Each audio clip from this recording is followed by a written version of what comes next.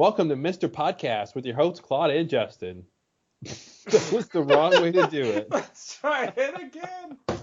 Take two. Wow. Good thing we talked about how the intro should go. As soon as you said it, I was like, oh, fuck, I have nothing to say now. All right. Am I going to say what's up, guys, or am I just going to let it hang? All right. 5, 4, 3, 2. Welcome to Mr. Podcast with Claude and Justin. Today we're talking about The Leftovers. Woo! We're going to do a little season 2 commentary and discuss. Basically going to do a commentary on the pilot and the finale episodes and piece together what the hell happened this season. Yeah, that sounds good. Leftovers is, I would say, after season 2, probably my favorite show that's on right now. Mm-hmm. It's definitely the one I look forward to the most as it went week to week and went to crazier and crazier places. Like Jarden. Exactly. Not Miracle. Miracle is the Miracle's the state park. The state park surrounding the town. Mm-hmm. And they sort of call it Miracle, but it's really Jarden. So get it right. Get it right, everybody. Get it right or die. Yeah, I've really been enjoying this season. I was not a fan of season 1. I didn't understand why it was a show. I'm still not sure I understand that part. Yeah, I mean, I understand why this is a show. I guess I don't. The question I don't have answered is why are we watching it? You know, Most shows have a goal. Yeah. You can understand what would it take for the show to end. What's the series goal? What's the character goal? Stuff like that. And The Leftovers doesn't really have that. It's really just watching people try to make sense of life after something crazy happens. Sounds like a series I've heard of before. Yeah, a 4-letter word might come to mind. I mean, to say these characters are lost would be, it would be great if somehow you find out, like, Miracle is on the island or something. Yeah. Like, or somebody it's one of those, like, pockets of energy. Yeah, somebody finds a donkey wheel underground or something. I mean, it there's a feels well. Like that's what they're going for, like something like that idea. Mm-hmm. But yeah, I agree. I did like season 1, especially at the beginning. I remember liking the first 5 episodes or so a lot. Like, I was really into the vibe of the show. Towards the end of the season, it kind of lost its way for me, and I was not really excited about season 2 because it didn't. I mean, the ending of last season didn't really leave anything too interesting to unfold this season. Mm-hmm. Except the Patty thing, which turned into way more than I ever would have guessed. Yeah. So I thought it was an interesting show, but I think in season 1, my main issue, besides just the fact that, like, what's the point, which I think it still is a problem in a way, but I think season 2, like, had better focus in general. Yeah. But my main issue with season 1 is really the Guilty Remnants. Oh, yes. I did not like the Guilty Remnant at all. Like, the concept's interesting, but to have, arguably the most interesting characters not talk is really bad. Yeah. And it wasn't until they would talk that I'm like, oh, well, now this is interesting. Yeah. Once Patty started talking and could actually tell us what was going on, then my interests were piqued. But before that, their whole shtick got old pretty fast. And also they're really, they're obviously antagonistic characters, so that's not fun to watch them just be assholes and not understand why they're being assholes and why they're making people confront the worst thing that ever happened to them, it's a form of assault in a way, emotional assault or something. Yeah. And you didn't really understand why. And even when you do understand why, I don't think they're justified in it. Yeah. So that's the thing that didn't ever really reconcile with me is I don't think their point of view is really valid. It's almost like if someone didn't want to let us forget about 9/11 or something, and would just constantly make you remember that. I mean, obviously the sentiment of 9/11 is never forget, which maybe that's where the guilty remnant came from. But it's just a strange idea. Like, it's definitely interesting, but in terms of like following characters, it's an uphill battle to kind of get on the side of the guilty remnant and want to actually see them in scenes. And then once they pulled their big stunt with the recreating the departed people. Mm-hmm. I mean, that was the most morbid thing Yeah. I've seen on a show. And it's just like, wow, yeah, kill all these people because I don't need to see them ever again. Yeah. But yeah, season 2 was definitely way more interesting. I mean, I felt like the reins came off of the show and they were free to do definitely go wherever the story needed to go, and it got way more original than it was before, and got to some really interesting places. So yeah, we're gonna do a commentary on the first episode of the season of season 2, and then we'll do a commentary on the finale and look at how these 2 episodes bookend the season, and obviously knowing the answers and where everything's going. Mm-hmm. Yeah, it should be fun. Yeah. Yeah. Getting back to the guilty remnant, I think the problem I had was that. I think they're interesting, like the concept, and initially the silent thing worked, in the first few episodes, like it created intrigue. Like they're just like standing outside Liv Tyler's house, in those white outfits and smoking, like that worked, I think. But eventually it was like, okay, you can only say what you can write on a pad and like show on screen. It's so limiting. And I feel like what you're saying about season 2, like I think a big part of it is that they finished the book in season 1, and I think probably in the book the guilty remnant thing works better because in a book you can have internal monologues, you can have like a much better sense of what they're thinking and why they're doing what they're doing, even if they're not talking in the book.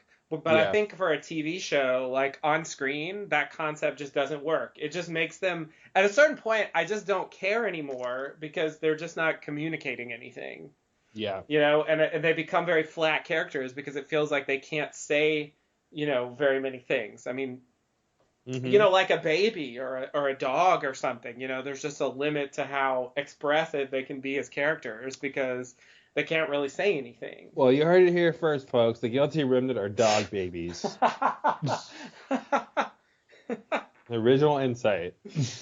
So yeah, I think one thing that, I mean, what was actually in season 2 was much more interesting.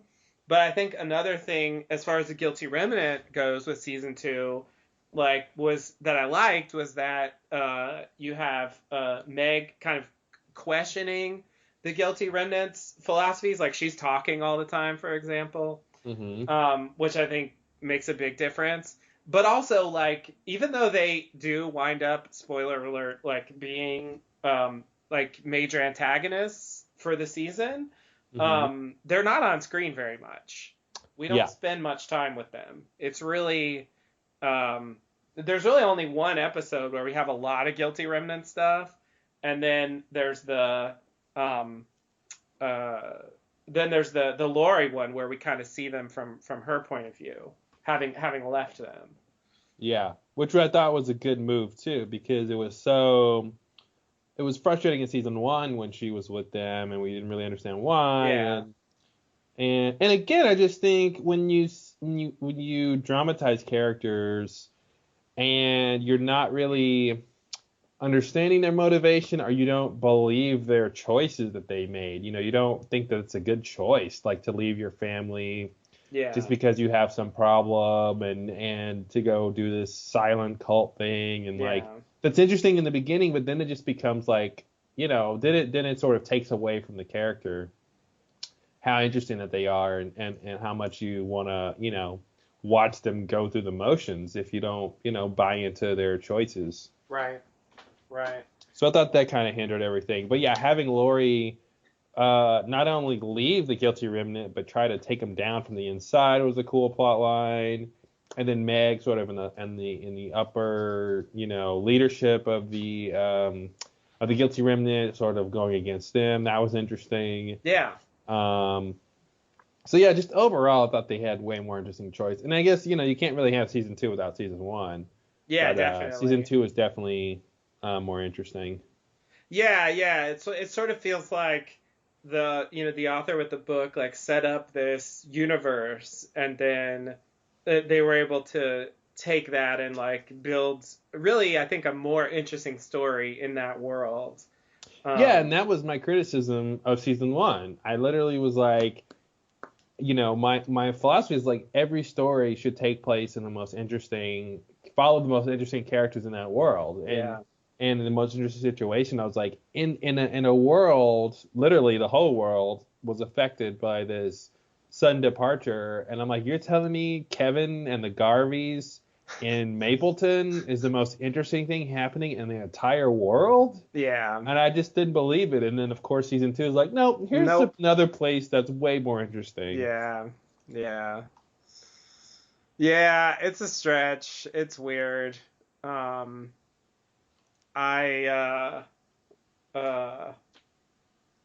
guess, I guess they were tied to the book for season 1, so they just had to do what's in the book, more or less. And, the author is still involved in the show.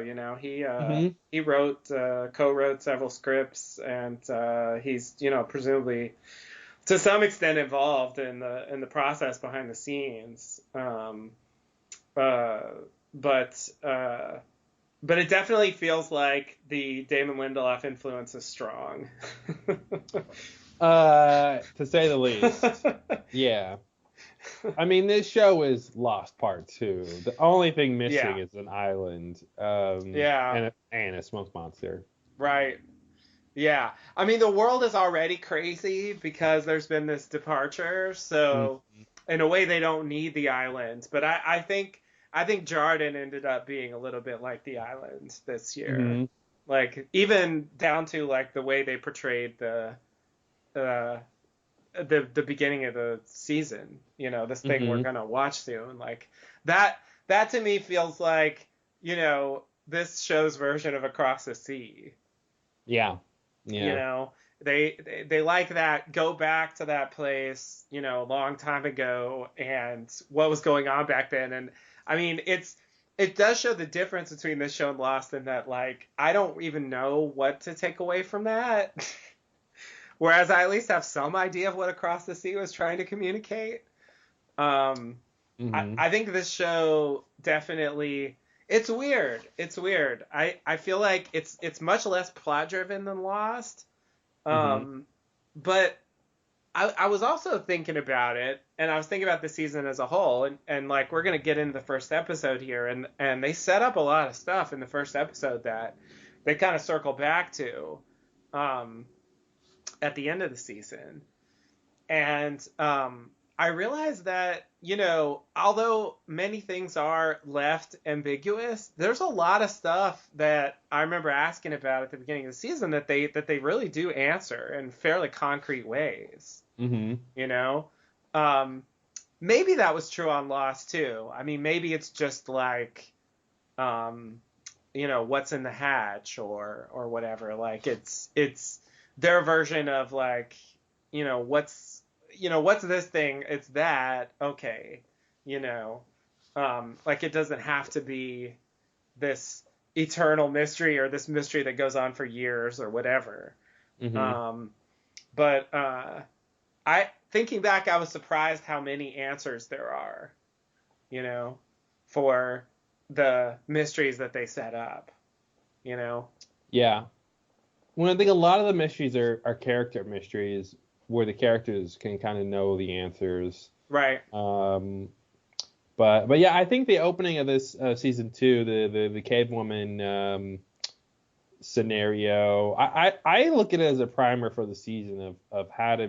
It basically is outlining the themes of the show, and really depicting someone who is unable to know certain things that we know, right? Like someone who's making connections in the natural world without knowing some of the scientific explanations for those things that we know now. The sort of cause and effect relationship of certain things, and then what does that mean? And then sort of going to the present day in Jordan and, the sort of world at large after the sudden departure, and really making that, a sort of a mirrored version of that, and saying, okay, well, what are the things that we think are mysteries here, the sort of cause and effect relationships that we can see in the world, and then what are the things that like we could have answers to someday, and what are the things we'll never have answers to. Mm-hmm. But yeah, looking at the show, well, this opening sequence from having spent literally hundreds of hours of talking about Damon Lindelof's writing, it was really clear to me, like, how it's really, I think it's a visual instruction manual of like what the show is doing and how characters respond to events in their lives, and then what meaning are they going to take from that, and if that meaning is meaningful. Mm-hmm. Right. If that's the correct or incorrect meaning, if a correct meaning means anything, if that's even the correct way to even look at meaning. Yeah. So, but it's interesting that I think you're right about that. That sounds like a good interpretation to me, but it's very abstract and it's very metaphorical, and not that they didn't do metaphors and abstract stuff on Lost. They definitely did some of that. That was a big part of the show, clearly. But what I'm not used to is the fact that it's not really underlined for you. It's I feel like they leave it more to you to draw that conclusion. Yeah. Oh, for sure. Instead of telling you or have some character say, blah blah blah. Like here's like. Well, I mean, drawing your conclusion is the point of the show. Yeah. Right. Quote, if I can quote, let the mystery be, draw your own conclusion is the whole idea. And I mean, that's what I like about this cave woman sequence, is that's what's happening. She's seeing things happen. She's having conflicts, and she's, they don't, obviously, kind of like you were saying in the book, like, or in a book, like, if this was written out, we could see what her inner monologue was, because she obviously is not going to speak English. Yeah, right. So we could see what her inner monologue was, but I hope not. Yeah, right. My lord, the cave has fallen. But it's but British, I think, of course, it's British. It's in the past. Any English in the past is British. But yeah, I mean, I think that's what I liked about the sequence is it just I kind of lost my train of thought, so I'll just repeat what I said before. Mm-hmm. Is it's a primer for how to view the show, and that she is interpreting what's happening to her. That's what I was gonna say. You don't really know what she's saying. That's why it's sort of metaphorical, because you can't get into her mind and see what connection she's making to these events. But I feel like she's obviously making connections, right? Yeah. To what's going on and what it means. And I don't think she has a lot of time to contemplate it. Yeah. But one of the interesting things I read in an interview with Lindelof is someone posited the question, is Miracle special because the cave woman died there? Mm-hmm. Which to me, the answer is unequivocally no. Yeah. That to me, that's not how his world works. Right. Like one event that no one would ever know makes everything special. I don't think that's. I feel like that's something he'd be happy if you want to draw that conclusion. That's why he talked about it in an interview. Yeah. It's an interesting question to ask, but I feel like you can actually answer it if you know how he writes stories. Yeah, definitely. It doesn't, I think there's smaller things you could say about the significance of her dying there. Maybe you could say something about the water or say something about Yeah. the area, but I wouldn't. If the water does stuff, I think that's Yeah, open-ended. but I think if they wanted to make that true, we would have seen something else happen. We would have seen some connection with the water. We would have seen the water heal her, or we would have Yeah. seen something else that's a little more pointed towards that direction. Right. But I just feel like his whole one of his big themes is just that shit happens, and it's up to us to determine what is meaningful and what isn't, and then Right. what is the meaning of those things if it has meaning. Yeah, it sort of And, reminds me of 2001 or something, like having this dialogue-free, ancient yep, times kind of yes, version of what the modern day story is gonna be. yep. I think that's a good call, and that's the whole point, right? Is this stuff didn't just happen. This concept is always happening. Yeah. And that's what's interesting to me about the whole sudden departure anyway. And I think one of the characters said that this season, the idea of like, everything changed when the sudden departure happened. I'm like, did it really though? Like, life was always unpredictable. You could always Mm, die at any time. I feel like that's what the cave woman sequence is about. You could always die at any time. One false move can change your entire life. If she didn't decide to go pee or whatever she does in the beginning, yeah. like she would have died in the cave with Yeah. everybody else. So the world was always unpredictable. It was always dangerous. It was always just a place where all you can do at a certain level is just take meaning out of it and then try to live. So the sudden departure, it is in line with that, is in line with the history of the world as we know it. It's just a version that's more inexplicable Yeah. and crazier, but it doesn't break the rules of how life was and has always been. Right. And I think that's what 2001 is about too. Seeing that cycle repeat itself. Yeah. Yeah. Specifically, it's about technology in that case, but Mm-hmm. um, yeah, that's I don't know. It's a bold move to start a season Yeah, like that. this whole season is bold moves. Yeah, that's true. That's true. And that's what I liked about it. Like you tune in and like you don't know what the fuck Like crazy shit they're gonna episode to do. yeah, it's like here's an episode focusing on characters we've never seen before, and okay, then the Yeah. next episode we get our characters back, and Yeah. then the next episode we don't even see them again, and Yeah. now we're on some other characters, and like Yeah. I think it's a gamble. Definitely. Is the audience gonna want to stick with this unpredictableness? And obviously some did and some didn't, but Yeah. yeah, I think I don't know. I feel like if you're gonna make TV, especially this kind of TV, HBO, I think you wanna gamble and make a Yeah. statement and swing for the fences, even if like at the risk of losing viewers. Yeah, I think it did get lower ratings than season one. But my sense is that the cult audience that it has is more excited about it. Yeah. That's certainly true of me. Um, and I guess there was a campaign for season three or something. And supposedly that's gonna happen. Yep. So that's cool. Season But three will be the last season. Yeah. yeah.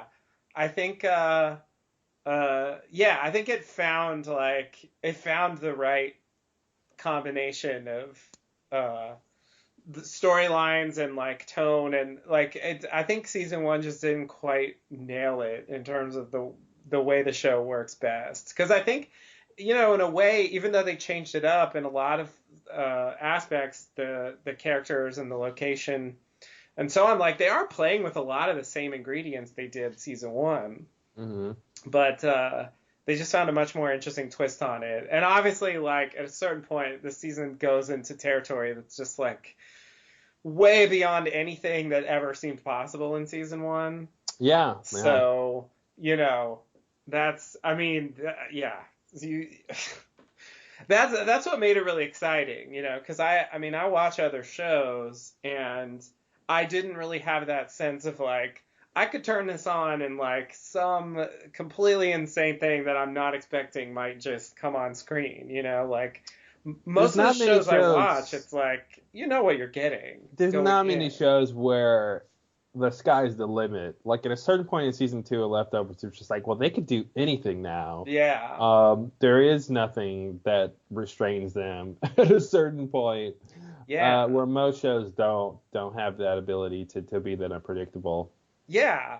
Yeah, like I usually feel like I can call, Mm-hmm. a decent amount of scenes and like things that will happen in a show, especially a show I know fairly well. But yeah, it was really exciting to just turn it on and this okay, fine, let's spend a whole episode in the afterlife. Why not? Mm-hmm. Or if that even was what it If it was. even was, who knows? Yeah, we'll probably never find out. But It's hard to. How are we gonna find out? I mean, who's gonna yeah. come on screen and be like, yes, Well, yes, that was the afterlife. one of the coolest things that happened in the finale was they went back to the Yeah, afterlife, and I thought totally. that was a unprecedented move of I saying did not it expect that wasn't at just all. it wasn't just a one-off. Like this is actually what happens when you die, or at Yeah. least when Kevin dies. It's not just one time he did this thing in a special Mhm. circumstance and he went there. It's like nope, he goes to the hotel every time. Yeah. And he's got to do some challenge to get back, and Yeah. which begs the question, why does he get to go back? Yeah. Um, Well, yeah. you know. Yeah. But I guess we'll get into that. I But guess we will. Yeah, because we're gonna have to watch that scene. hmm But that totally blew my mind when he's like wakes up in the bathtub. I was like, "Fuck no!" I actually spoiled myself on that scene because I was watching on my computer and my player had this weird problem. This is a boring story, but it had this weird problem where Uh-huh. the volume control was showing up in the timeline for the slider, Yeah. and I was trying to unmute it, and it clicked to that scene. Oh Woke shit. up in the bathtub, so Oh, I you was like, spoiled and I yourself. immediately stopped it, and all I saw was him waking up in the bathtub, and I was Yeah. like, well, I at least know he's gonna wake up in the bathtub at a certain point. So Yeah. after the scene when he gets shot, I'm like, well, Yeah. I wouldn't think he'd be dead anyway, but I'm like, well, I know he's not dead because he's gonna wake up in the bathtub. Right. Right. But I still was surprised. I didn't really actually connect that meant he went back to the Actually hotel. died again. Yeah. Yeah. Yeah. I definitely didn't expect that. When he got shot, I was just like, yeah, he's just gonna like bleed and suffer for a while. Like they can't kill him, It's like hmm certain characters are just unkillable on TV shows. You learn this, and there's just no way they're gonna kill him. So, but then it's like, well, they had their cake and ate Well, it as well. when you can actually die and come back, Yeah, then that's how you can kill him. yeah.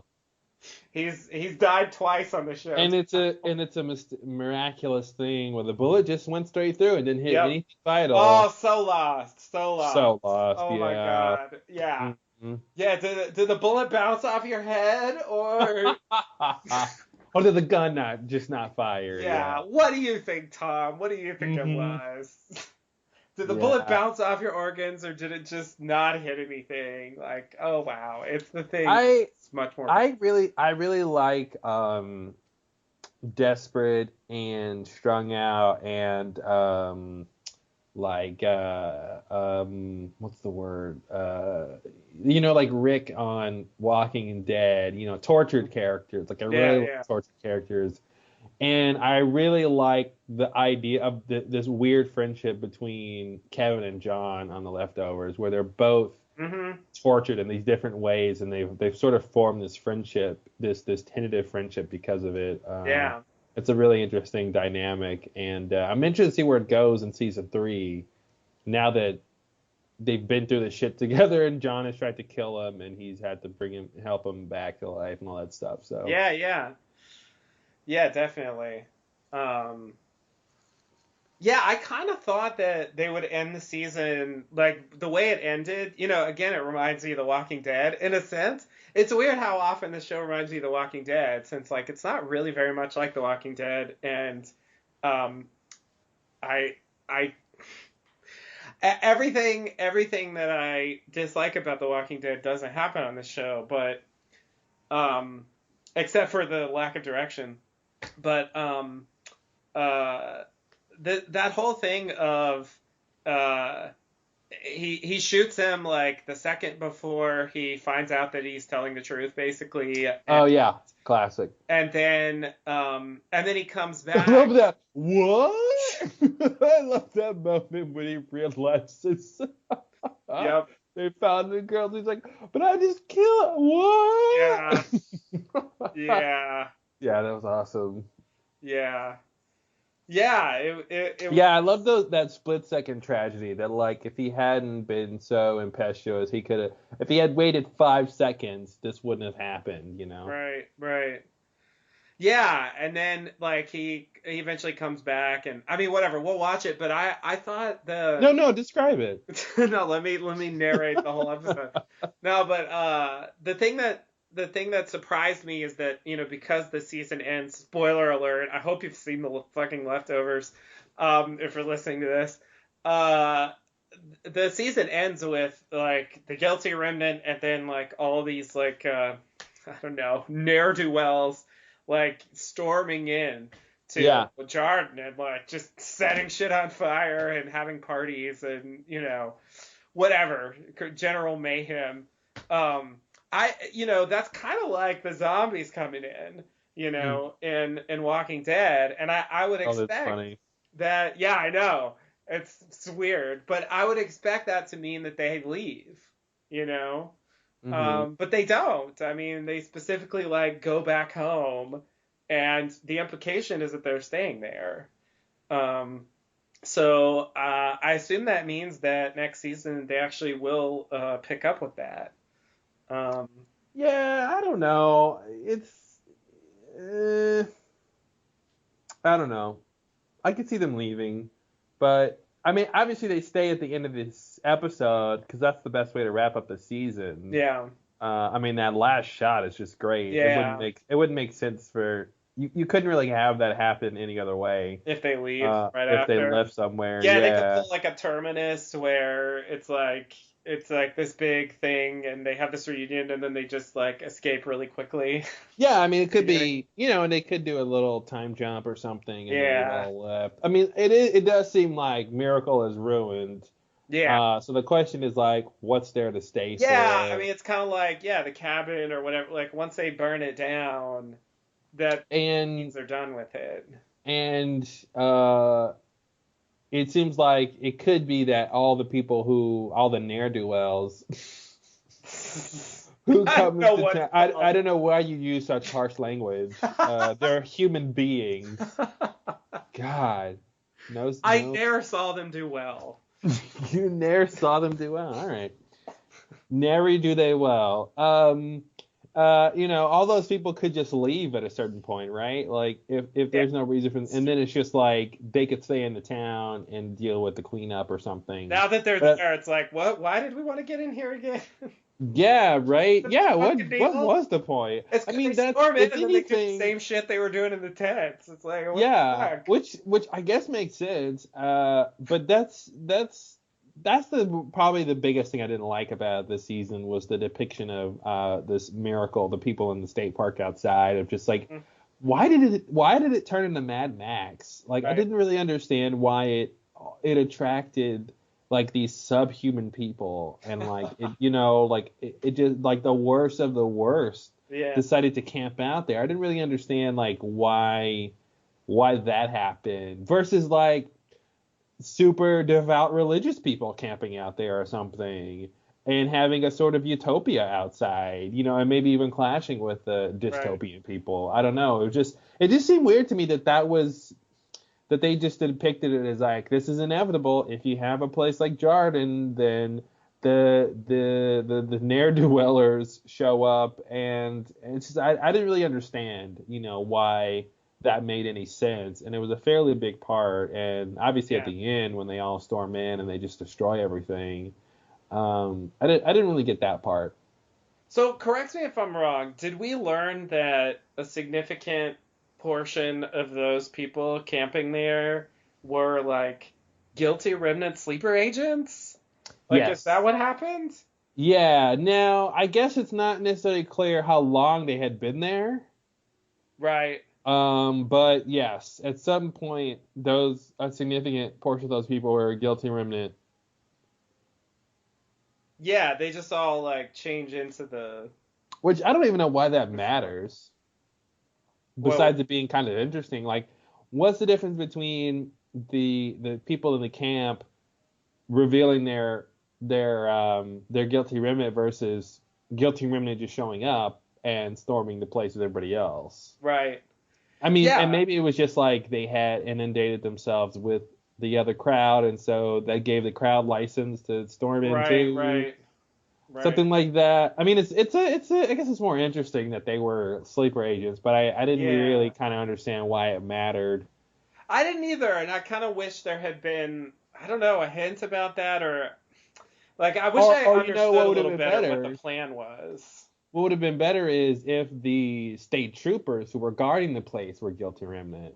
Yeah. And so Yeah. when the people want to come in, and the state troopers just let them in because they're part of it too. Yeah. Yeah, that would have That worked. would have made more sort of structural sense to me, but Yeah. I mean it was interesting as a detail that they some of the people in there were guilty remnant. Yeah. Yeah. Which then it's weird though, like the the guilty remnant ones. Well, whatever. We don't need to go over the whole episode. We're Yeah, gonna well, watch them, right? yeah, and I was just gonna add a thing and then also say we'll watch it. Is I didn't understand why what's his name uh the preacher guy Oh, um, uh, oh it's boy. not Kevin. I'm bad with character names on this show. I did know his name. Now I'm forgetting. I cannot think of his name at all. All right, Not I'm gonna look. Brian. Here it is, Matt. Matt Matt. Jameson. I didn't understand why when his wife woke up, he was still like, okay, no, leave. Like he still didn't want to come inside with her. Oh right, yeah, yeah, yeah. I was like, what are you waiting for then, dude? Like, it was just I didn't really get it. Like I didn't even like when he was like, I've got to be not I got to be judged. That's Ben's line. He said it was a Atone different or version. something? Yeah, he was like, I have to not let someone take my place, and so he decides to Right. go in the stock. What is it, a stockade? Yeah, yeah, yeah. And and be brutalized or whatever. And then we Hmm. see him next, and he's like, no, no, I still can't come in. And then finally we see him in the finale, and his wife is woken up. I'm like, what are you atoning for if it's not for something to do with your wife? And Yeah. now that she's awake, doesn't that mean you can stop? I didn't really get that part. Like he was Yeah. still not ready to go inside. Yeah, I don't that thread of his plot line I don't understand at all. Yeah. Like I don't even yeah.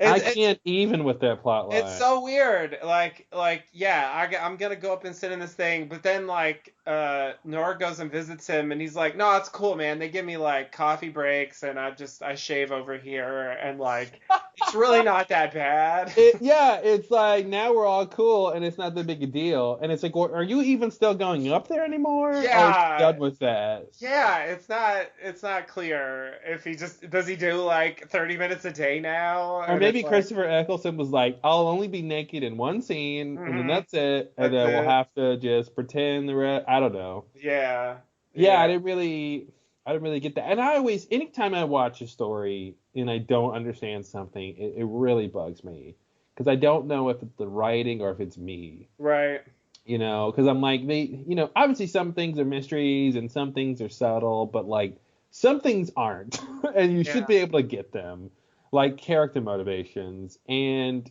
when I don't understand how the pieces connect, it really bugs me. yeah, Because I feel like it should be understandable to some degree. Like even if we don't know like the real true answer, we should be able to come up with something that explains his behavior through those like three beats.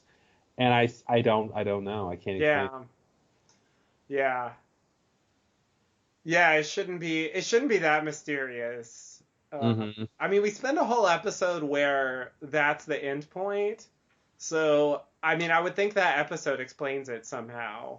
Yeah. Um, but we're not watching that one, so. I don't know. Maybe we should just wait for it. Oh Let God. the mystery be. That's always the right thing to do. It is, isn't it? Especially in a vaguely country song. Yep. Yep. It's always better when it's vaguely country. Mm-hmm. It's a good. That's a good slogan for something that's vaguely country. All right, you ready to get into the first episode? Yes, I am. All right. Well, everybody, get your players ready if you're gonna listen along with this. I guess this season is not on Blu-ray yet, so however you're watching, On demand or yeah, your how do people favorite watch things today? service that allows you to watch shows. Yeah, do that. Sync that up. There you go. Sync up your insert device, Mm-hmm. and we're gonna watch episode 201. Does it have a name? I don't know the name. Oh, okay. I thought you were gonna say the title. And Yeah, it was. it's and called Axis Mundi. Is it really? It really is. Oh, geez. Yeah, I read about that in an interview, and I was shaking my head and face palming. All right. Well, that says a lot about this episode, I think. Yeah. In the whole concept here. Yeah. All right, you ready? I'm ready. Let's do it. Okay. All right, here we go. Okay. Let me make sure my audio's working. Yep. Okay. All right, here we go. 5, 4, 3, 2, 1. HBO Entertainment. So much. They have not changed that in forever. No. Every time I hear it, I expect Mr. Show to start. Which means they were using exactly the same thing in the 90s. Yep. Yeah, they like it. I guess they're just not interested in updating. So you mentioned this intro with the pictures. Oh yeah. Changing, and I went through and played the intro for the first one, for the first episode of the season and the last episode of the season. Yeah. The only difference was they switched the order of a couple pictures. That which was is maybe why you thought it changed. No, but maybe in the first and last they did the same ones, but episode to episode they must have been changing them. I swear. I don't know. I haven't gone through every episode. I don't remember any of these. Okay, I remember that one. And I remember the bathtub, obviously. The ones at the end I always remember, but those like middle ones, I feel like they change them every episode. And I can't be that crazy. How do I remember the end ones, but I don't remember the middle ones ever? Like, because I don't the get it. end ones make more of an impact? Yeah, well, yeah. Something's wrong with my brain, because I always get it, and then, okay. But yeah, good to know. I'm glad you did the experiment, because I've been complaining about it, but I didn't actually.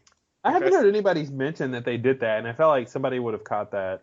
Yeah, I would think so. It was driving me crazy. It still is. All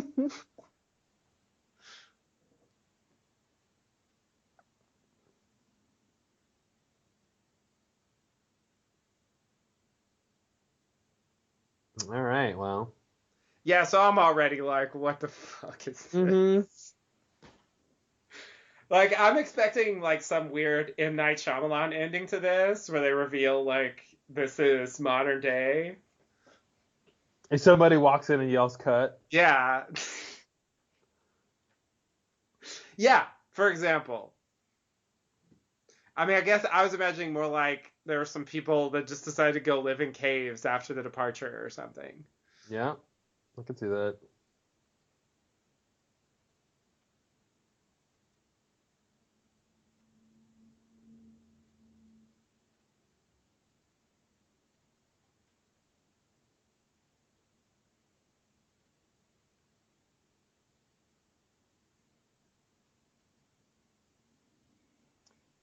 Oh So she God, the sees the bird. bird. Yeah. The mysterious bird. So this is all about making connections. So she sees a bird, and then there's an earthquake. Yeah, yeah. Oh God, that's so interesting. That definitely plays differently now that we know what the bird thing's about, Mm-hmm. or at least what people think the bird thing's about. Or Like, at least that a bird is something to attach meaning to. yeah, I think that's the most you can there you say. go.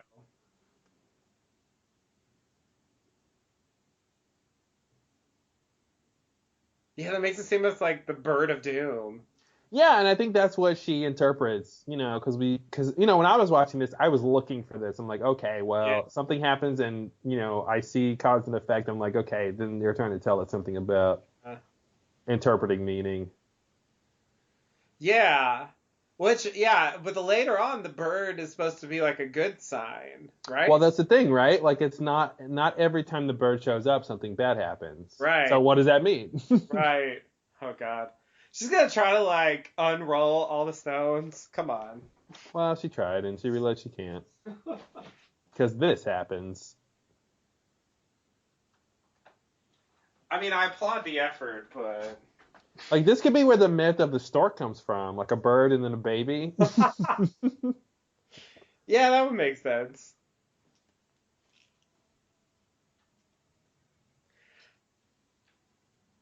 Weird musical choice. Not unlike 2001, Definitely like with like the 2000. classical music. Yeah, and they kind of do that in the Afterlife episode too. Hmm. There's this big like classical music thing that's playing throughout the episode.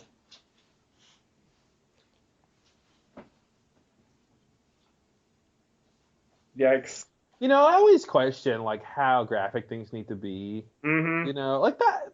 Like at this point in time, like that wasn't that bad. But I've seen like shots where I'm just like, we get it, guys. We don't need like absolute super realism to understand like this small thing of like whatever it is. Right. Babies being born. That's Hmm. definitely more than they showed on Lost. Yeah. I love that transition. Yeah. Still sealed up. She's got nowhere to go.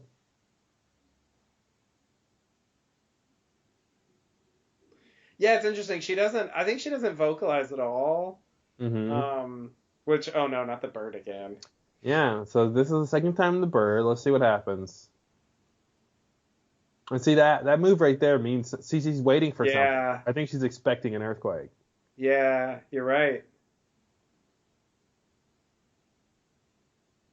You're right. Yeah, see, I was just so blindsided by the strangeness of this that I think a lot of this stuff went over my head when I Hmm. was watching it. But now knowing what the season's about, it seems a lot clearer. The famous lake? Is it a lake? I guess so. Yeah.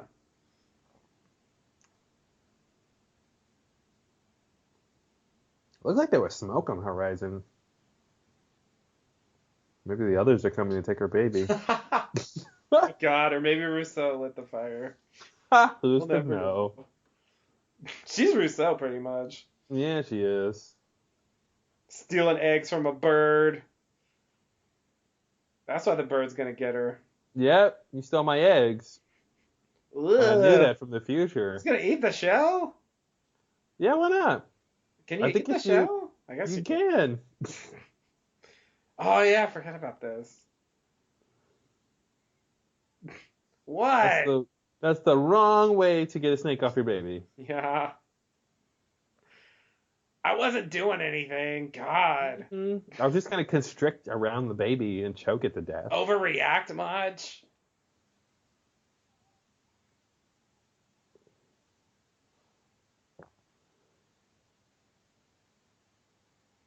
Yeah, I mean, it really gets me, the whole idea of knowledge. You don't really. I mean, she might have had some working knowledge that the snake could be poisonous, but, in a sort of general way, there could be complete surprise to her that Yeah. there's going to be consequences to that snake bite. Right. Right. It's not just the pain of the Hmm. teeth. Yeah, like she's actually gonna die from that. Yeah. Whereas we would kind of suspect that if we got bitten today. Right. And like that's not just, bad. That's, we look at that and say, okay, that's an infection and that means something significant Right. and there's biological processes involved and it's not just gonna get better. Yeah. Yeah.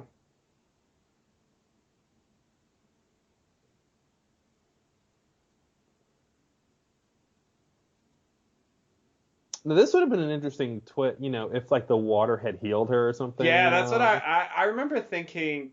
Is that gonna happen? That'll be Mm-hmm. weird.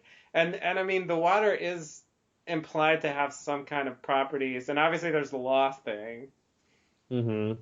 So it seems like something that they. But I think it's I don't know. I feel like it's settled that the water doesn't have anything, you know, anything special. I guess so. I mean, it's definitely not settled that it does. I feel like in the is it this episode where the son is at the fair with the water and Mhm. like I the think that's this tourists episode. the tourists ask if it's special and he's like it's just a souvenir and that's Yeah. pretty much it. Like no one else really questions if it's special. I mean I guess there's a couple things moments later, but like Yeah. it's clear the water. So here's the There bird it the third is. time. And Yeah. so this is now she's dying and she's seeing the bird of death. That's how I Yeah. interpret it. Yeah. Yeah, that's what it seems like. And it was the bird of death before. And then I'm like, okay, that baby better not like get up and walk.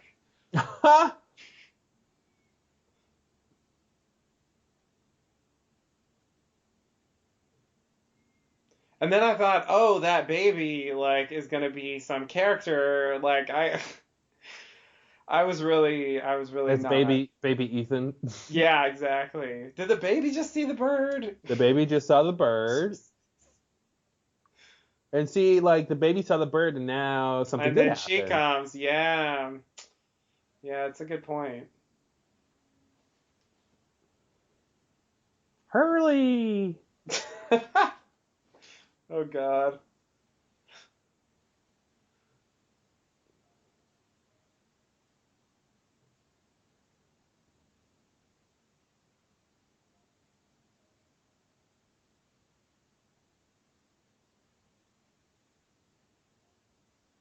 That's not your baby. A lady comes by and takes it again. Oh God, not That's not your her. baby. What are That's you your doing baby. here? I set it over here. You're not even born yet, lady. Get out of here. Yeah, I love that. I stole your baby and set it down a few yards away It's because so I stupid. realized raising a baby is hard work. Yeah, and like it's yeah.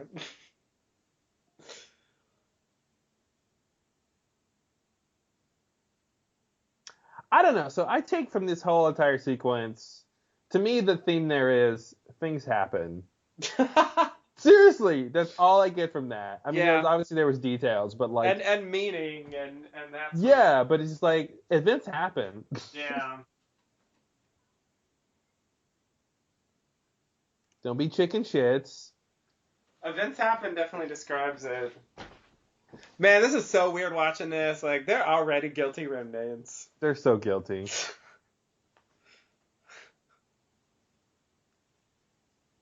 Well, I guess we don't know when they signed up.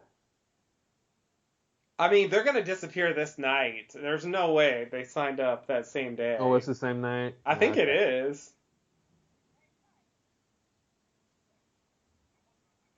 Yeah, I swear I thought this guy was gonna come back. I thought something was gonna happen with him in the Oh reunion, yeah. and like, I think they show him later, but he's definitely not a big character.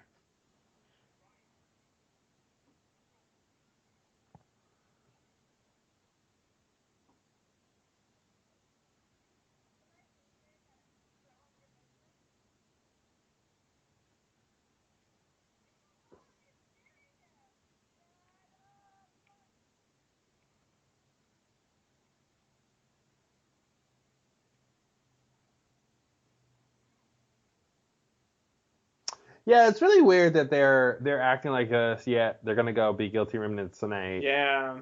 and they're really disillusioned with their life. Yeah. Yet they seem to be having fun. Deeply.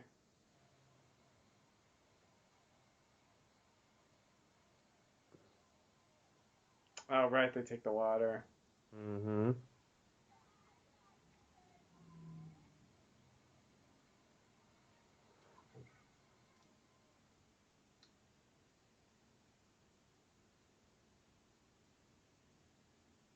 So this is one of the shots that's supposed to let us know they're guilty remnant. Yeah, yeah, It's the foreshadowing here. exactly. Like Like it's somehow they were just pretending. yeah, yeah, they were just playing it up for Mm-hmm. him to seem normal, and that's how they really are. Yeah. But I didn't really catch that at the time. Why would you? I didn't know what to make of that, and I was definitely not making a leap to, oh, they must be guilty remnant. Yeah.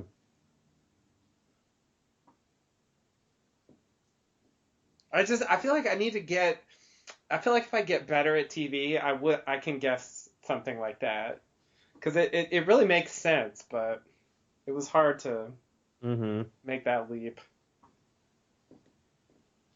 It's really weird seeing this now compared to the first time, because the first time it was like, what show is this? Yeah. But now they're all kind of familiar, so it seems like this is the show. No, but I got some over.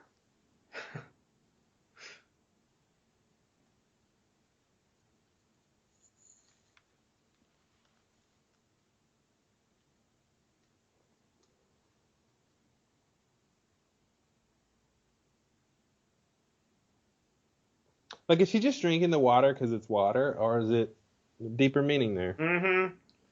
Yeah. Oh, he's taking it. Okay, so he knows that's the water from the lake. Yeah. I I thought didn't that's why catch this. she got it. This is the water he's gonna sell at the place later. Seems like he could just sell any water. Well, it's pretty much true. I remember being told when I was young that like bottled water sold in the stores just they just like go to the sink and put it in a bottle.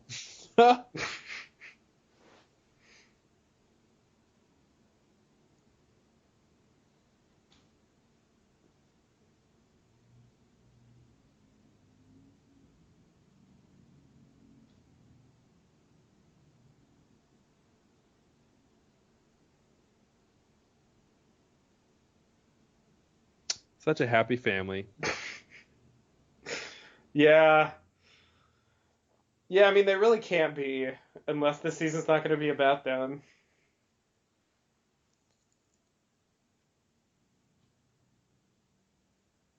Guilty room that don't eat bacon. We're too guilty. No, I feel like they should eat more bacon. Like that could be an extension of their smoking. Yeah. Oh yeah, the cricket. The cricket is something that comes back, and I had totally forgotten about it. Yeah, that whole thing that she gives him the cricket just so Yeah, he wouldn't let it go, which I guess is supposed to tie into. Oh God, who even? Oh, we have to talk about that, man. We've got to yeah. talk about what the dad did and who he did it to, Hmm. because I don't think it's clear. I think it's pretty unclear. Yeah, I agree. But yeah, we'll definitely get into that because there are some sort of answers about It it. was like I'll it have to took see us it. 4 episodes to figure out whose dad he Yeah, was. I don't know why that was so hard. Like, why didn't they just say it? Mm-hmm. Yeah, this is weird. So this is Yeah, another earthquake connection. yeah, the earthquakes and like the significance of the earthquakes because I guess an earthquake happened on the departure day, and that's Yeah. what that's from.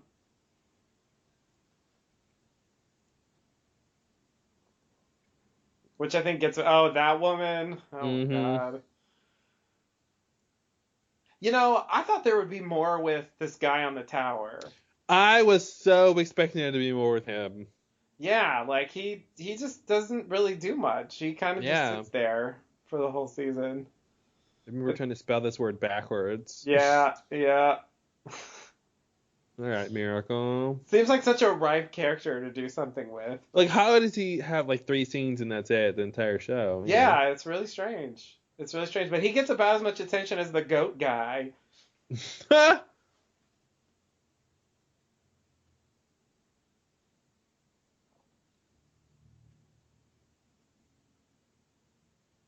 It's cold. You want it? Yeah, he probably doesn't have a microwave in there. Don't worry, his faith will warm it up. Ooh, Australia. Yeah. Why does he have a letter and what? Yeah. Does that He wrote a connect letter to to somebody random? Does that connect to the Australia thing What's the Australia thing? with Kevin's dad? God. Was it addressed to Kevin's dad? No, it was like Dr. David Burton or something, but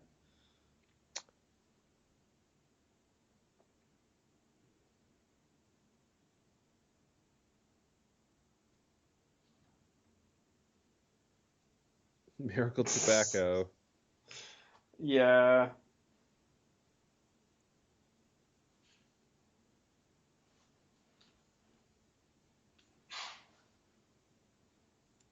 Oh, it's like a fundraiser for the church. I guess I forgot Mm-hmm. about that. That was just a little extra income on the side. I guess I forgot how many earthquakes was happening in this town. Yeah. And see, here's the Lindelof shuffle. Yep, totally. Here's the set up an idea and then give two reasons why it's happening. Mhm. So, mysterious earthquakes, or it's just from fracking, Yeah. which I think it's just from fracking. Yeah.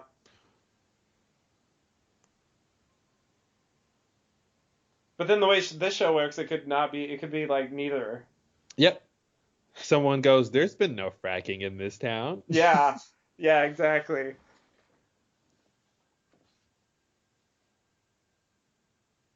It's a miracle.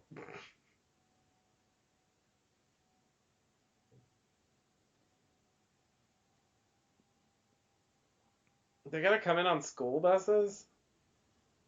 What are they supposed to come in at? Yeah. Fair enough. Charter buses? Yeah. I don't know. Something a little more comfortable.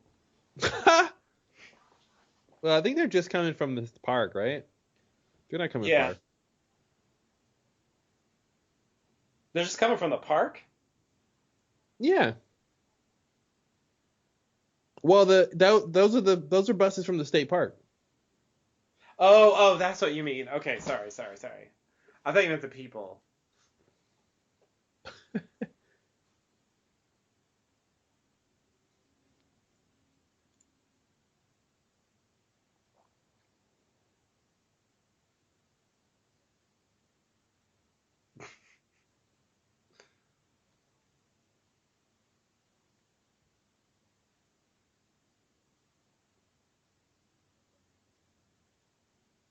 The tobacco guy is like, I got something to make you safe.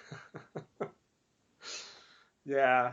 Yeah, it's weird that he doesn't like play it up as being Yeah, special product. he's not equivocal about it at all. He's just like, it's just a souvenir. Yeah, it's not special. It doesn't have magic powers. It's just And it's interesting they never said for certain like the town's water came from that lake or anything. As right, if like, well, everyone in town was drinking the water, so everyone was spared. They just right. leave you It's to just assume that, there. I guess, or it's just Yeah, there. like people swim in it sometimes. Like I said, why couldn't it be the air Yeah, that made everyone safe and you just bottle air? it really could be. For all we know. Yep.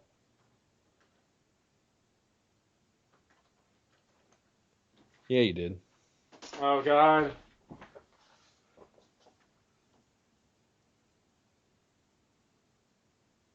The hand psychic. Oh, I only use the hand when you want to know the future. And it's interesting, right? Pay attention to how this works. I think like when he asks for a reading, like it does seem like he grabs the hand thing. I don't know, like not decisively. Mm-hmm.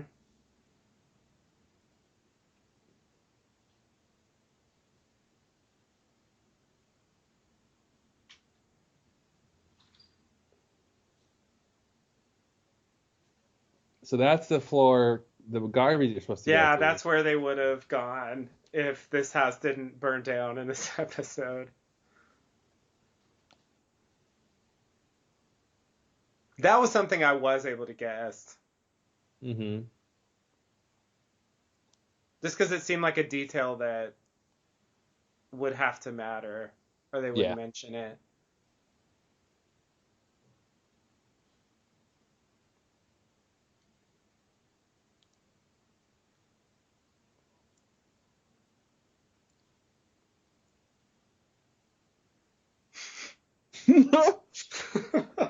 Like this part where he's like, should I get the hand? Okay, I'll get the hand thing. Mm-hmm.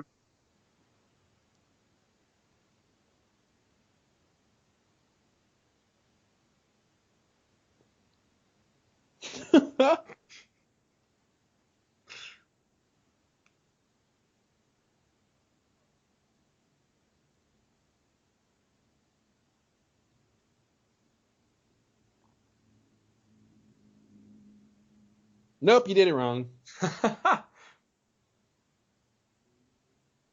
love the wet naps. We're ready for Great. you.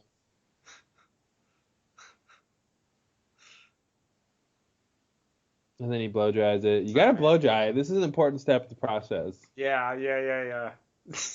Can't read it wet. You got a good one. You got a good one? Yeah, I don't know what that means. This is weird. It makes it look like he's inspecting an X-ray or something.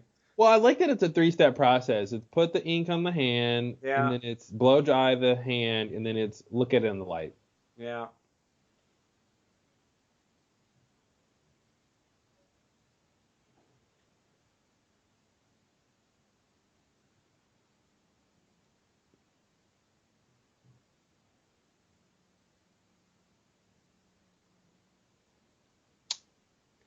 Oh, did he say day after tomorrow? I guess that means they don't disappear that day. It's a couple days from now.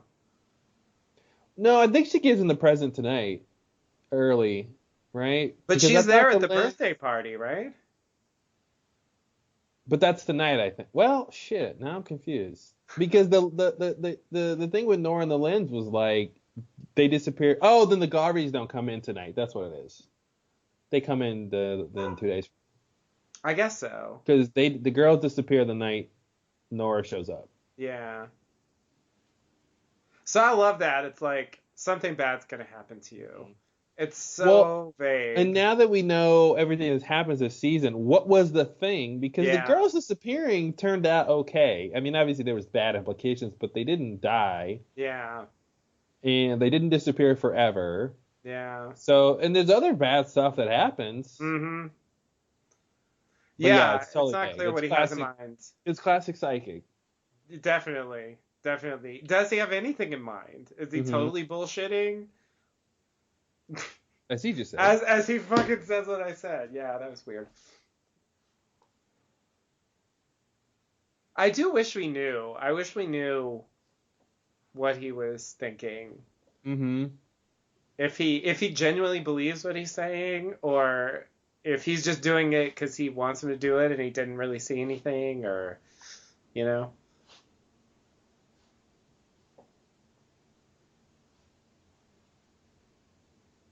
And I'm not sure exactly, haven't seen the whole season, why this bothers John so much. Like the idea of like a fraud or something, perpetrating something supernatural. I don't really. I mean, it seems like it should tie into the old guy thing, but yeah, that's the closest thing, since he had some mystic stuff going on. Okay, that's right. Okay, I forgot about his big thing being a mystic. I was thinking more of the whatever thing he did to John or the daughter or to Erica. Right. We'll get into that. Yeah. Oh, they're the Bridgemen? They're the Jardin Bridgemen? Wow.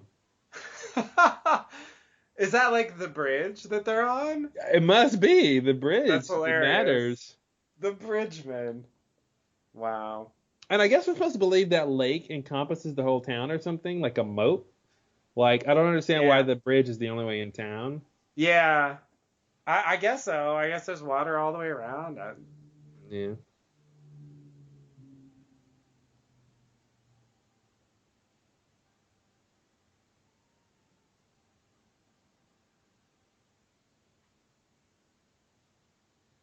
Oh, and here we go with this. Yeah. I still don't really understand this. It's got to connect to them being guilty remnant. I don't really get it. Did the guilty remnant ever do anything like this? I mean, to me, the idea here is like freedom and they want to be free of their lives. Yeah. That's all I got. Yeah. Well, that makes sense. I mean, that's definitely what this would symbolize, I think. But like running towards something, like shedding something. it's such a weird cut. Like it cuts from them singing in the gym, then doing that, then to this. They did the same thing before, right? Like when they're in the water, like pretending to be happy, and then they cut to their real feelings. And I think it's the same way. They're singing that song, pretending, and then they cut to how they really feel. Right. What? That's the best response to a knock knock joke what? ever. Knock knock. What? Oh, this comes back later. I forgot about this. Like she says this with Meg. Oh yeah. I didn't remember that this was in the first episode. And she's already met Meg at this point, so yeah. Oh, that's where she got it from, probably. I guess that's the answer to the question no one was asking. Yeah, did Meg tell her that, or did she tell Meg that? I can't remember, but I think Meg told her. I thought she told Meg to cheer Meg up because Meg was crying when she. But I thought maybe it was sort of the other way around. Oh, we'll see.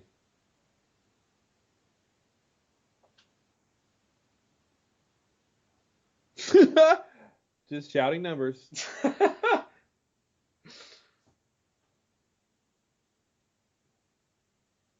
4. 12. Is it 5 people? 8. Is it a 14. 5 alarm fire? Is it? I assume it means 5 people, but maybe it's like a code. It's a 5. He said it's a 5. Yeah, that makes it seem like it's like an alert code or something. But it does seem like there are 5 of them. But maybe that's a coincidence. But it doesn't take why would more people mean anything? Like, you can hurt somebody with 2 people as much as you can with 5 if you have enough time. Yeah. It must mean like 5 alarm fire. Like we're gonna burn the whole thing down or something. Oh no, there are more than 5. I saw at least 8 or 9 there. Yeah, so this is called the Bad Fireman. Just like there's bad cops, there's bad firemen. This is the firemen where they come to your house when it's not on fire and they set it on fire. Yeah. It's like a jobs program for firemen.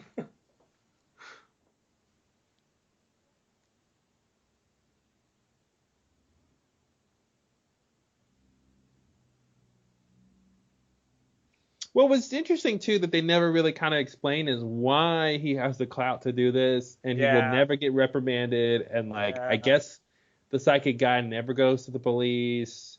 Yeah. Yeah. I mean, he ends up refusing entry to Matt later on. So he's like high up in the town. Well, he only refused to sponsor him. That was all. He couldn't have barred anybody else from sponsoring him. Oh, okay. Yeah, he just decided not to sponsor him to get a bad. Oh, I thought he actually was just like, no, you can't come in. No, he just decided to not sponsor him. Okay. And you need a resident to sponsor you. That was the only thing. Yeah. I see.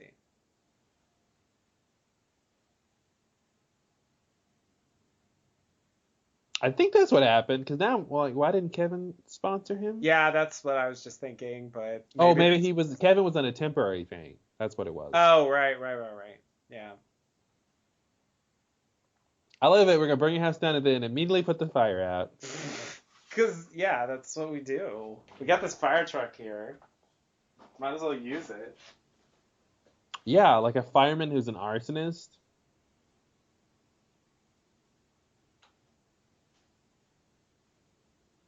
And this response was great.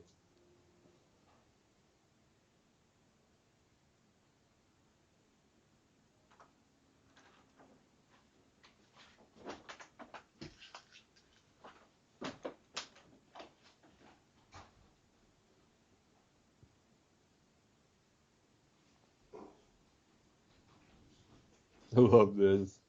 Yep, tonight. Yep, just started.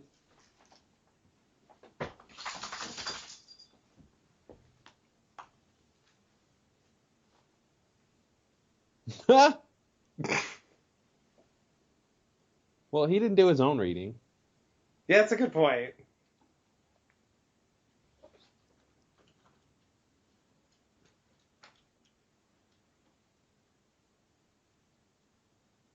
Yeah, avoiding what? Silence. I'll never tell.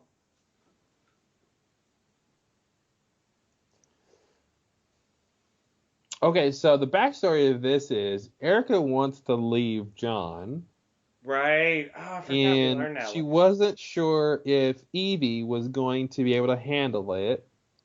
So she buries a bird in a box to make a wish. So if the bird's alive, she's going to make a wish, and the bird is Right. alive, and so she wishes that what? She wishes that Evie is a is okay or not around. Is I forgot happy or can handle it or something. Yeah, something ambiguous enough to take as she wished her daughter away. pretty much. Yeah, like the only way she could have accepted it is So there's the if guy's house. All right. yeah, they burned it down like really well. Like that was fun. That was like a shell. Really nice, guys. Not their first arson. I guess so. It was a 5. What are you It gonna was a do? 5. Yeah, When it's a 5, you 5 out of 5. gotta go all the way. Yeah, this was a mystery forever. Yeah, there Bird were several box. episodes where I was like, yeah, but the bird in the box. What about the bird in the box? But So yeah, this is her making the wish. I was just watching the mobisodes and it occurred to me that like this whole thing of I was gonna leave him is a little bit like the Sun and Jin story. Yep. And then this crazy thing happens. And now you're stuck. Yeah, exactly.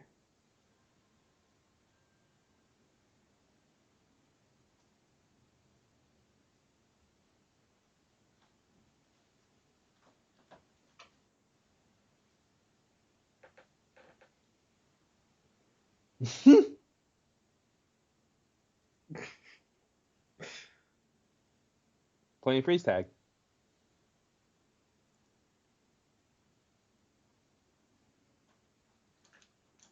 I kind of feel it's weird to me that they're all sure he'll never find it. Like it's possible to Hmm. find a cricket. Yeah, crickets are not like unfindable That's not insects. the thing that people know about crickets. It's like they're unfindable. What, whatever happens, you will never find them. With enough time and money, you can never find a cricket. No matter how much you look, no matter what you think, they will be gone forever. But so this is his character flaw, I guess, or something where he can't let things Yeah, go. yeah. Let it go. Let it I go, guess he's a John. little bit like Jack, right? Yep. That's what I was just thinking. I mean, it's a good thing for a character to have because it naturally leads to conflict. Yeah.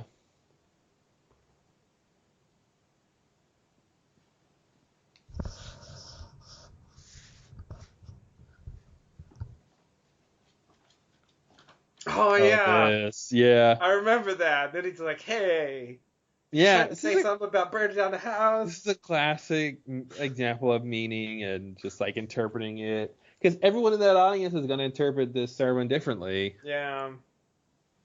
based on what's happening in their life.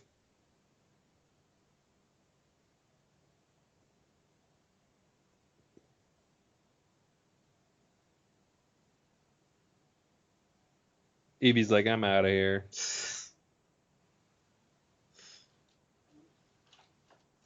Yeah, it's weird to know what she's thinking. Because I definitely didn't have any idea at the time. That banner says, and they both went down into the water. Mm-hmm. Is that Kevin and Patty in the well? Oh, God.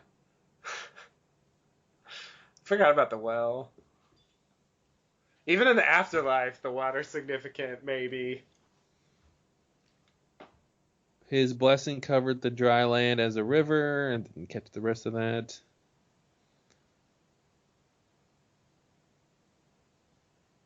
Oh, right, I forgot about this. Yeah, this is weird. Yeah, this is where it's like, oh, this is connected to the show we were Oh, this watching. is The Leftovers. Oh, I feel like by this point you forgot what show you're watching. Yeah, definitely. Definitely. This was the first, like... It seemed like a pilot for some other show. Yeah, it really could have been. They managed to tie it in, but they had enough story here to just go off on their own. Mm-hmm.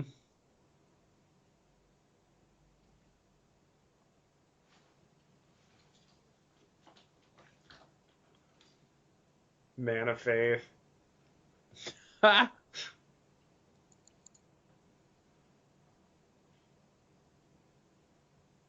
I love that.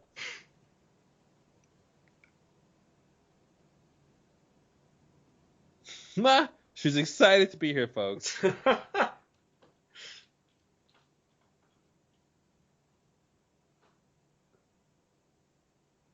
Yeah, this was weird when he cuts him off Yeah. and like the music gets eerie and Yeah. it's like, what was he gonna say? Yeah, And I then don't what know did what this that guy means. think he was gonna say? Yeah. Yeah, it's weird. It's weird. There's like something there. I And forgot everyone's about this whole thing. looking like, Yeah. Like, ooh, that got uncomfortable. yeah, that's so weird.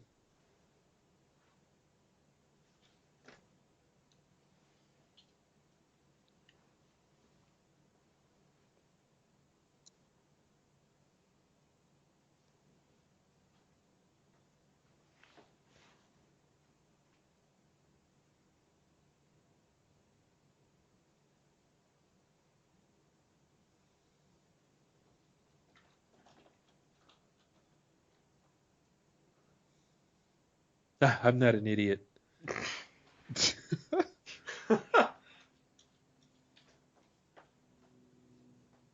Yeah, there's only one city that can just say the city. Yeah.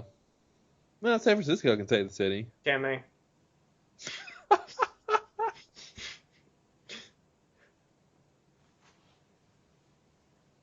Oh, was he going to talk about the miracle that happened with her? Yeah. So do you think? But did that happen yet? I Okay, think yeah, so. it happened the first night they got there. Yeah, That yeah, already happened. So is the idea he told the minister that, and the minister's like, "Yo, you raped her," yeah, and yeah. then he was gonna tell everybody else, and the guy's like, "No." Just what everyone thought. That's Yeah. such an interesting detail that we won't find out anything about for several episodes. Yeah. And it's weird to like all you get in this scene is confusion. Yeah. And you won't remember when you get the I answer forgot. or a clue that that's what this was about. Yeah.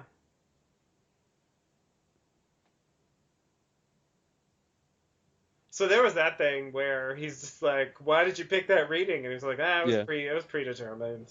Yeah. It didn't, it Oh, wasn't a this. reaction." Yeah. I Fucking remember goat watching guy. this and going, if he kills this goat in here, I love this show. I couldn't believe this. Well, and it's one of those things of like not only this, but people's reaction, and it's Hmm. expected, and that's all you get. Yeah. And what's weird now that when we and he apologizes, like when Right. we figure out why he's doing this, it still kind of doesn't make sense, right? Because the whole point is he killed a goat on the day of the departure, but he should stick to what happened that day. He didn't kill it in the diner that day, Right. but he goes Right. around random places, so it's just kind of weird. Yeah. Oh, this is an interesting detail about the great departure, sudden departure. Oh God, I forgot this was in this episode. So weird. They've got this guy to do this like Yeah. bizarre tie-in thing. They really didn't need to do that. So strange. It's probably something from season one they wanted to get to. Yeah. That's another thing they get back to in the finale is the sign language between them two. Right. Yeah, I forgot about that. I forgot about she has hearing problems. Because with the hearing aids, like, a lot of times it doesn't matter. Yeah. Oh, right. I remember thinking, like, oh, he's going to like, something bad's going to happen. He's going to reach his hand in here. Well, And why then... would you think that? From the camera angle and the eerie music Yeah. and the slow build-up? I think that's It's where just, it came from. yeah. It's so weird how it's like simple. It's like there's never been a scene where someone loses something in a garbage disposal and it's not played for tension. Yeah. And yeah, is this the bad thing that's supposed to happen? Is that why he's worried? Yeah. Like he's gonna lose his hand That's because the what I guy was did assuming at something the bad? time. And it's just so easy. That's just like, all right. Just don't turn it on. Yeah, but it's the idea that somehow it'll just turn on itself. Right.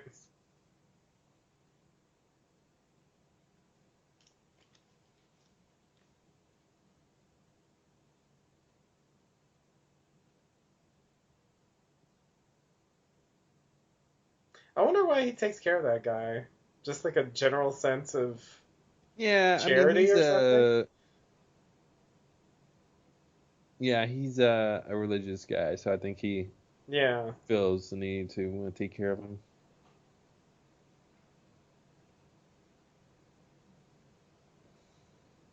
I guess I don't even understand why that guy's up there. I don't either. I thought we would learn like all sorts of stuff about this guy. Mm-hmm. I was sure that this guy had a long and interesting story to tell. But no. And I I had no thought he idea. would be dead when the ne'er-do-wells come in. I thought Mm-hmm. they would have killed him or something. Yeah. But no. Not at all. This is fucking America. That's why you get tased. Yeah, I remember thinking about that. Like that whole weird, enforced isolation thing that they have going Mm-hmm. on. Yeah, I still don't buy it, but Oh, here we go. yeah, here we go indeed. Oh, did I So have no that's idea what part of this the reason was he doing? took the guy food, I think, is Yeah, an it was an excuse to excuse. go. Yeah. Yeah. That's what's weird about the Lindelof and these kind of shows is like there's always two or three things going on at once, Yeah, and you don't really realize it unless you're like actively thinking about it. right.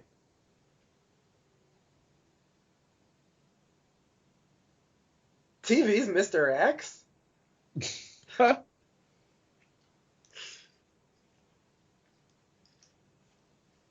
He's great on the X-Files.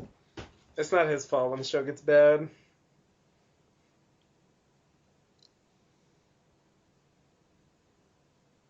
It's Robert Yeah, Patrick. you think he's just some guy that needs prayer. Like you don't Hmm. know who he is. Yeah, I would never guess the whole slew of shit they get to him. Oh man, the pie, The mystery the pie! mystery pie. And they cut from him to the pie. I feel like that could have been a clue. You think that's what it is? It could have been. I mean, that's where it comes from. Is that what he says? I think that's the reveal later because Erica, she chases down uh, this like Oh kid who brings yeah. it and then figures out it's from him. I'm gonna give you a pie. Yeah, I'm gonna give you a secret pie because Secret pie. yeah, Whatever I did. I couldn't believe it was a pie mystery, and I thought like that there was something in the pie or something, but it's really Well, just yeah, it's the bad thing that's gonna happen. He's gonna eat this pie. right, exactly. Yeah. I mean, it's always weird to eat like homemade stuff that's just like dropped on your door and you don't know where it came from. Is it? I think so. I do it all the time. So yeah, there's leftovers crossover number 2. Yeah. And I love it. Like, nope, we're not gonna deal with them yet. We'll No, just no, just waving.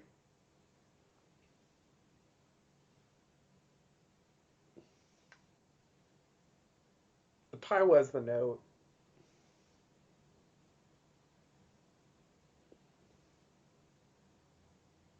I love that it just immediately goes Yeah, there. He yeah. doesn't have to say it. And she's laughing.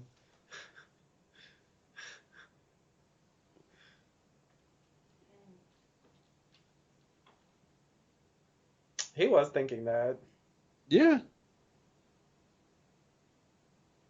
Seemed nice. From that wave. Yeah, like that's it. And now we're gonna bite them over. Wait, it is his birthday? Wait, so a day has passed now? Is that what happened? Yeah, because remember Michael went to the guys at night. Right. So this is the next day. Okay, that makes sense. Okay.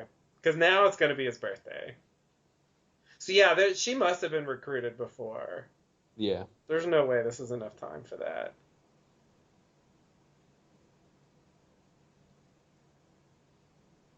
Here's some shit I don't want. It's so weird to like give the pie to them as though they made it. Yeah. Well, especially since like if someone is trying to poison him, he's just giving the poison to innocent people. Yeah. Yeah, that's a really weird move.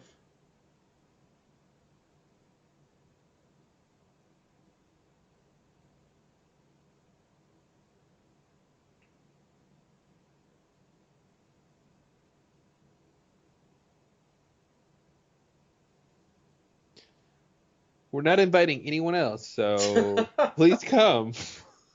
We have no other friends. Oh yeah, and Erica's like you're gonna work on your birthday, like this is part of his job somehow to like interview new people coming in. I don't know what that means. Work on your birthday.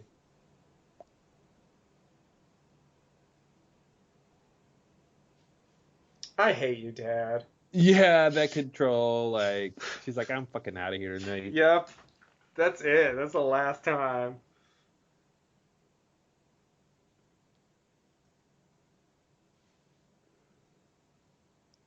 You just did, Dad.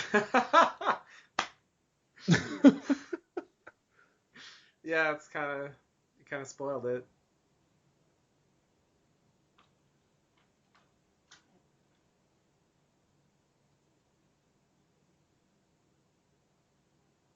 It's true. We're laughing, but it's I know, it's uncomfortable. We laugh about it because it's true. Yeah.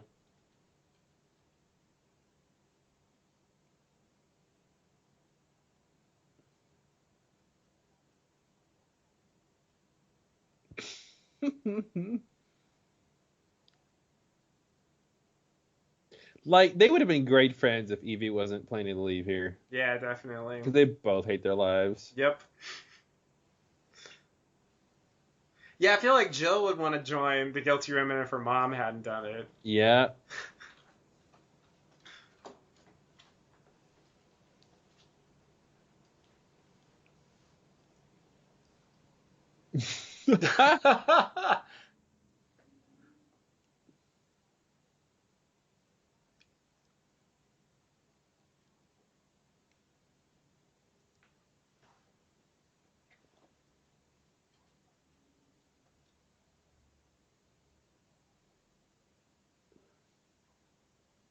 Yeah, and that's another little detail too, right? Of how another show would have connected those two things, like the brother and finding the house, like Erica kind of intimated. Right. But it was actually a separate thing where, yeah, she had a brother there, but he didn't tip her off about the house. The house thing came from the auction, which was just a random thing. Just happened to be going on. Yeah.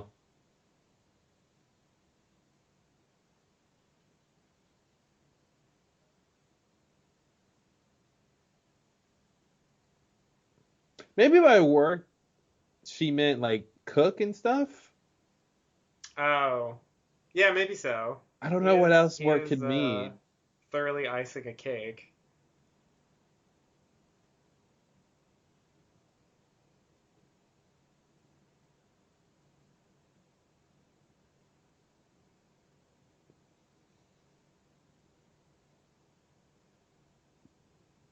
No shit.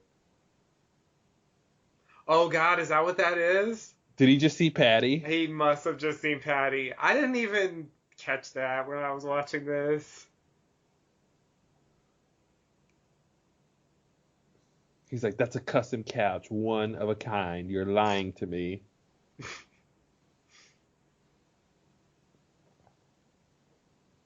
Oh, and this comes back too. Oh yeah, this is the story that she laughs Yeah. about and tells everybody, but you didn't know why, Mom. You But didn't she's know wrong. why. She's wrong.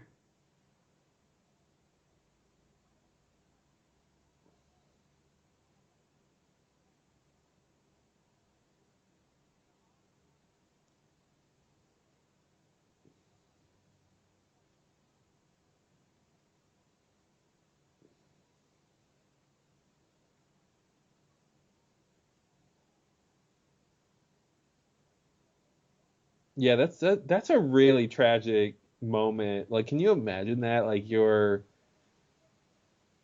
moment of crisis being retold as a funny Yeah. story. Yeah.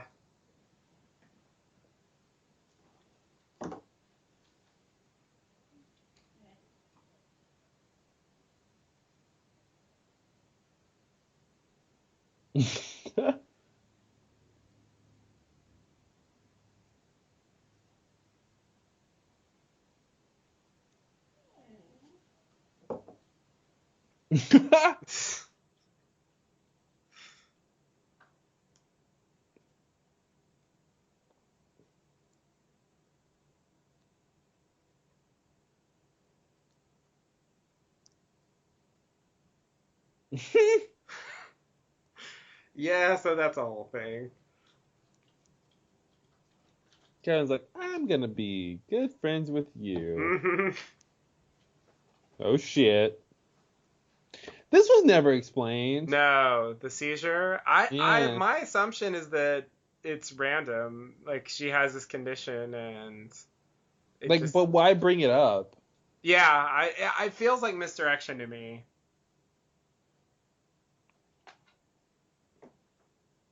Because I remember when she supposedly departed thinking that this was a sign or something.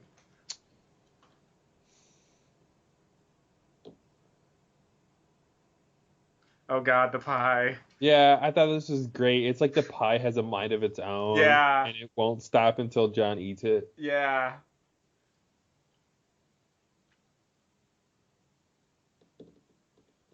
Seems weird to put candles in a pie. It's a birthday pie, Yeah. but yeah, it is weird.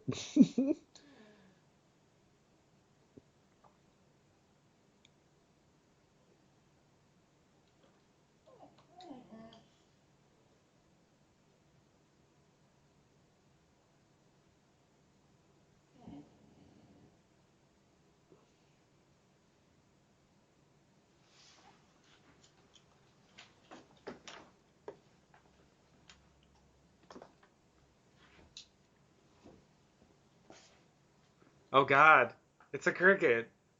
It's a dead cricket. I would not have guessed that. Yeah, 11. Yeah, 11. That's great. Sounds great.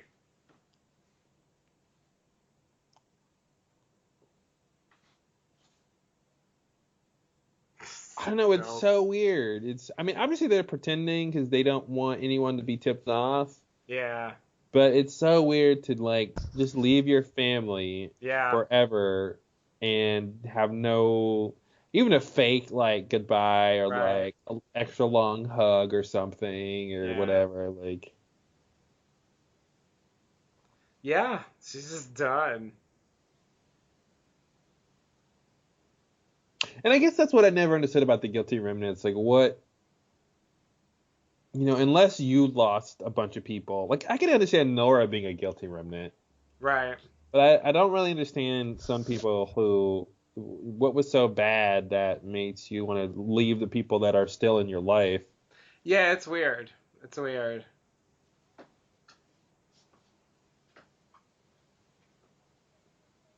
You're not supposed to stay in the doorway. Oh, you're not? No, What are you that's supposed to old do? advice. You're supposed to get under something Oh, okay. so falling debris doesn't hit you.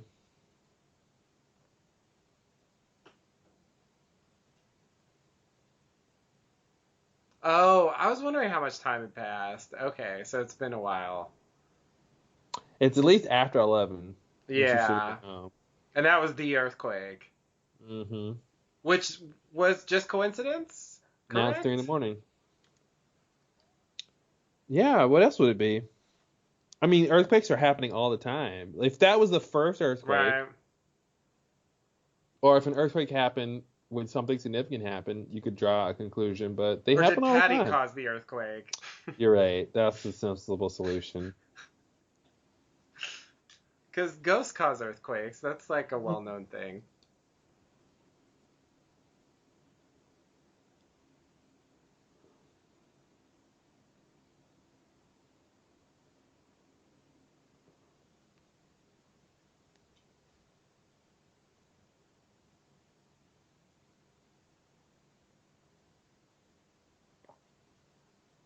She will. Yeah, more or He was less. right.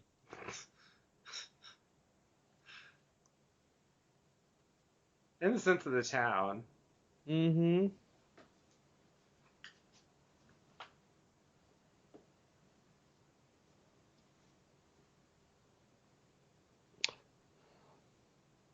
Yeah, you don't suspect Kevin's there. He just tried to kill Hell himself. no. Hell The no. That's girls so were there. crazy. Like, Yeah. meanwhile, he Mm-hmm. goes to meet Virgil and tells him about battling his adversary, so he goes and tries to They're kill hiding that himself. handprint too. I haven't seen it. Like it hasn't been obvious there's a handprint yet.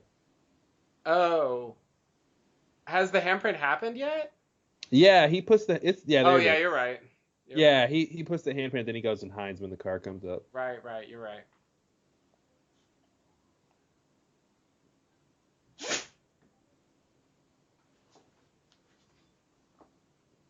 That's where the girls went. Yeah, God, the water departed too. I so wanted that to be the answer. They went night swimming, and then they got sucked into the crevasse. Right.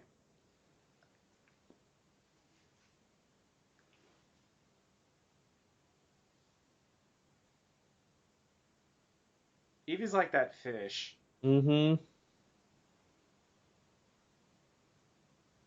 She's racked with guilt. Yeah, that crevasse would make sense. Right? It's a logical explanation. It's like that's why it's not the answer. Right.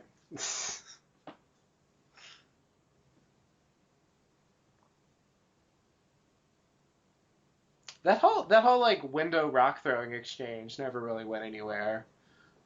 So that was I read a little bit of an interview, and what I got from that was I love the cricket at the end. Yep. That's like Breaking Great. Bad with the fly. Definitely. Yeah, that's what I was thinking.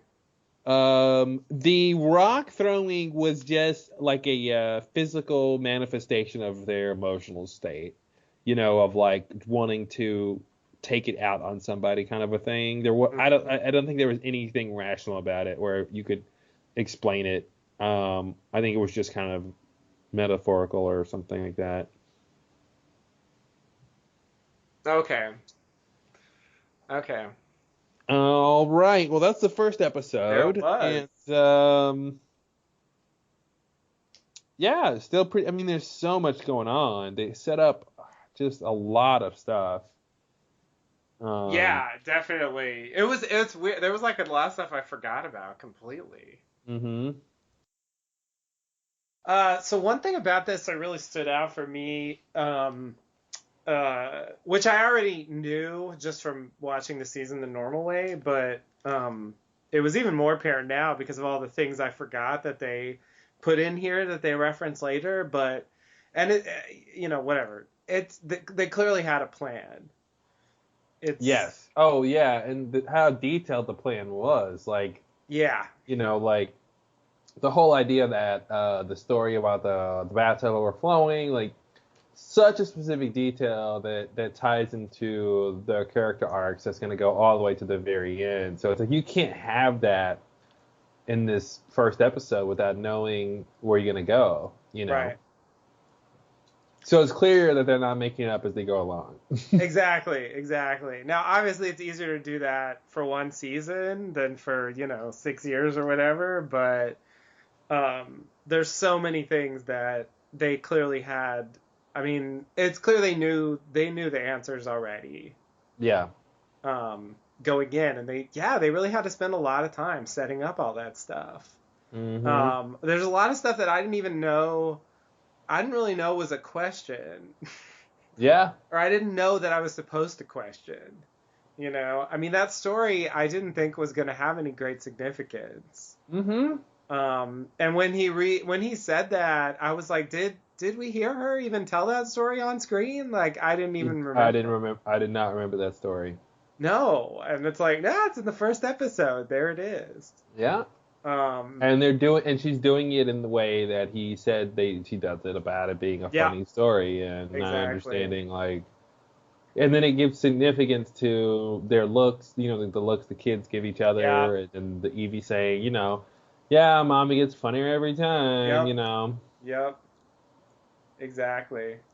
Exactly. It's like it's this crazy like uh cover up bond between the kids that Mhm. the parents are like oblivious about, I guess. Yeah.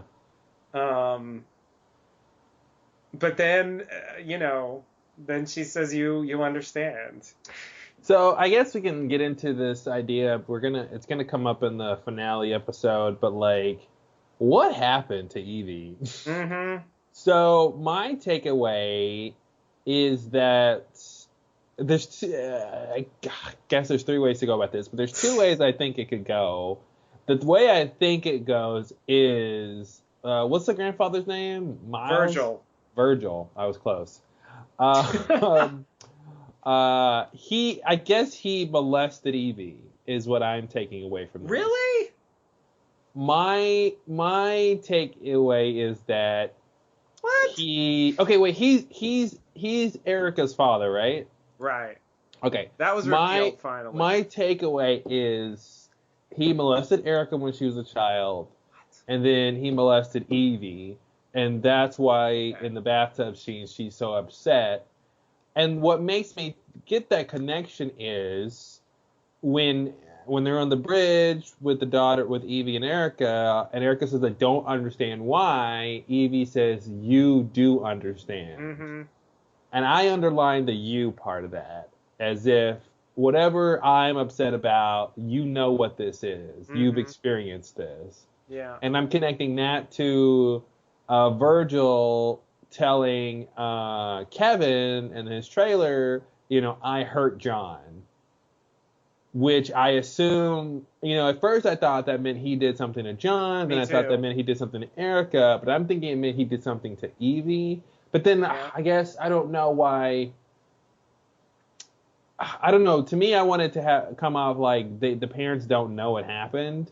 But then if he says I hurt John, then John should know what happened, and that's why he tried to kill him. So presumably he did know something. So maybe John knew, but Erica didn't know. Mm-hmm. But then I feel like John would have told Erica why he tried to kill her dad. You would think so.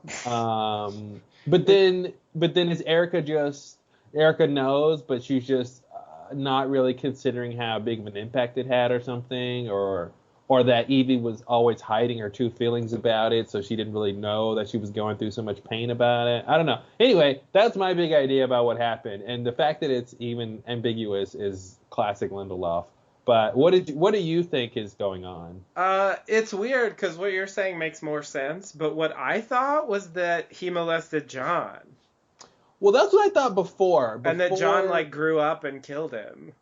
It's crazy that John married his daughter too. That's the thing. See, if it was John's dad, when I thought it was John's dad, I thought that's what happened. That would have been different. But it being Erica's dad, it doesn't make any sense because John would have been an adult by the time they met. Right.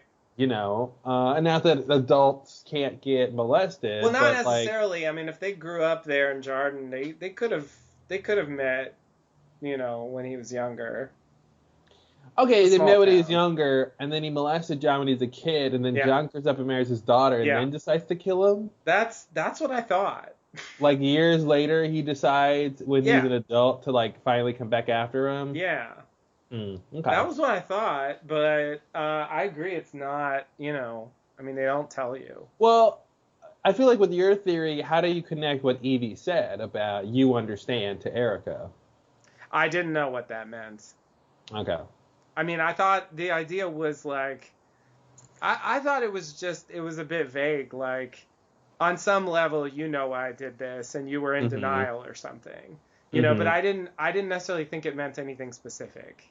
I see. I thought it was more just general unhappiness. Like if you think hard enough, you would understand why. Yeah. Yeah. Exactly. See, I thought it was like, no, you know what happened because it happened to you. Right. I mean, that would make sense. I could see that. I could see that being the case. But does she? No, I guess not. Now, does Michael know about that? I don't know. Maybe not. I don't know. Because he's still hanging out with him now. He might just be like have forgiven him or something, letting him atone. Well, yeah, exactly, yeah. But yeah, it's weird they don't tell us. It's like they tell us. It took long enough to even find out whose dad Virgil was, which was like, I don't even know why that had to be a mystery. Like, why they couldn't just tell us that. Like, he's their grandfather. Okay. So I'm on Reddit. Okay. So Reddit always has the answers. So here, the title is, Virgil is Erica's grandfather, not father, but is the father of Evie and Michael. What?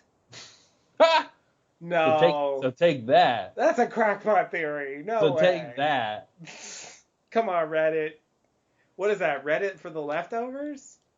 It's, yeah, I Googled, leftovers, Erica, Virgil, molestation. I find it very strange that, as I was just talking about how many answers they give us, that's like, that whatever happened in the past is the central conflict that leads to the, most of the events of the season. I would think they would tell us that. It's weird that they're so vague about it. I hurt John. Like, that's so vague. But I really thought it meant he did it to him, personally.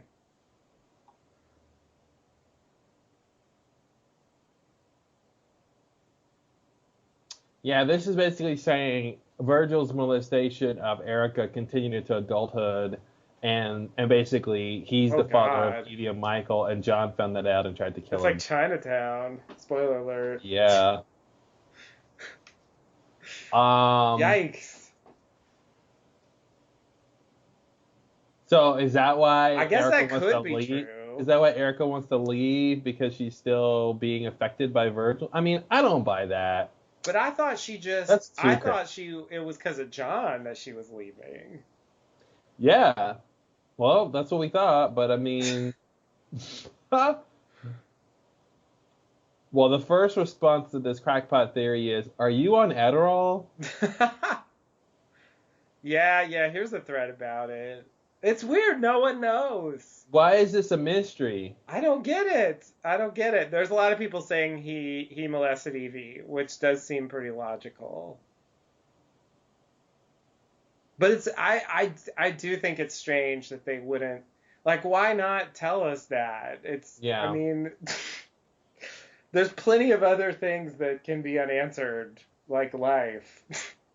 There's a fact about what happened there, He did something to someone at some point. At some point, for some reason. What did he do to whom? Yeah.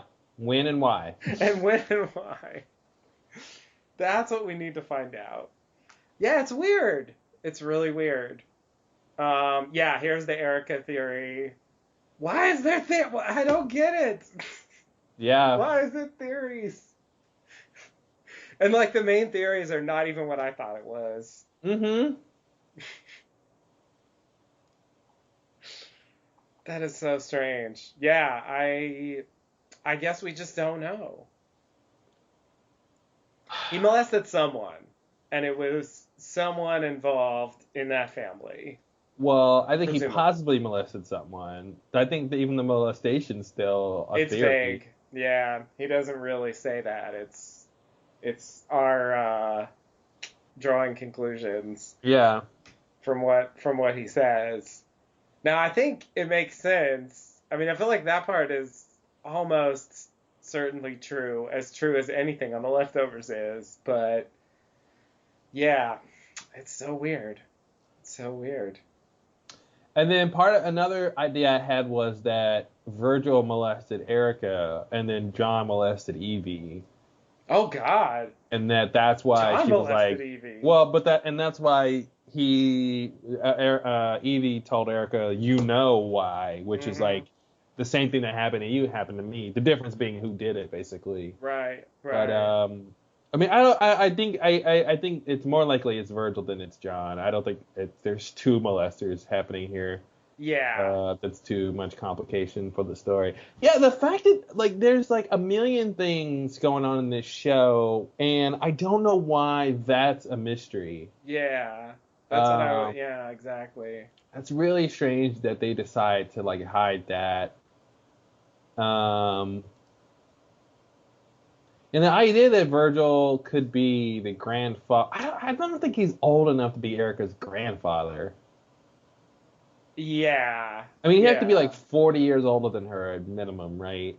Yeah. Which is like, she's 30s and 40s, so he'd have to be 70s and 80s. Well, I guess he could. I mean, it's biologically possible, I think, but didn't she specifically call him dad? Yeah, and then like, wasn't that when we got our answer? I mean, can we really? Yeah, and that would mean that he's the kid's great grandfather. Or did Michael say your dad? Somebody said dad. Yeah, it was really specific. It's not like you would just call him dad if he was actually a grandfather. Yeah. Like that doesn't really make sense.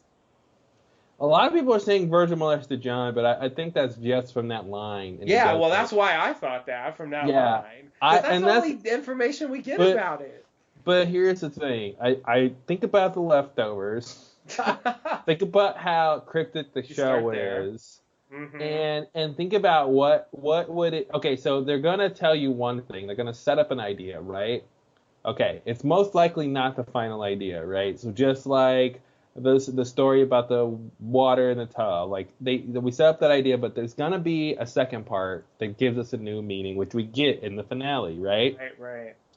And I think we should expect that, if the first part with Virgil is I hurt John, then I think we should expect there's going to be a second part which gives new meaning to that. And I think the second part is Evie telling Erica, you know why, or whatever the line was that she wrote down. You understand, yeah. So I think that has to mean something, and I think that should make us reinterpret something. And I'm gonna have it mean that we should reinterpret who Virgil hurt. Right. Or I mean, like what hurting John meant.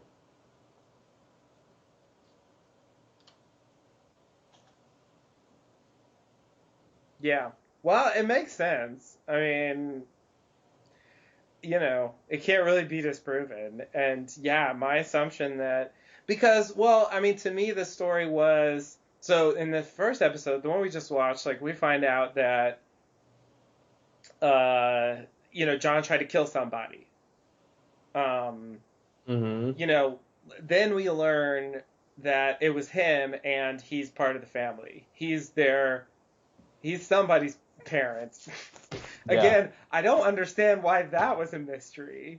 Yeah. Like, why they let it go so long where it's like vague what his relationship is. He's a grandfather to the kids, but beyond that, they don't tell us. Then we find out, okay, he's her father, and then he says he hurt John. So I took that to be the final reveal.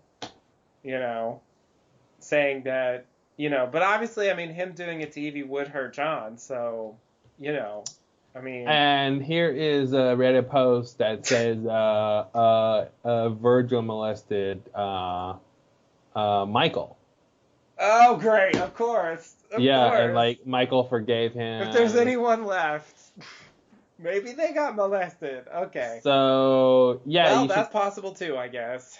Yeah, the Reddit post is, wait, what happened to John? If you want to look at that. But so they have some lines here that it's supposed to prove their point. So Kevin says, Michael's your grandson, Virgil's he is. And his father, John, he went to prison for attempted murder. Virgil says he did. So what did you do to him? Virgil says, I hurt him. I hurt him a long time ago, and then he hurt me back. Kevin said, John. Oh, this is another scene then. My son took you to meet his grandfather. Yeah, Virgil, he helped me. No, Michael wouldn't do that. Listen, man, he did. I swear he did. So this is after Kevin came back from the dead. John says, prove it. Kevin says, the old man told me what he did to you. Kevin says, I'm so sorry. I'm so sorry. No one should ever. John says, man, shut the fuck up. That's a lie. He didn't do nothing to me. You don't know shit, which I think is true. That was the first clue. I forgot about this. That made me think, okay, we had it wrong. They intimated that John was molested. And this scene seems to be classic defense mechanism that, he doesn't want anyone to believe it. But I think it's actually true because I know how Damon Lindelof writes. Mm-hmm. And I'm like, no, he's actually being truthful. Like, nothing actually happened to him. And then there's another scene where Erica says, where have you been? Michael says, your dad's. So there's the line you were talking about. Yep. Erica says, I thought I told you not to go over there anymore. Michael says, I won't. And this guy sums it up. He says, so now we know that Virgil was Erica's father and that John denied being molested by Virgil. Possibilities. John is lying, was molested by Virgil. Virgil molested Michael and was forgiven by Michael. There's a quote. Michael says, everyone who asks for it deserves it. I guess forgiveness. Mm-hmm. And then the third is Virgil molested Erica, possibly fathered Evie and Michael. Mm-hmm. And then the fourth is Virgil molested Evie. Why are all of those possible? 4 possible answers from 3 different scenes. We have to... That's so ridiculous.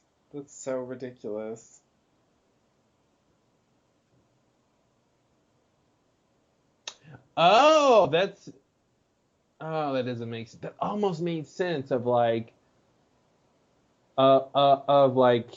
John being out of the picture. Like he attempts to kill Virgil and he's out of the picture for 6 years, right? Mm-hmm. So that could have been the time that Virgil molested somebody, one of the kids, because John wouldn't have been around. But then it kind of doesn't make sense. He went to prison for shooting him for the molestation, right? Classic time travel paradox. Classic paradox, cause and effect. No. Yeah, that's why I said it almost worked, but yeah. So could he have? So maybe Virgil. God, why is this a mystery? I mean, I feel like Jacob's Cabin is easier to understand. Yeah. So maybe Virgil molested Erica when Erica was a child. Could be. Then as adults, Erica and John get married. Erica at some point tells maybe John didn't know about it before. He didn't know about it. Which would make it less strange that he Which was is married. Something you wouldn't necessarily tell somebody right away. So, but then once he finds out, he tries to kill him because he, quote, can't let things go. Right. And then he gets sent to prison. And then while he's in prison, Virgil molests Evie. Oh, God. And then maybe nobody knows but Evie. Okay. And so, but then that creates this, sadness in her that never goes away. Right. And so maybe, I wonder if John even knows about Evie. Mm-hmm. Does he just know about Erica, or does he know about Evie, or is it 2 molestations? Is it 1? Is it 0? No, it's got to be at least 1. At least one. It's at least 1 something. We keep assuming it's molestation. I mean, that was the implication. What if it's like, I baked a pie one time that was really bad. This pie was not good. It wasn't cooked in the middle. I was ashamed. Yeah. I didn't realize how mysterious all this was. Yeah. I don't really understand why this is still open. Because this seems like something you would say. Because what purpose does it serve to not tell us what happened. I mean, can't it just help us, like, especially because it's not like The Departure or whatever where Yeah. like there's no way anyone can know, you know? People Mm-hmm. know, like the people involved in the various incidents that may or may not have happened know whether they happened or not, you know? So, like, this is a fact that could easily just be stated by a character. So I don't understand why they wouldn't do that. See, I don't think it could be that Virgil. If Virgil molested Evie, then I don't think John knows about it because. It's just weird that he tried to kill him and it wasn't for molesting Evie. Yeah. I mean, it can be two things, right? I mean, that's It less definitely neat. can be. It's It's it's just less like neat, but kind of like, strange. um, because I feel like if he mo- yeah, I feel like John can't know about him molesting Evie unless that's the reason he went to. But if he went to jail for that, so Evie's young, Virgil molests her, John finds out about it and tries to kill him. Then he goes to jail and he comes back. I guess that could work, but then it doesn't. And then when Evie tells Erica, "You understand," it means you know what your dad did to me. Right. Wow, why is this so crazy? Yeah, it's really Oh, strange. here's. So this is something Lindelof apparently said in an Did he interview. say something about this? This is what we need. So Clearly he the show was says, to do it. I'm assuming this is true.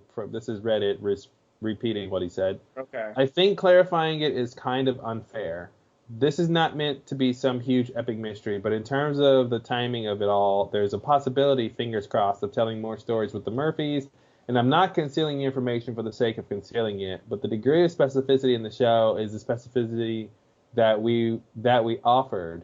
A lot of people started assuming Virgil was John's father, so I'm really glad there's that line of dialogue in the finale that makes it clear he is indeed Erica's father, but that's the only plot point where I would want there to be significant clarity. In terms of the chronology, I think it's pretty obvious that Virgil is the person that John shot, but the specific series of events that led to John shooting Virgil, I don't think it's fair for me to say in an interview with you, well, here's what happened. Well, it's weird Wow. that he says it's not supposed to be a huge epic mystery, But he's saying I'm not going to tell you. and he says I'm not concealing information for the sake of concealing it, but he is. You're Yeah. concealing it because you want to reveal it later. Yeah.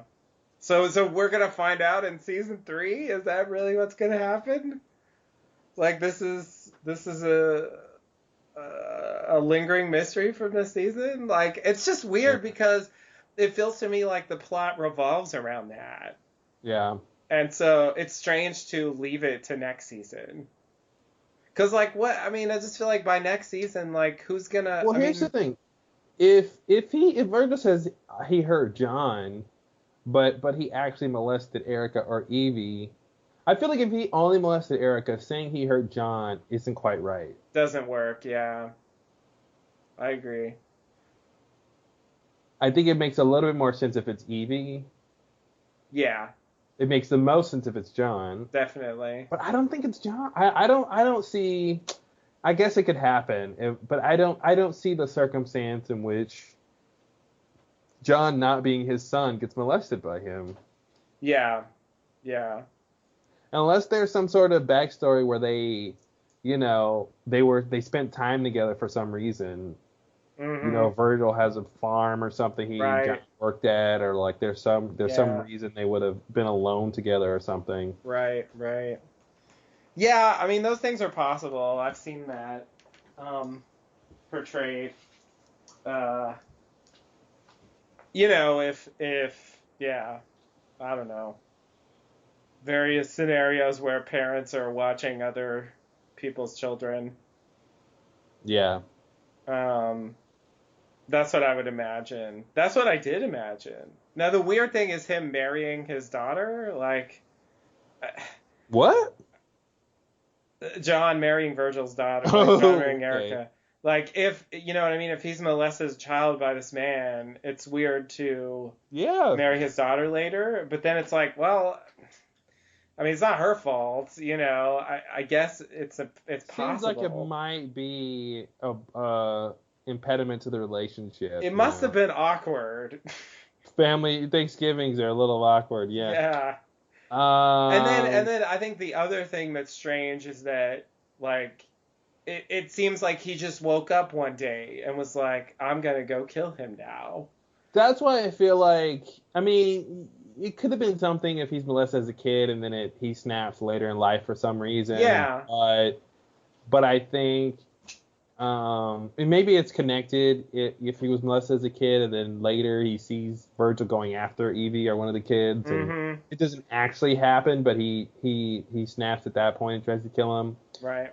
Are Michael and Evie twins? Did I make that up? Oh, that sounds true. I think that's true. Unless I made that up from what you said. Let's see. Oh no, now I'm reading the wrong. Let's see. Yeah. They're twins. Okay. That's what Wikipedia says. Fraternal, obviously. And I think, okay, yeah. I think Patty mentioned something about implying that Virgil was a pedophile, right? Yeah. So that would imply that whoever he molested was a child. Yeah. That's what I had assumed.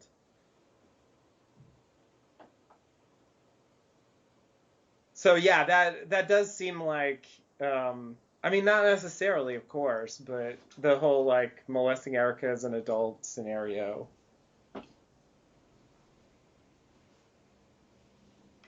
Yeah, and why would Erica want to leave? And actually, maybe that ties into why she was worried about Evie being okay if she left. Mm-hmm. If she knew that Evie was molested and was worried about her well-being if she wasn't around. Yeah, I thought she was just gonna be sad because her mommy was gone. I didn't think it was this whole thing of, like, yeah.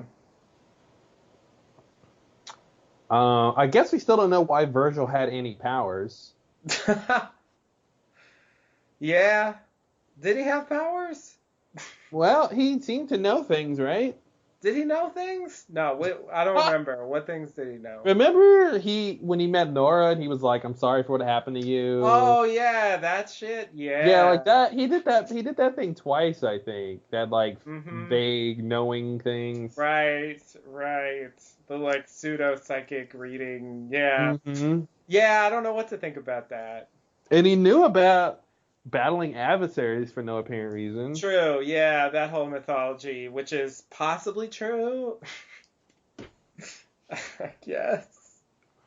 And, you know, and there's something to be said for if Virgil was only in Kevin's hotel afterlife sideways thing because he expected him to be there. Right. You know?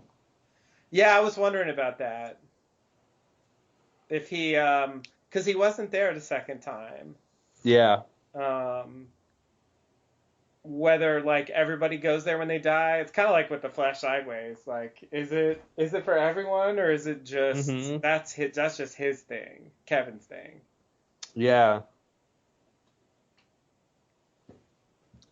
Yeah, this show is so dense with weirdness, all from one small idea of the sudden departure. Yeah. And it's weird how, like, a lot of the weirdness doesn't even connect to the... It's not even related. Necessarily, yeah. Like, it's just other stuff that's going on. But yeah, I love that scene when Kevin goes to, like, okay, I'm ready to battle the adversary, and he's like, here, drink this. Like, what is it? It's poison. It's poison. Great. What'd you think it was? Yeah. Like a magic potion? Like, yeah, it's your supposed you think to die. It's an aperitif? Yeah. It seems obvious when he says it, but that felt like a lost moment. Yeah. It's like, why did you think it was something else? Like, what's wrong with you? Yeah. I just came across the poster for The Leftovers. This is the season 2 poster where like Kevin is underwater Oh reaching yeah. up and like Nora is reaching down. I just noticed because I paid attention and looking closely, his leg is tied. There's a rope tied to his leg. Oh really? Yeah, and I'm like, wow. Seen that? Was this out before the season started? Because that's a huge hint. It is. It is. Although I think we find out about that in the second episode, right? Yeah. So it's not too Yeah, it's bad. not too bad. But let me see. Oh, you're right. Wow. Yeah, I never saw that. I That's never saw so the rope. weird. It's a I subtle didn't either. Yeah, Wow. interesting. And it's not Nora who saves him. Not at all. He's Or the does she? or oh. Or insert emotion. Yeah, wow, there's so much to talk about. So I guess let's go to the second You want episode to and go into continue the? this.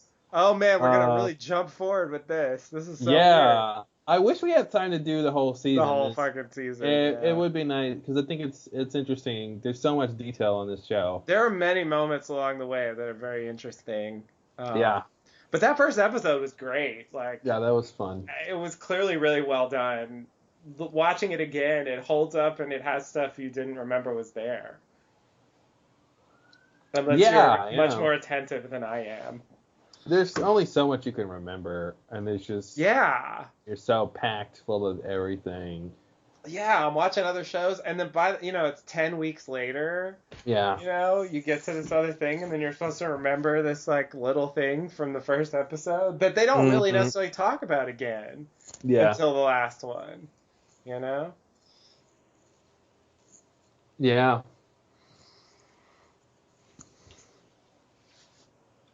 All right.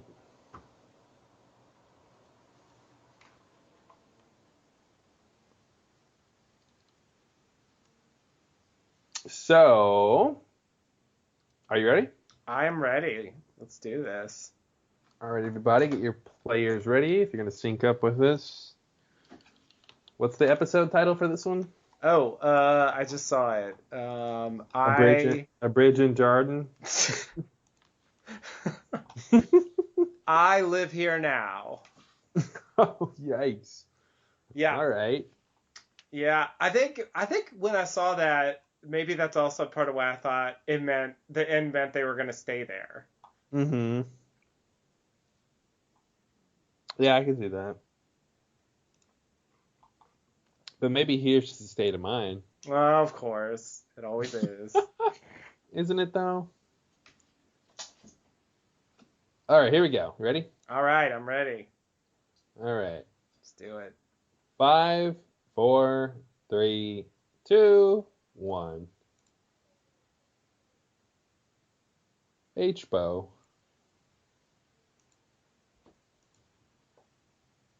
I would love if they remix this song. I don't mind the sentiment. I don't mind the words. I just don't really like the tone. It's a little too chipper, and like I don't know. It's not somber enough to me for the ideas of the show. Yeah. I think there comes a point with every show that I like because I'm kind of obsessed with title sequences. Like I enjoy watching them. There's a familiar feeling that goes with, watching them every time the show comes on and it kind of building that sense of anticipation. Yeah. I think I grew to like this maybe just because I like the show so much. So it's hard for me to distinguish, but it works for me, even though I agree it has a fairly bright tone. Yeah, I think the visuals are great. I think it totally fits in. It makes sense. Yeah, I just, I don't know if you ever watch Weeds, but like, I think every episode Weeds, I don't know if it's every season or every episode, Weeds had a different version of their title sequence, which I thought really worked. So they would change the genre of the song, which was cool. Yeah, The Wire did this thing where they had the same song every season, but they had a different musician do it. So it was a completely different style, and it worked. It was pretty cool.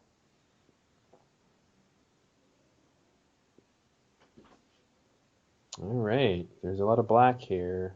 Oh, right. I remember this started with like a ton of black screen.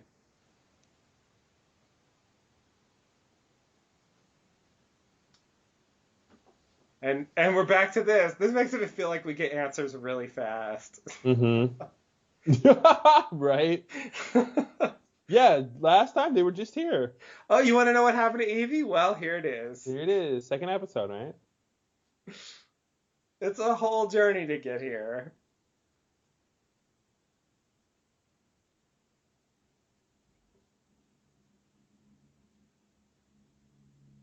Good. We're never going to see you again. Mm-hmm. Cricket.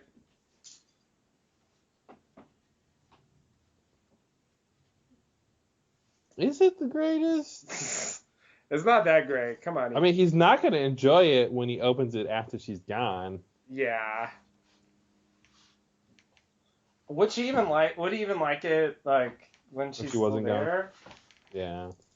Well, if it was the actual cricket, probably. Okay. Fair enough. Fair enough. Which I love that immediately they're like, she just found a cricket. It's not that easy. It wasn't just that was the cricket. No. Because you can never find crickets, remember? Crickets are not findable. They're like leprechauns.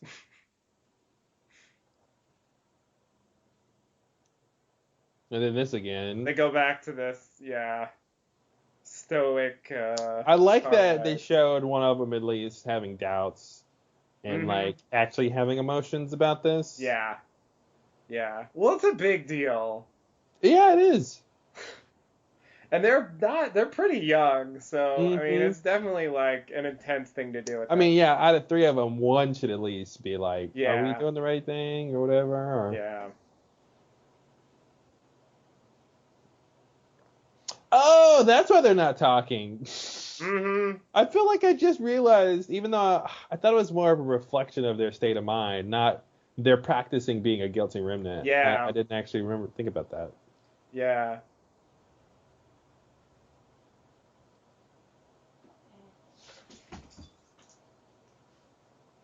So weird that it's backwards. Mm-hmm. Yeah, and she didn't like write it backwards so that it makes sense in the mirror for her. Yeah.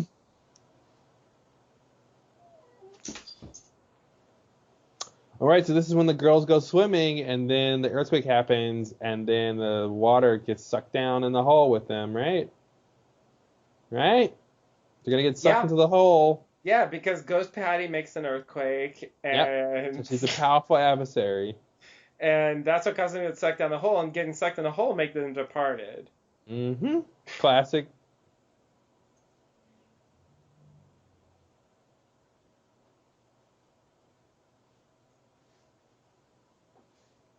So that's why the music was playing, and the phone was in there. Because they've set it up like that? Mm-hmm. Yeah. Yeah, this is great. I just realized that Perfect Stranger guy faking the departure is a setup, in a way. Yeah. There it is. That's why they showed that. I didn't even think about that. That's so... it felt like such a throwaway. Yeah. Yeah, good call. Fuckers. And then that happens. Yeah, that's crazy. Yeah. And the idea that he just happens to not remember until he comes back from the dead is really convenient. Super convenient. Standard, like... And I don't really know why. Yeah, I don't either. I mean, of all the memories he didn't remember doing a lot of the stuff he did before he jumped in. Yeah, actually, yeah, that's right. He's in a fugue state. So... Exactly. So I think that's the explanation, but I agree that it's convenient. As is the earthquake. Yeah. Good time. And like this drains fast. Yeah. Yeah.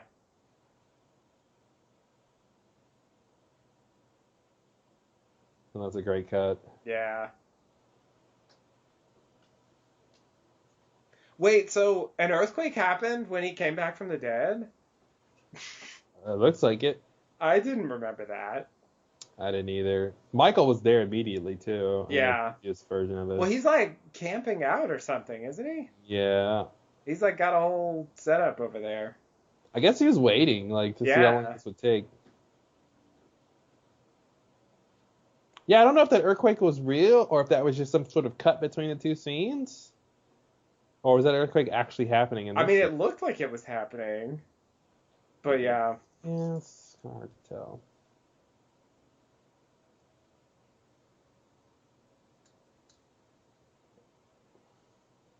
Miracle Water. Is it Miracle Water or is it just... Oh, yeah, it probably is, because that's just a That's the bottle she got it in before. refillable water bottle. You're right, that is the bottle. Yeah. Wow. Time back to the pilot again. In ways no one needed to notice. Were you dead? Yeah. Yeah, state the obvious. Well, and that's the thing, like the poison, did it kill him? Did it put him in a coma? Did it give Yeah. him a bad headache? Yeah.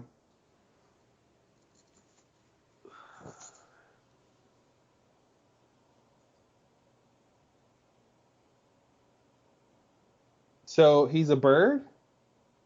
That does make it seem like he's a bird. Or just burying things is like a good idea. And if the buried thing lives, then it's a good thing. Well, if it lives, you can make a wish and it'll come true. Mm-hmm. That's pretty good. Well, now if the wish is bad, Fair. a wish doesn't have to be good. Yeah. I mean, it's good for the person who gets the wish. Sure. It mean, depends on what they get. Monkey's paw or whatever aside. Yeah, exactly. He did help, but he also like didn't really have the best answer. Mm-hmm. The best answer came from the dad via Australia on the TV. Yeah.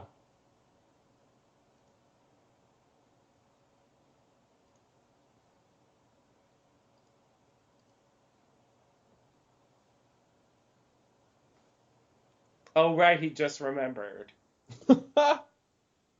Like, somehow going through that whole experience made the fugue states. Like, I wonder if he also remembers what he did in his fugue state in season 1. Yeah, it seems like it unified his issue. Yeah. That's going to be the question, is he sane now, or is he still going to have mental issues? Mm-hmm. The last of the coffee? Cold coffee. Yeah, I like the idea of, like, he could have been drinking, but it's not coffee. Yeah. Oh, and they establish in the pilot that he doesn't drink also. Good call. Yet another fucking thing. It's like they planned this.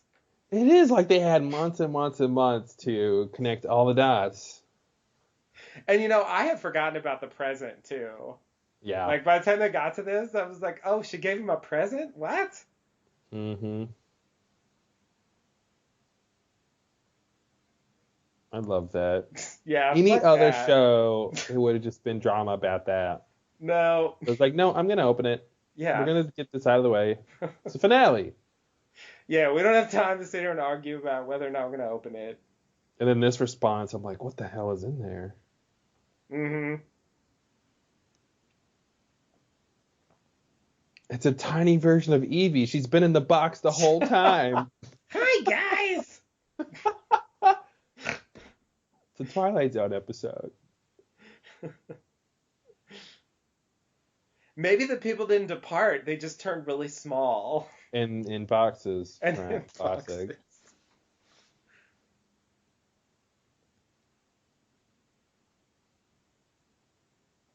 No. Nope. No. I love that. And again, it's classic Lindelof shuffle. Like, Yep. did she find it or didn't she find it? It's up for you to decide. Because this explanation, it could have been, how do you know that's the same cricket? True. Like, people's explanations mean very little on Lindelof shows. Mm-hmm. Yeah, I know this because of that, and it's like, yeah, neither thing has to be true. So that line has to mean more. Like, he wouldn't let it go. So I want to tie that to the Virgil stuff. Yeah, I think so. I mean, obviously he takes it very seriously. So if Virgil molested him, I think that's a great response. Fuck you for telling me I should have let that go. Yeah, definitely. And like, would she tell him that he should let go Evie being molested? I would say no. That would seem weird to me. Yeah.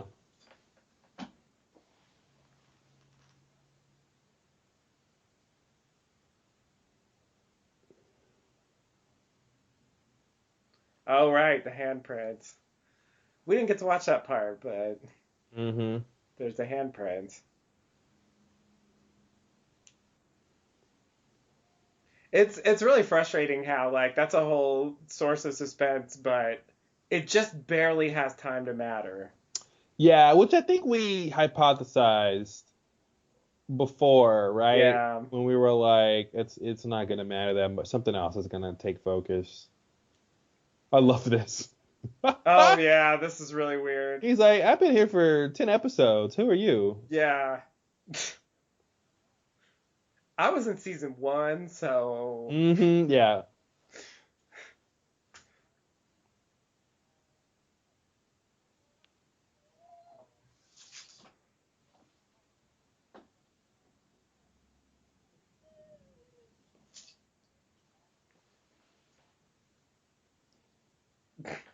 Because would he choose this moment to leave forever, even though he could have left after he gave me the handprint?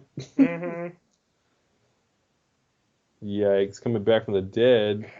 I love this. Like no one like has time to question why he looks like he just crawled out of the ground. Yeah, just like, well, whatever. Mm-hmm. We're just gonna Classic Kevin. ignore that. The old Yeah. Kelvin. Oh, Kelvin, what are you doing, Kelvin? Crawling in the dirt, Kelvin.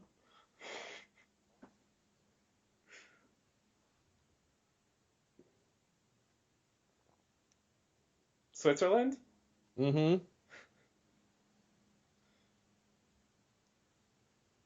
It's not very neutral if you give me a ride. Oh, right, the neutral place is like the dog kennel? Yeah, I mean neutral means somewhere your family isn't here. Mm-hmm.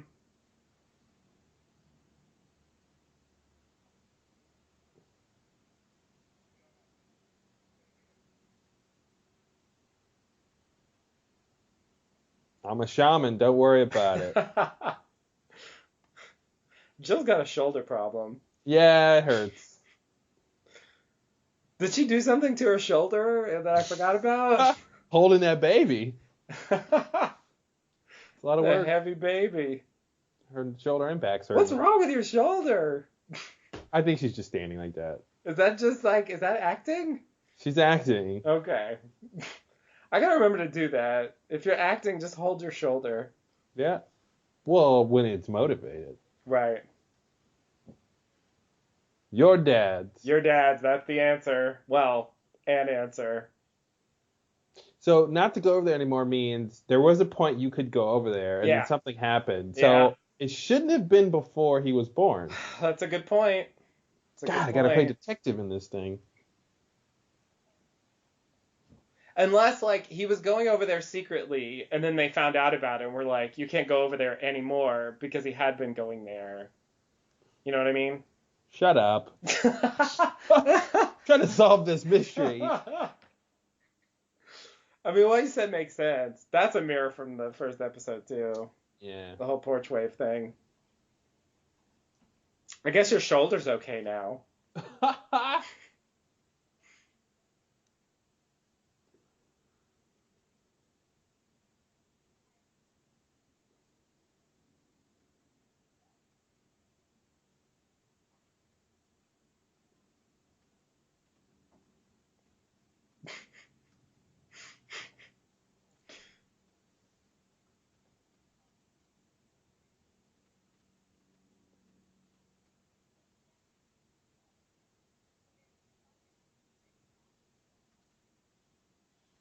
Oh, that was a weird reveal that I didn't expect from the episode with the brother that like he's not actually Kevin's son. Yeah. I think we knew that. Did we know that? I I think forgot we knew about that from that. season 1 somehow. Oh, and I just forgot. So it wasn't a reveal, it was just reminding us. Yeah. Because I had forgotten, so obviously I needed it. I'm pretty sure we knew that from season 1. Okay. Now that you say it, it sounds true. And they are gonna sit in that fucking house until the end of the show. Yep. That's it. She came all the way here, and I feel like her only purpose for being here is to be in that shot at the end. Yep.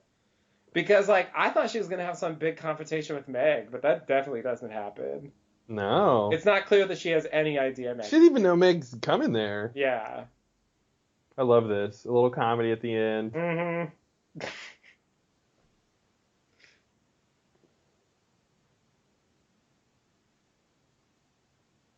It's like she went the wrong way at first. Yeah. It's like, no, wrong button. Yeah.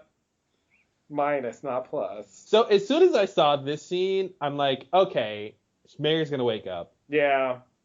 Because I kept thinking, why is this actress on the show? Yeah. Like, she's actually a series regular. And I was like, man, she's a series regular to just like sit in a chair and stare blankly most of the time. Yeah, and once they showed her in this, I'm like, this is the finale. Okay, she's gonna wake up. That's really logical, but I didn't expect it.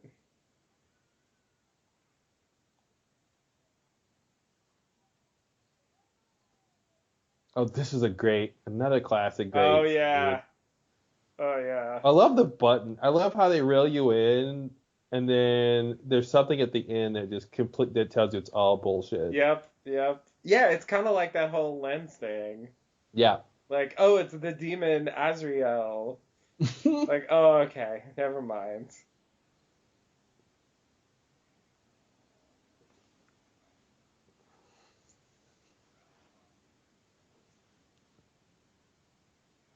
And like, is this even on the radio? Like, is she imagining this? It really does it seems like it was scripted for her to hear. Mm-hmm.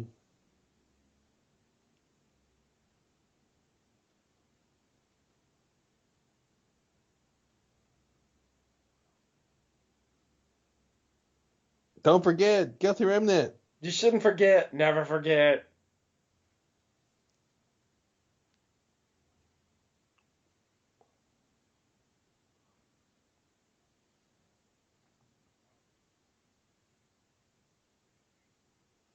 Yeah, she's really buying into it, and he's gonna ruin it. One thing is clear, Nora is not religious. Yeah.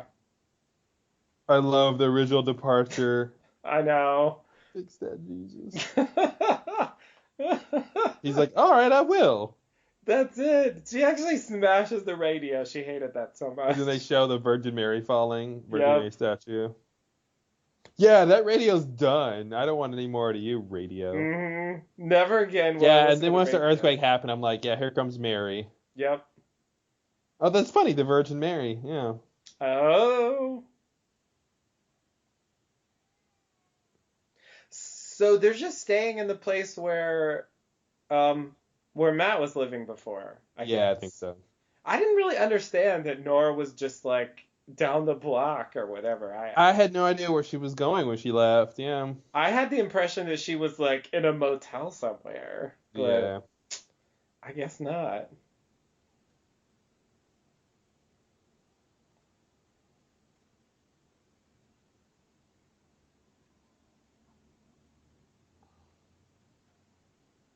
Yeah, and I was so convinced before this that Matt had made it all up. Mm-hmm. I should have known better. I thought it was really ambiguous, but I was surprised she woke up. And they like specifically had her confirm the previous waking up. Yeah. Well, they don't want their character to be a rapist. Which I think makes sense. Yeah. There's only room for one rapist in the show. Yeah, I know. And there is a mystery about that.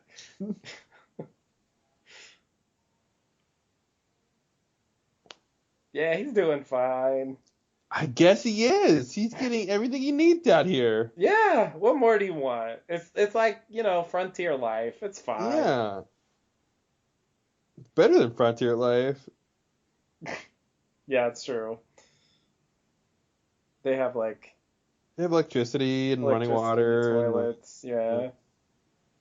Stockades. Yeah. Standard. That baby's like, whatever. Mm-hmm. I don't even want to be an actor. I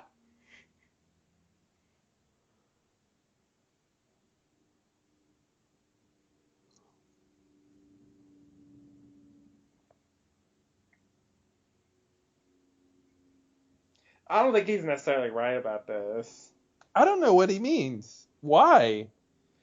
Like The baby what? her baby. Yeah, but like, what's gonna happen out here?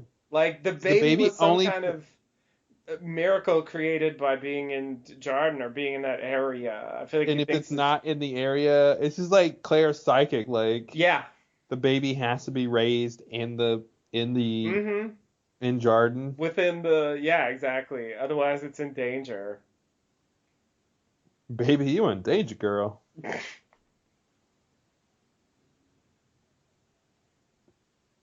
Yeah, it's all nonchalant. Yeah. And they have her say it, which helps validate it. Yeah, he didn't like lead her into saying it. Yeah.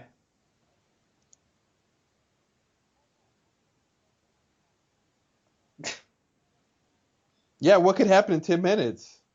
Mm-hmm. Probably nothing.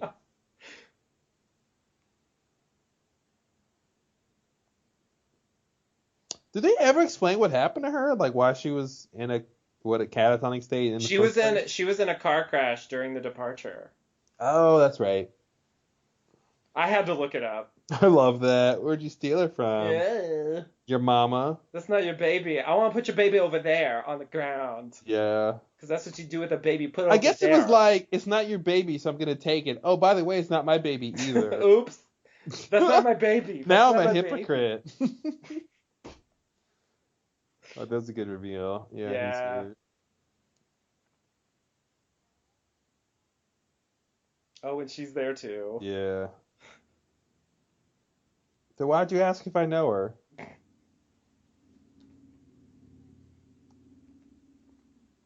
Meg has this quality which is treading the line of like being obnoxious, where she's a little Yep. too all-knowing Yeah. and like little too cheeky. Yeah.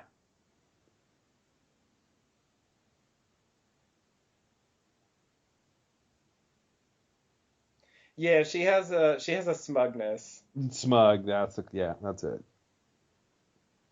Oh God. Which is why I'm gonna destroy some today. Yeah, I guess that's ironic.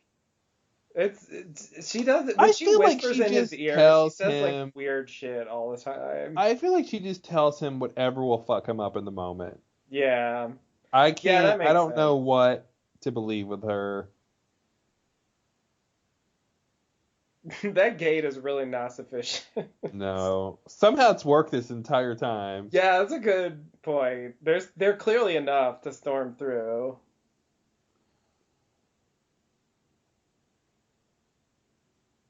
Hmm. My Ray-Bans disagree. I love this line though. What are you reflecting on how special you are? Hmm.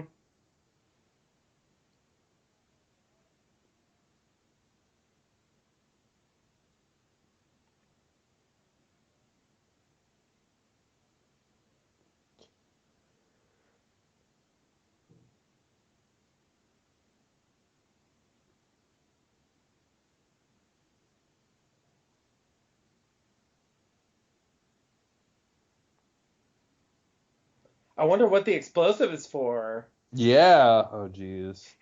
Yeah, if you listen to a podcast out there, guys, and after this episode is over and they ask, what is the explosive for? Please stop listening to that podcast because they won't help you solve this show. They have no idea.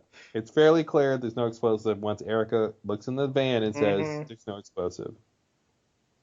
And I think the fact that it's 35 pounds is important because it should be enough to find fairly Yep. easily, not Yep. like 2 pounds or A something. tiny, yeah. Yeah, it's a lot. Like any other, if this is reality, she'd be shot immediately. There's no like Yeah. wonder, especially since she doesn't clearly have any trigger on her. Like they would just shoot her. She wasn't Liv Tyler. I think you mean Arwen. I forgot Arwen. So when she left with the elves, this is where she went to. Oh God, it's a weird world. Yeah, she's really upset about I her. remember thinking they were all gonna have like bombs on their vests or I thought something. there was gonna be bombs too. Yeah, until there wasn't. Yeah. And then it's just like they're gonna stand there. It's weird. So I forgot to care about where Liv goes after this because she gets arrested and then you don't see And her then the rest she's of it. out because they show her at the end. So she escaped at some point. Oh, she's out. Okay. Yeah, because she's in that visitor center and she has a little So scene with Kevin. so John was gonna shoot his dog. That's what I was assuming. What? Well, he came to where his dog is. I Hmm. thought if he didn't tell him where his daughter was, he was gonna shoot the dog. Oh, that makes sense actually. I did not assume that.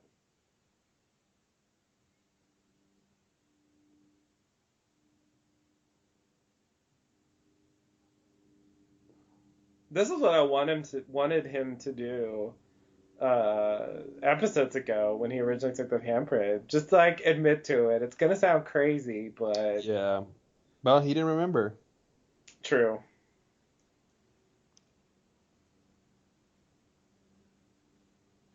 Yeah, then it's even worse. Hmm. Like, why did you remember? Oh, do we have to get into that? Not only did I die and come back to life, but there was this guy involved. I do wonder if molestation is off the mark, and what if Virgil did something like that to John or something? Like John needed something, and so Virgil tried to Hmm. help him, but it backfired or something. Like he poisoned him when he said I heard him. Like I poisoned him. He said the old man told me what he did to you. Yeah. Which I don't know why he's saying that. I think Kevin is assuming what he did to him because Virgil wasn't specific as far as we know. Well, that's what I'm saying. Like, is there an off-screen scene where he actually knows the whole story, or is it what you're saying? I think he's assuming what it was because Patty put it in his head he's a Okay, pedophile and he says I heard him because we saw the scene and Virgil was dead after that. right. So when would he have told him?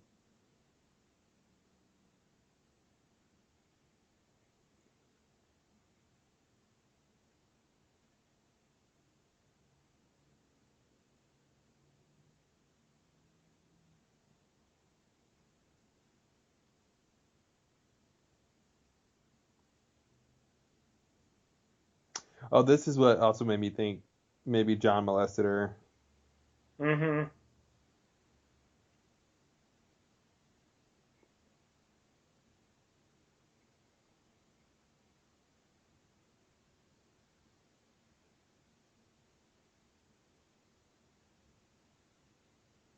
Oh God, this is his "What about you" line. Yeah, tell it to a guy with a gun. Yeah, it's that's his being stabbed. Yep. What about me?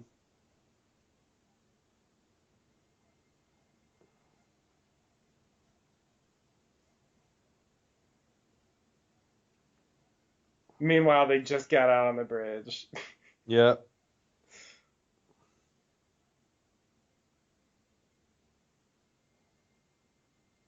Now, does that mean something or not? Does what mean what? Oh wow, they How literally about pull John? up. It's Evie. She's alive. A little more context. Yeah. Nah, we found her dead body.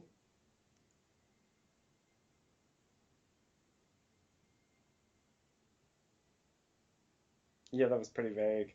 See, here I understand why they're running. Ha!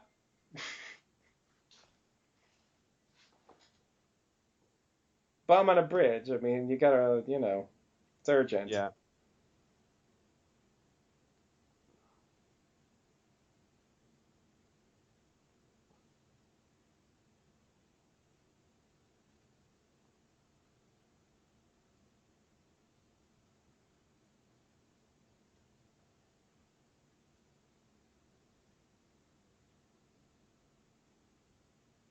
boom, explosion. Oh, Yeah. wait. Sorry.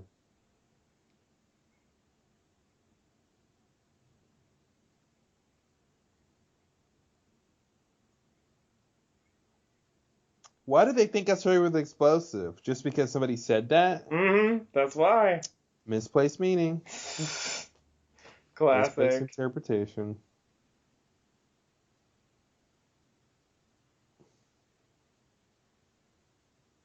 And I like the fact that Nora actually knows what the girls look like. Because everybody else doesn't necessarily know. Especially these people who are outsiders in the town. Right.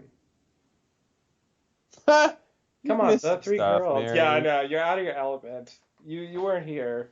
You're out of your element, Mary. You're out of your element.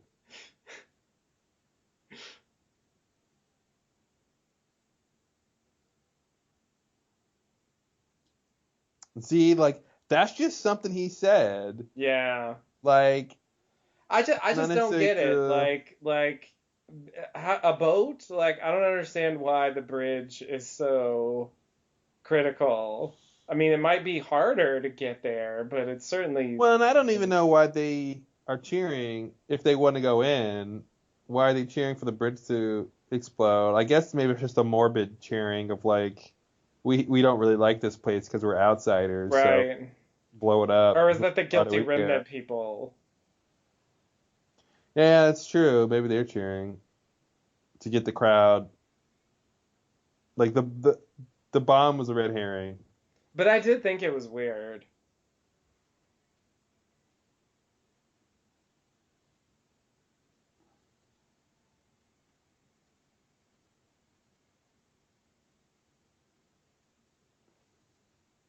Yeah, it's on.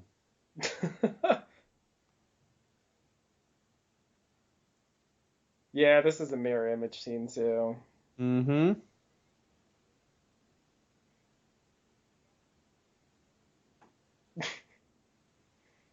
Yeah.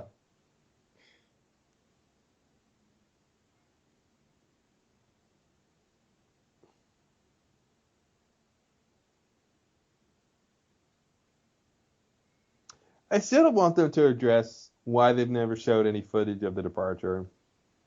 Like I know they don't want to show it to the audience. Right. I just want them to address the idea that people in the world should have seen footage They of the must have departure, some. or they should say, in a strange occurrence, no one who was being filmed at the time departed. Like just Right. no cameras caught it for some reason, Right.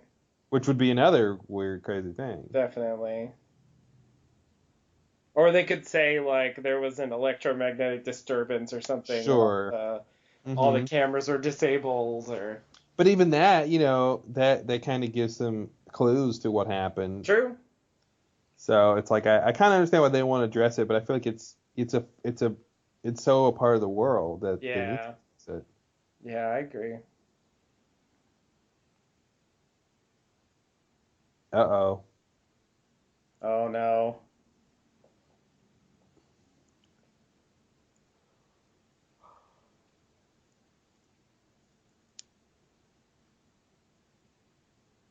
I really laughed. I think you guys are missing the tone of his story here. She did say it was a small wave. Yeah. Yeah, that's a good metaphor for her overflowing emotions. Yeah.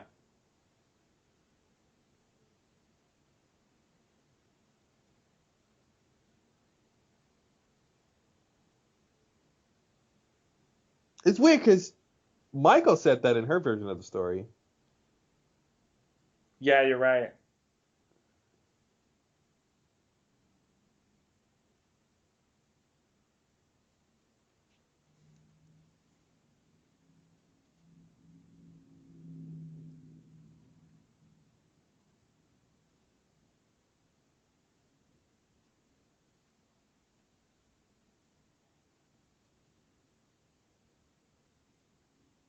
So whatever he did, they were kids. See, and if he did it because Evie was molested, I feel like they would know. I mean, maybe they're too young to understand or something, but I feel like that's weird. It makes it seem like she's Well, upset just because he went to prison, not but because something Evie else could happened. know what happened and Michael not know. Well, that's true. Shit. Just You're can't welcome. win. You think you make progress, and then, but what Mhm. about? God damn it.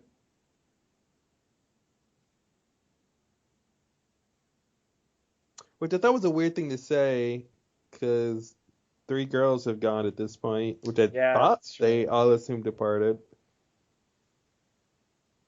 I love that look. Busting the church with that look, but that's something going on. Yeah, yeah. I guess they don't have cell phones. Oh yeah, that's a good point. I Well, love it's more that. dramatic. You're not gonna stop Yeah, me. that was hilarious. Like, And I yeah, like the idea that she's a runner, so you get this scene where her running. right, right.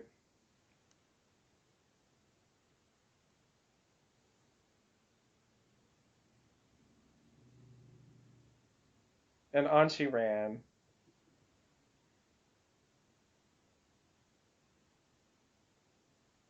And I love this is all silent. Yeah, And the fact that she's deaf comes back into play, yeah, so they can play this scene silently completely, which is great. yeah. You're right. That's a good point. I was not thinking about that at the time. That's why we did the podcast.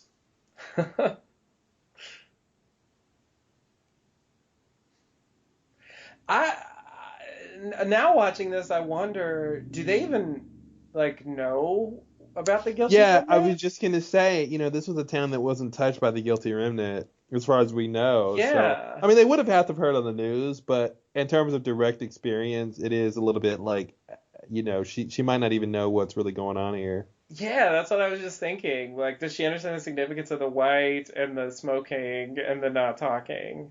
Yeah, Like, even if she's heard about it, like, how much does that register on their radar? yeah.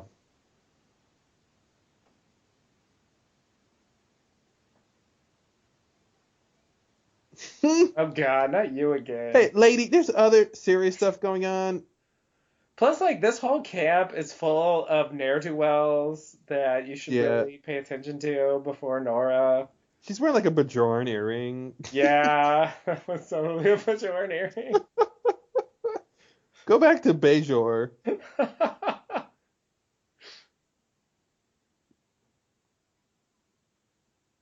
Wait, it took an hour for her to find out she was here?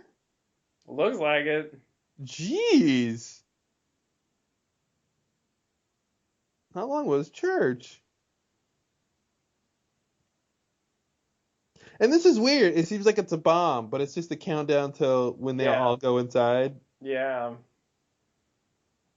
which I guess is the opposite of the departure. Like,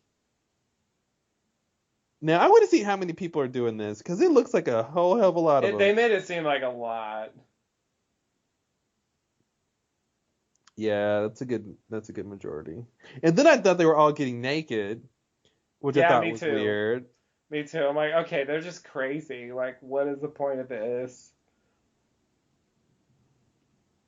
And then it's like, no, we're just changing, Yeah, guys. as soon as I saw that, I was like, oh, fuck.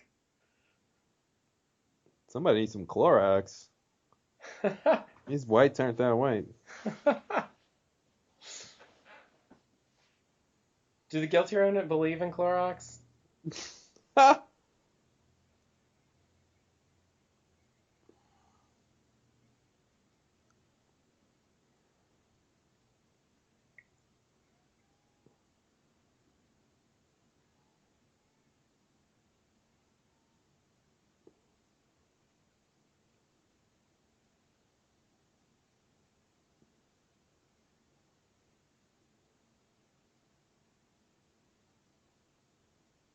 Is that the first time we get her full name? Evangeline. Oh. Evangeline Lilly. Oh, that's weird. It makes it seem like that's where that came from. Mm-hmm. At least subconsciously. Yeah, I don't know if we did know.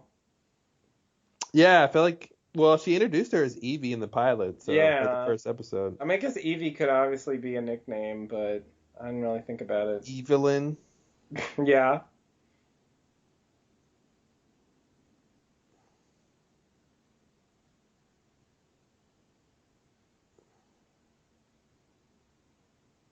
Who rigged that clock? Was that always gonna do I that? think it was one of the guilty remnant. They showed him fiddling with the stuff. I think in the shot with the sun, that he looks Oh, over and I he was sees the wondering guy why they controlling kept the looking board. at him. Okay, he's Yeah, bored. that was my assumption. Later. Oh, there's Matt's home on the stog. Yep. He doesn't go there too much So that's not anymore. everybody, but that's a lot of people hanging It's a out lot. there. But for how long? I guess the whole time. It This is was their that's a long. long con. It's a long con. That kind of long.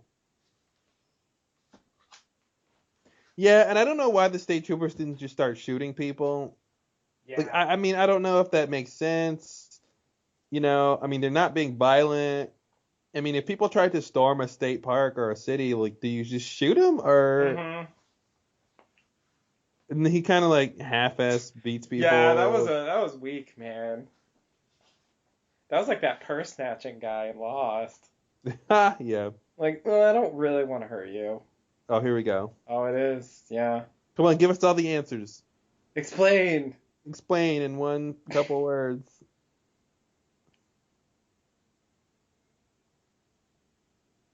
It has to tie to what Michael said. You understand. Oh, I agree. I definitely think it does. I think that's part of what that scene was about. The guy's like, what? But it made it seem to me like she was just upset because, her dad went to prison for a long time. But here's the thing. I mean, obviously, we just read the thing about Lindelof saying there's more to this, so Yeah. there's got to be more to it. Well, there definitely is more to it. Yeah.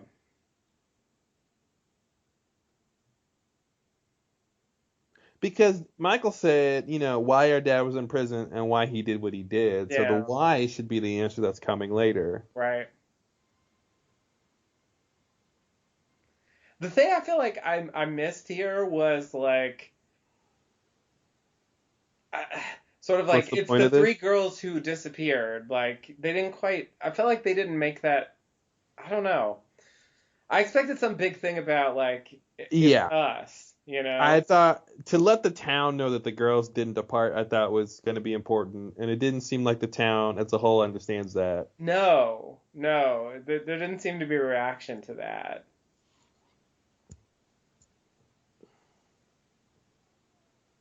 Oh God, Yeah. I'm gonna put it over here. Worst baby snatcher ever. I I kind of assumed the lady got hit and knocked down and just left the baby or something Hmm. like.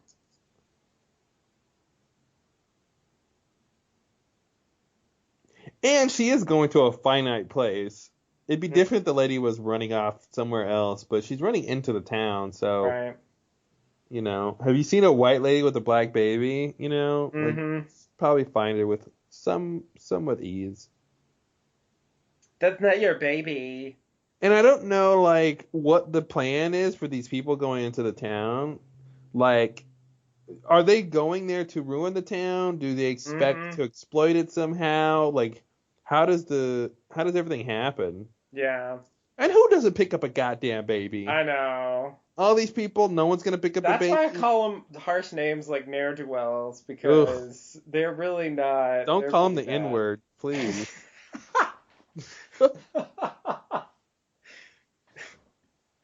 I love the person who steps on her. Thanks. Yeah, yeah.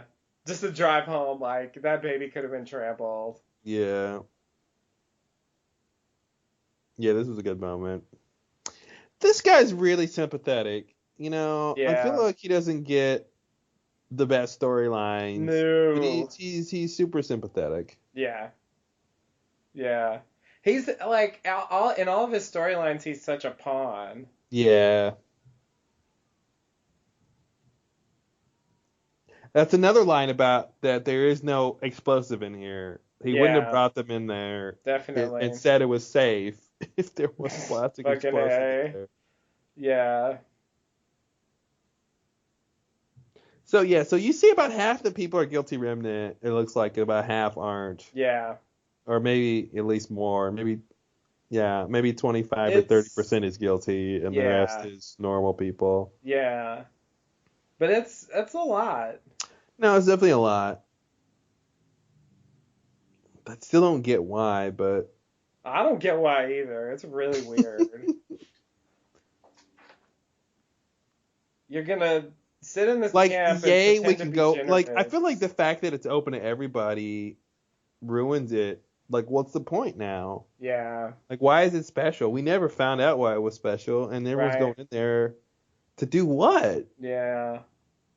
Yeah, it's not clear. And then they get in there and it's like, why did we want in here again? Yeah.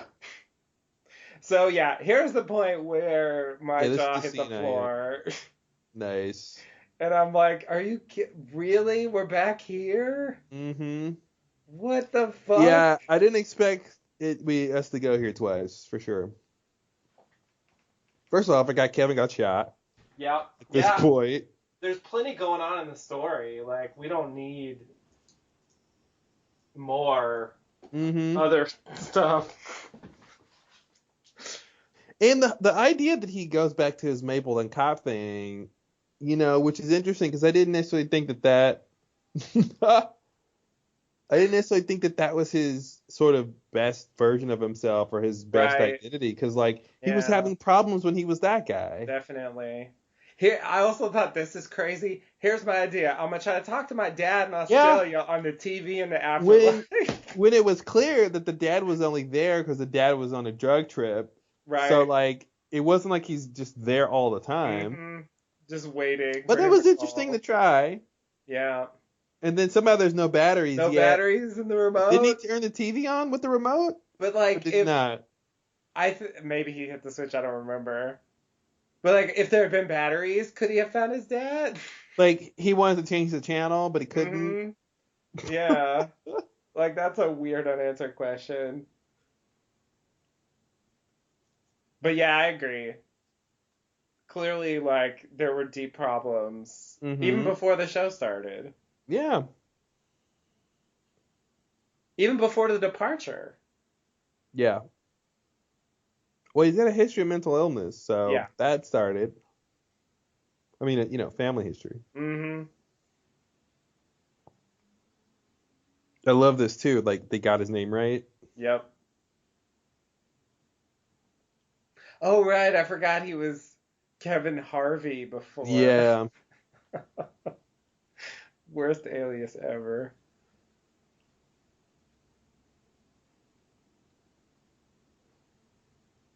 Here's the And theme it was song for weird season seeing this 6. hotel at night. Yeah. It looked a lot less interesting.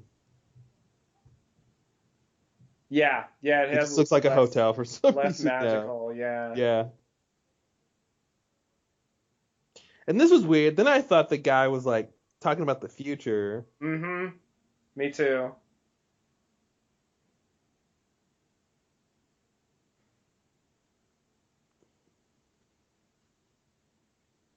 And I don't know if they needed this flash, but I guess they did. Like I flashback. gotta be honest, I did not recognize him. Yeah, that's I hate when they do that, but he was in such a different context and a different look. Hmm. I think it makes sense. When you see him, it's like, oh, it's obviously that guy. But Yeah. when they showed it, I was like, oh, it's that guy. So yeah, that's why they do it. I don't. I wish they didn't have to, but Yeah. I mean, especially when he talks to him, I think it would have been clear that that was him. yeah, We didn't true, need it at the true. beginning.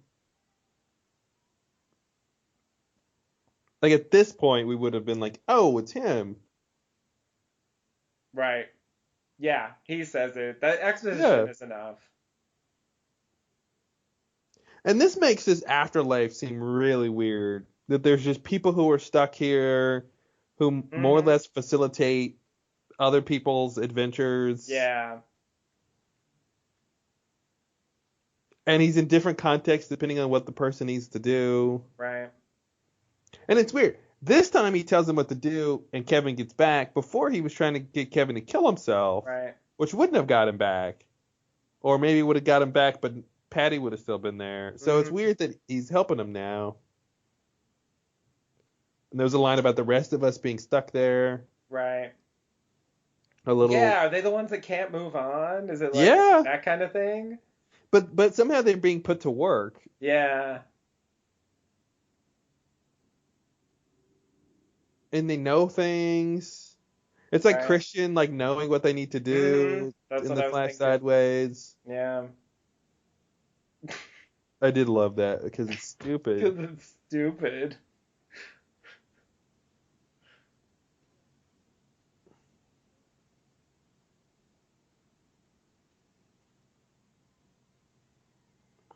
Yeah, singing's harder. Especially in front of a crowd. Mm-hmm. It's embarrassing. And he turns out not to be the greatest singer. I always wonder when situations like this, how much the actor is playing like they can't sing well, and how much is it. I bet he could sing if he needed to. Mm-hmm. Better than he's gonna do in this scene. Yeah. I'm sure he's like a theatrical guy. I'm sure he's sung before. I'm sure he's had voice lessons and stuff. So I wonder how much is it like it's part of what he's acting is like, well, Kevin's not a great singer, so I have to sing poorly. Yeah. I always thought that's kind of an interesting thing to have to play as an actor. That shot is so weird. The over the shoulder looking behind him, like, why don't you swivel around and look at And I was like, what is that guy hiding? Like, what is that shot about? Like, that really threw me. I love the guy who gets up and leaves as soon as Kevin's at the mic. This is clearly not going to go well. Mm-hmm.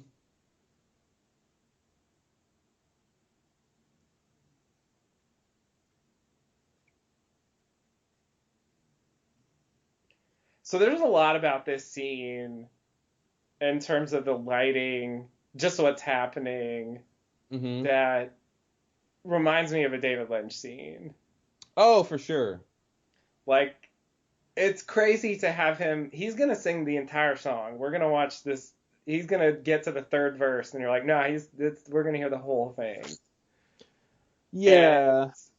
The spotlight, the people who were clearly there just for him, exactly, and facilitating what he's doing, and this weird like emotion through musical performance thing. Yeah, like very Silencio. Now, the thing that I think is something David Lynch would not do, that I think is the thing I don't like, is when they start cutting to stuff. Yep. Like this. I hate that. Especially cutting to exactly what the literally what he are. says. Yeah. And I think that's the only cuts, right? There's a couple more later, but that's the worst part.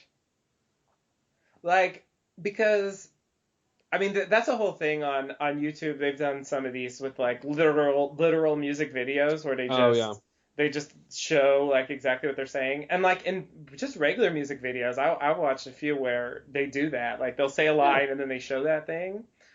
It's just kind of cheesy. And I think for me, this song is already going right up to the edge of too on the nose. Yeah. And like cutting to the stuff that he's obviously talking about is. Oh yeah, they do this. Yeah. Play the game for, yeah. Like it's just too much for me. I feel like just showing him singing it is enough. Yeah, for sure. And I wish they had held back, because otherwise I really like this scene. I like the fact that they spend the time to do this. This is the kind of scene that they didn't do on Lost. Yeah, and he looks like Ty Burrell so much in this lighting. Definitely. Like, Phil, what are you doing? Claire's looking for you. Yeah, we know he's talking about Nora. I understand. Yeah, we get it. It's already too obvious. But that's the kind of experience I can't get with any other show. Yeah, another thing to point out, since we saw two versions of him coming back to life, is the burying thing didn't matter. Right. That's just a superstition thing, seemingly.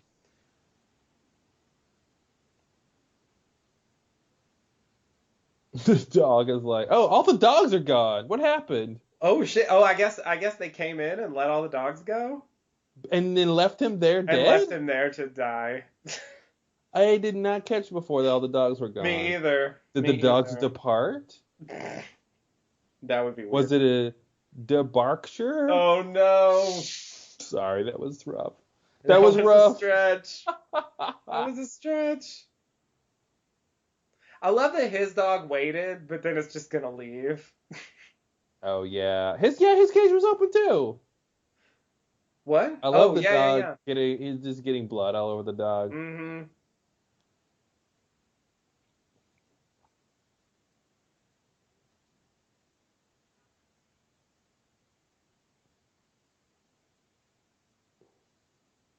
Yeah, this was a great shot too, because you don't know how much time it's been, and Mm-hmm. it felt like the rapture happened, like Yeah. the apocalypse came and he Yeah. missed it.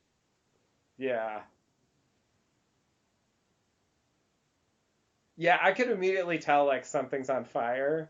Yeah, from the sound of the fire. Yeah, yeah, that helps. I've got this magic power called hearing. Sorry, I forgot it was the sound. I thought it was just the lighting. But yeah, I guess that's what it was.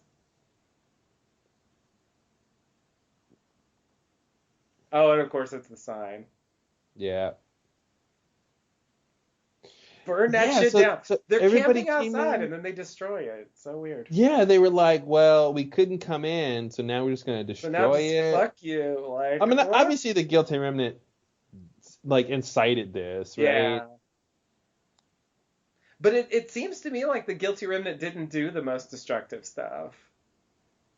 Like they brought the people in. I But it mean, seems to me how like can you tell? they're just chilling in the visitor center. Well, you don't really know that, but I'm just Yeah. inferring it based on what we see the other people doing and what we see the guilty remnant doing. I assume they brought the people in to do this, like to tear it down. Mm-hmm. I mean, but maybe they didn't need incitement, but I assume the guilty remnant was like, tear it down, Tear it guys, and down. they're like, Yeah, sure. I could totally see him doing that. That seems like their stuff. And why are they in here? I don't know, but this scene is And creepy why and didn't they weird. turn that off? They really should turn that off. They're just like letting it play like that. This is like the worst sleepover ever. There's no sleeping bags, there's no s'mores. Everything smells like smoke. Yeah, and they're just like on the ground. And why is she just standing there? Yeah, I it's mean, it's a great creepy. shot, but It there's no is. motivation. No. And then she just happens to know somebody came in, and Hmm.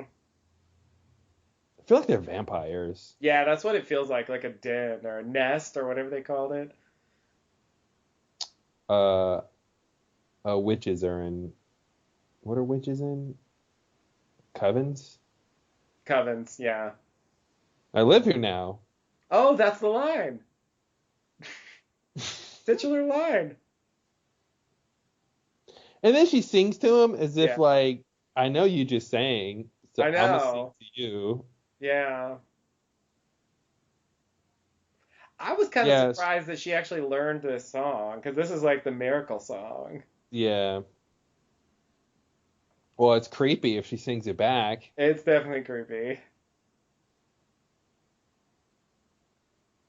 Yeah, I was glad he saw the girls. Yeah.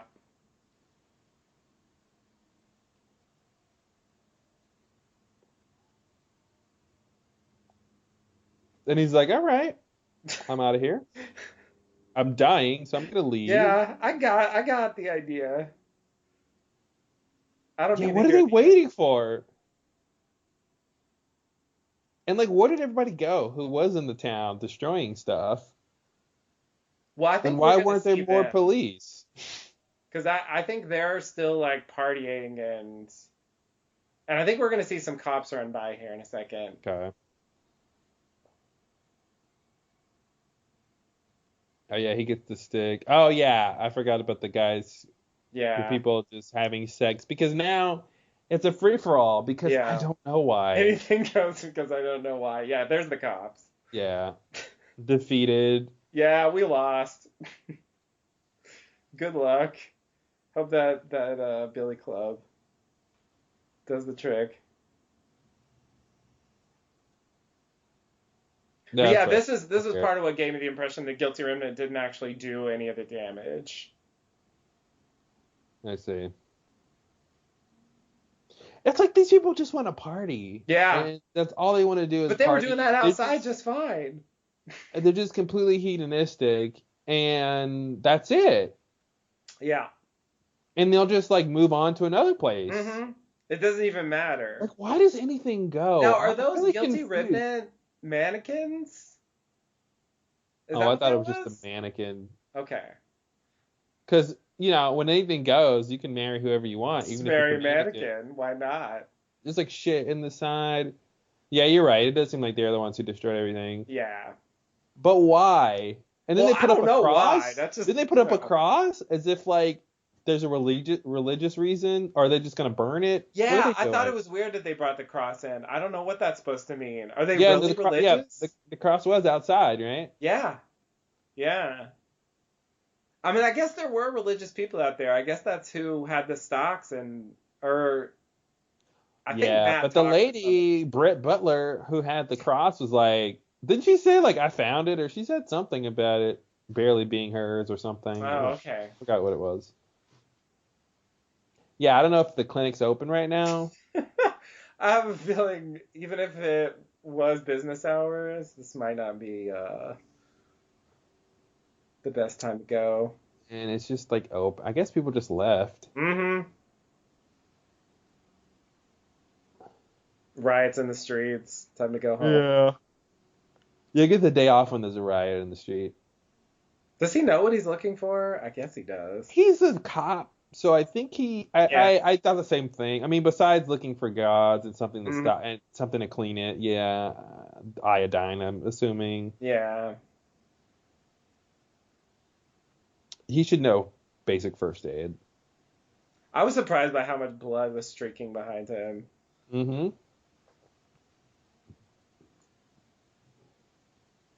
Because as much as he was walking, I started thinking like it wasn't that bad.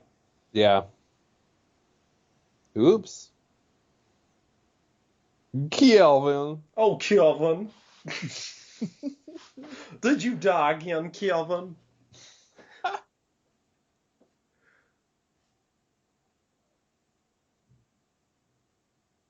Yeah, I feel like at some point Kevin has to go. You met me at a really strange time in my life. Yeah. Just pull a Fight Club. Yeah.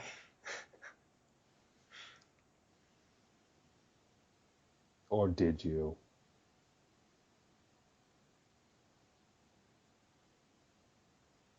Nope. Which is weird because he did. I know. Yeah, you're right. That didn't bother me before. Actually, you did. I got afterlife singing skills. Yeah, and that would have proved what he said. Like, if he said, yeah, you did kill me and I'm still here, like, that would have proved. Oh, that's a good point, since that was a whole thing earlier. Yeah. That's weird. He should have brought that up. That's weird. But then he gives this other explanation. But then he's saying, yeah, you should have. Okay. Okay. But he didn't.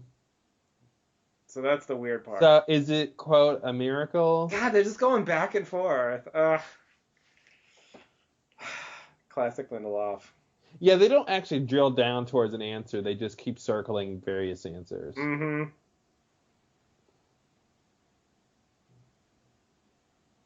Like, what if when he died from the poison, that was real, and then when he got shot here, that was not real? Right, which is possible. He just imagined that hotel thing. Because he had already been there. Why he, like, sang a song, which was ridiculous.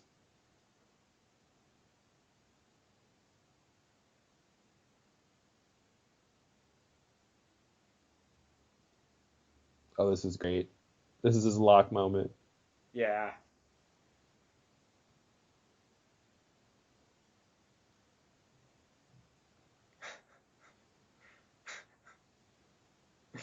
Yeah, that's great, because that's got to be disconcerting. There's too much weirdness been going on in these guys' life, and it's just like, I guess I'll just let it be. Mm-hmm. That's what you got to do. Yeah, I feel like she just comes in with her guitar and says that. What you guys crying about? You should be letting it be. Just let it be. All you gotta do. It's so easy. Is that stunt snot coming out of Kevin's nose like a prop, or is that he's just a good actor and he can for just real snot, like acting snot? Yeah, method snot. Yeah, I don't know. Could go either way. As prominent as it is, I would guess it's stunt snot, as it were. But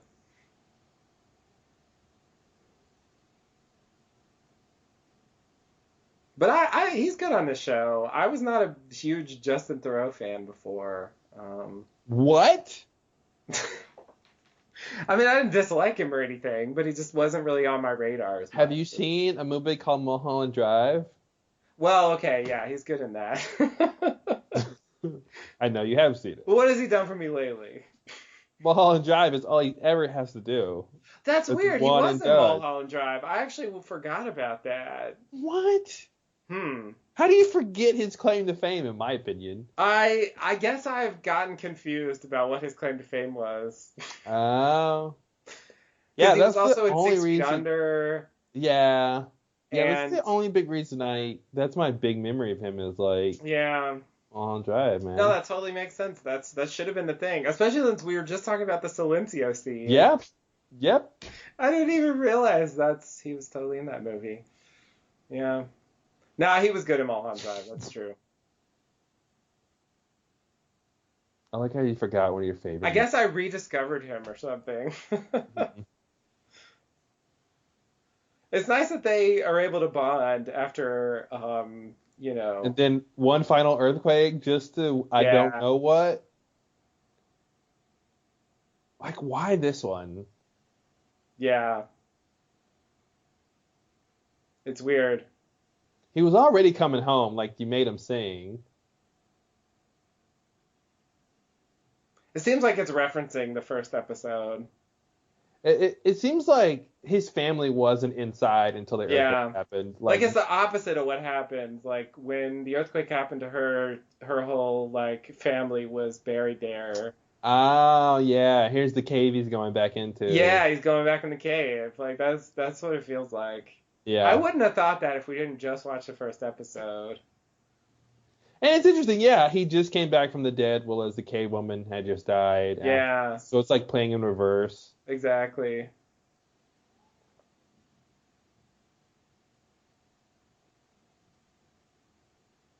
Okay, guys, so wait a minute. Who's here? Who's here? Let's count. Let's start from the left to the right, even though peripheral vision would have made you see everyone in one take. Okay, you should be here. That's normal. Yeah, you're here. You're here. Okay. I left you here. That's normal. Yeah. Those are the two people we knew were there before. Yeah. Okay. Yeah, it's understandable they're there. And you're awake. That's a little weird. Wallpaper, you're there. You're fucking here. You and the baby. Okay. What? Good Nora shows up. And you finally came back. That's it? I felt like there was 20 people here. After being around the block. Yeah, it felt like a lot, but it isn't that many. Hey, I was homeward bound. Yeah. I wish I was. Oh, that's weird. Yeah. He wished he was. You know, the wishes and the burying birds. Yep. Yep. Yep. All right. Oh, man. Next season on The Leftovers, answers to everything we said up here. Oh, man. So who did Virgil molest? Did we find that out? Hell no, we didn't. All right. Just making sure. Yeah, no. Reddit proves that it's still an open question. Wow. And we may never know the answer. Well, we get a season we'll probably 3, find out next season. Yeah. It's weird. I'm confused by the fact that they're going back to it. It makes me think that there's something more to it than what we know. Well, yeah. Because we don't know anything. Okay, I guess that's an obvious thing to say, but Like, I guess I just mean like there's some component to the story that we don't. Okay, that's you know what You I'm want to saying. restate what you already have said? I can't. We don't. We only know the players. We don't know the game. That's a metaphor I just came up with. It's a good one. Yeah, I No, feel like that's it. We don't know who did what to who and why.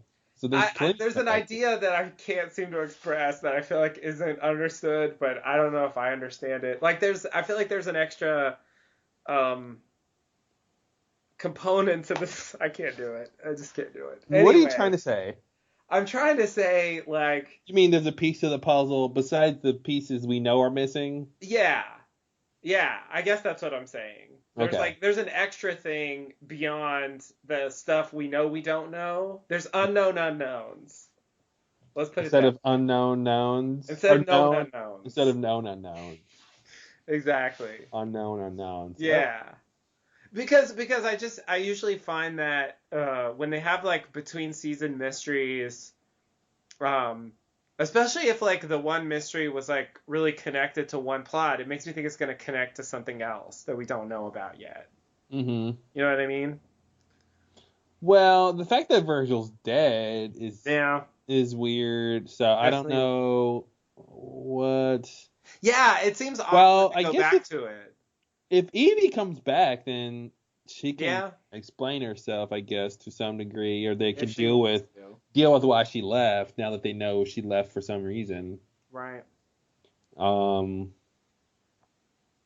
you think? Now here's the big question for season 3: is that cricket gonna come back? Oh God. Have we Is that heard the cricket last still chirp? alive? Did the earthquake kill the cricket? Hey, wait a minute. Hold on. Are you thinking what I'm thinking? Probably not. The crickets cause the earthquakes? Is that crazy? Am I crazy? That's actually an interesting theory that I wasn't thinking but should have been. No, this thought just hit me that I did they say it and I missed it? Like, why was John in the clinic? He was looking for Erica. He was looking for Erica. He doesn't know where she is. Which begs the question, where's Erica? So wait, what happened? I'm confused. She was on the bridge. Mm-hmm. And then Erica ran away. Erica ran away. On screen? And I forgot about it? I don't know what happened. The last time we saw her, she was with them, right? She was with Evie on the bridge when the people came across. Yeah. And then she must have went into town with them. Okay. She went into town and then he's looking for her. Assumingly, maybe she just left. Maybe she's like, Evie will be fine. I'm leaving. Okay. But yeah, he was coming looking for Erica, which means she presumably wasn't at the house. Right. How much time had passed and he hadn't found her yet? Like, geez. Right. And she didn't seem to be in the visitor center with the. It seemed like a lot of time had passed based on the. Yeah, it was at least damage and a couple hours to get to nighttime and the couple hours of damage. Yeah, all the stuff they showed with the party in the streets and like it didn't seem like that could set itself up in. I'm assuming they're gonna bring in like the National Guard to clear out. They would have to. Who don't belong there. Yeah. There's no other way. Yeah, it's such a weird. I still don't understand what these people want. Yeah, it's weird. And I remember at the beginning of the season thinking that like insulated Jarden was gonna be like a big thing. Mm-hmm. And it kind of wasn't. I mean, it was a big thing in the sense that there's people out there that want to get in and so on, but just Jarden itself, like the people who live there, the fact that they're cut off in a sense and they live in this isolated community, like I thought that was going to be more significant than it was. You know, not to mention like the changes that supposedly would happen in the town because the girls supposedly departed. You know? Part of the problem there is the girls departed was just a rumor and it never got solidified. Right. It felt like it was never a big enough deal. There was never sort of like random townspeople saying, well, what do we do now? The girls departed. Any of us can go. Which is like what you would think would happen, like to shake their faith. Yeah. Whereas Meg, I guess, because I was trying to think, before the girls came back, well, before they were revealed in the van, like, okay, Meg has the girls. I guess I mean before the bridge up when they got to the bridge, like, so we know the girls are coming. What's Meg gonna do with them? Like, Right. the worst thing to do would be to prove that the girls departed, because then the people of Jarden would Right. feel scared Right. and that they're not special. Somebody from their town did go, but then it's like, well, she can't prove they departed if they're alive. You can't Right. prove a negative. Right. So I'm like, okay, Not so to she's mention, just gonna, it's hard to prove someone departed. yeah, You yeah, know, exactly. even Well, if that's they did proving, depart, how would you prove it? yeah, that's proving a negative. That's proving they're not here, which is like, how do you prove somebody's not here unless Yeah. you are able to look everywhere Exactly. simultaneously? Um, And then it's like, okay, well then she's just gonna display the girls, and I'm like, and then okay, then she's gonna tell the town, okay, well the girls didn't depart, so what? Like I Yeah, and really I didn't thought it was understand where it weird was gonna that go. like they didn't have a message. They just said like 1 hour, you know, And and it was like, that was 1 hour, I'm assuming, for the guilty remnant infiltrators to yeah, know when the countdown was when to yeah, get that's when they ready. set the clock, yeah, to go in. Yeah. But yeah, and it was more Meg's plan was to ruin Miracle or to ruin Yeah. Jarden. Like that was the long con, was to, like, tarnish the perfection of the town, Right. but not to shake their faith in terms of why, or if they got spared or whatever, or why they got spared. So I thought that was a little bit off to me. I didn't expect that. Um, Yeah. which I guess that's the only thing she could do was ruin the town. But I thought it would be more Yeah. about the departure. Right. I Uh, mean, that's the focus of the guilty remnant, obviously. So you yeah. would think it would be about that. And the fact that the girls faked being departed, like, Hmm. suggests that's what they were going for. But then it just doesn't seem like that comes to fruition. It doesn't seem like they do anything with that. Well, at the best, it's like they fooled people for a couple days or whatever Yeah. into thinking, but then it was like, how much of an impact is that? And then not everybody thought that. Right. Um, Right. yeah, that part was a little strange. Yeah. Yeah, I don't think I get Meg's character at all this season. Every time there's a point at which she can explain herself, she just like does something enigmatic. Yep. Yeah. That's her thing. She megs it up. And then she drops the mic and walks out of the Yep, room. yep. As if like she just did something and is like, what? Wait, huh? Come back in here and pick that mic up. I just blew your mind, didn't I? No, Yeah. I don't know what you're talking No, about. I'm confused if that's what you mean. Thank you. Good night. Yeah. Yeah, no, Meg's weird this season. And I feel like I don't remember season one well enough. Like, but it seemed awkward. It didn't seem like there was a clear transition between the way she was last season and the way she was this season. It sort of reminded me of, this is a shitty comparison. It sort of Well, reminded then me of, don't make it. well, I have I'm to. just kidding. It sort of reminded me of Colin Hanks' character on Dexter, where, like, he's seeing spoilers for Dexter season 6. It sucks. Who cares? But there you go. The whole season, or a good portion of it, he's seeing Edward James Olmos's character, and then at a certain point we realize, like, it's all in his head and it's just him doing all the stuff. Mm-hmm. you know? And, like, for the first part of the season, there's this thing. They play all these scenes with him where it seems like he's having these bouts of conscience, and, like, he's not sure if they're doing the right thing. And then Edward James Olmos is like, no, we must, because we have to bring about the apocalypse, or whatever bullshit he wanted, you know? Yeah. Then once they do the reveal, like, all that's gone, and he's just, like, more or less like generic evil bad guy. Yeah. That's sort of what the Meg thing feels like. It feels like some switch flipped, and she went from the innocent, like, new recruit that she was last season, and suddenly she's just like Meg supervillain. Well, I feel like they need a scene like on Walking Dead with Morgan, like explaining the gap between the two.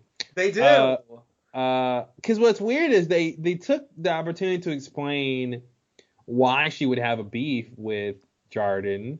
You know, so her flashback and trying to get the answers about her mom, and then the psychic telling her whatever he told her. Which we don't know, but yeah. Yeah, which is like, okay, but then they cut from that to the future Meg or present Meg where she's like vindictive, and it's like, yeah, the middle part of that was season 1 Meg. She wasn't like that, yeah.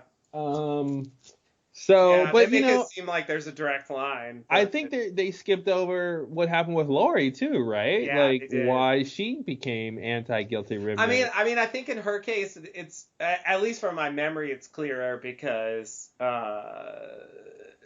there was that moment when I think somehow because of the guilty remnant, like Jill almost died in the house. Yeah, no, I mean, you see the motivation is on screen. Yeah. Whereas I don't think for Meg, like, they had a scene where it was like, oh, that's where she turns evil.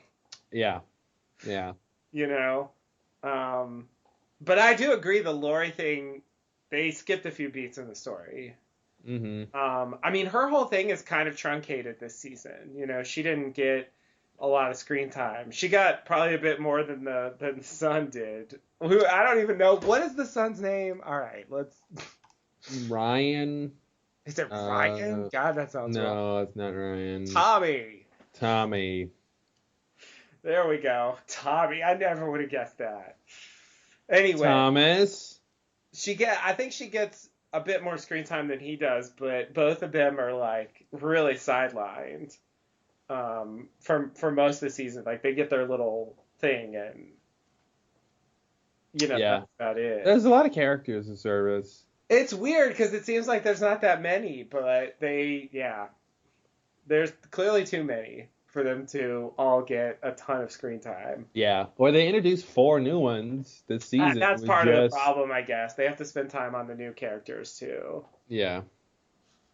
They did throw out a few old characters. Why do they even have the baby? What was the deal with the baby? He just got stuck with the baby, and now he wants to raise the baby? Well... The baby. It was Holy Wayne's baby. I'm sure you remember that. Holy Wayne. And then, that's why Tommy had the baby, because Holy Wayne gave Tommy the baby to like look after because the baby was a prophecy baby situation. Oh, not a prophecy baby. It was a prophecy baby. The baby was supposed to be important, and of course it was vague, and he didn't really explain why, but. Then basically Tommy, the mother abandons the baby and Tommy leaves the baby on their doorstep at the end of season 1. And that's basically, so they don't even know. I mean, presumably he'll tell them now, but they don't even know that he was the one who left the baby. He never told the sister? Oh, he might have told the sister, but I think Kevin doesn't know and Nora doesn't know. Yeah, okay. Because I guess he was meeting with the sister in secret. Yeah, I love that when they revisit that scene of them at the diner and like the first time you see it, you see her and the mom and you're like, screw her. And then the next time you see it, you're on the mom's side. And, she wasn't expecting to be there and to be seen and all that stuff. And, yeah, it was a nice little switcheroo. Yeah, they did that a few times with, also with the stuff in Jordan and the going on the porch and like where they would, and they even did it in this episode with the girls leaving and stuff where they like revisit scenes from different points of view. Yeah. It works pretty well. I mean, I guess that's part of having like a lot of characters intersecting and, it was weird. It was weird going back to that and screw you kids. Lori's got her own problems. Yeah. I think that plot also didn't really come to fruition, which I guess was the point, but that whole idea of like, let's recruit people away from the guilty remnant and let's have you like pretend to be a Holy Wayne kind of figure where you'll give people hugs and take their pain away to start our own cult and, Well, it was weird because the son gave it up. He was like, Well, Meg was like, I could do this for real, and it was like, Right. well, even he's now still searching for someone. It was weird. It seems like he shouldn't be searching for something if Right. he's the guy. If his mission is to get people out of the guilty rim, it was just weird that he was sort of entranced by her. I didn't really Yeah. understand that. Of like, he basically quit because Yeah. she came and did something, I but can do this for real. Oh God. yeah, right, Whatever, Meg. Meg. Yeah, classic Meg. Megging it up. Meg Like style. whatever that means. That's such Mm-hmm. nonsense. Ugh. Yep. I remember thinking at the time, like, oh, we're gonna learn, like we'll find out later what that means, and Mm-hmm. I want to get you pregnant, like Ha! I was sure that all that was gonna, but Oh, then with gotta love that. with like this, the family is all that matters. It's like, okay, that's just her thing. Yeah. She just likes to say stuff to like sound like interesting and mysterious. Yeah, but what's the point? You To know, confuse people and mess with their heads. Like it doesn't seem like there's much more but to it is than it but is it she's doing that because that's what people did to her? Is that's what the oh psychic did to her, so she's doing it? Like, there's got to be some reason she's doing it, not just to mess with people's head. I mean, to mess with people's head is should be a means to an end. So what's the end game? Like, does that get people to follow her? Is she doing it to him specifically because she's vindictive and she doesn't like him? Like, right. I um, wonder if we're gonna find out what the psychic said, if it actually matters, or if the point is it doesn't matter. yeah. Like I'm not clear on that. What do I think? Well, I guess what's weird is there's two questions for the psychic, right? Like, one is how did he know what the mother said before she died? Right. And two is what was the question Meg said? Her mother was gonna tell her something Oh, yeah. right before she went to the bathroom, but then when she came back, she had died. So whatever it is, it's not the answer Meg wanted. So that either Right. means Meg thought he was lying, or she thought he was telling the truth and chose not to believe it. Mm-hmm. Um. It seems weird to me that we don't know. Mhm. Because it seems like that's supposed to be a pivotal moment, even though, like you said, season one happens between that scene and this season, so the line between the two can't be that direct. Yeah. But it does seem like her targeting of Jarden should go back to that. Yeah. I wonder if there's another scene that we didn't see in season one they'll come back to and like explain. So maybe the psychic told her something she didn't believe it, and then at some point in season one we didn't see something came true or Hmm. it got proven or something, and so that made her put her sights on Jarden. I wonder if Evie ever told her that her dad burned that psychic's house down and he had to leave. Oh, yeah. I don't know if Evie even knows that. That he burned the house down? Yeah. She doesn't know? Why would she know? Why wouldn't she know? Nobody necessarily told her. I mean, it seemed like Michael knew. So Uh, why wouldn't she know? how did Michael know? I thought it was just known because like a house burned down and And it's just like if a house burned down, John did it. people talk about. No, I assumed that was like it was the thing he did and they just knew. Well, I mean, Erica says that was the first time it happened. Now, Oh, are we supposed to split hairs and say that's the first time that a whole oh house got burned God, down right? Because it was a versus five. because it was a Before it five? was just like a three. Yeah, or like a two. Yeah, I am assuming I'd have to re-look at the scene where Michael knows. Um, like and when that I happens. mean, maybe he doesn't know, and that was just John thinking that he knew, but it seems like that's the subtext of that whole scene where he questions him. Oh, you're talking about that scene in the pilot? Yeah. Oh, yeah. I keep saying pilot in the first episode. It's the pilot for the season, but yeah. Season 2 pilot. Um, yeah, no. I wouldn't take that to mean Michael knows. Okay. Yeah, no. You're right. Because the answer there was, that was just what was. It was pre-selected. Yeah. Yeah. Yeah. You're right. So maybe she doesn't know. Mm-hmm. So I was trying to figure out what the numbers meant with the fire, like a 2 or a 4 or 5. So now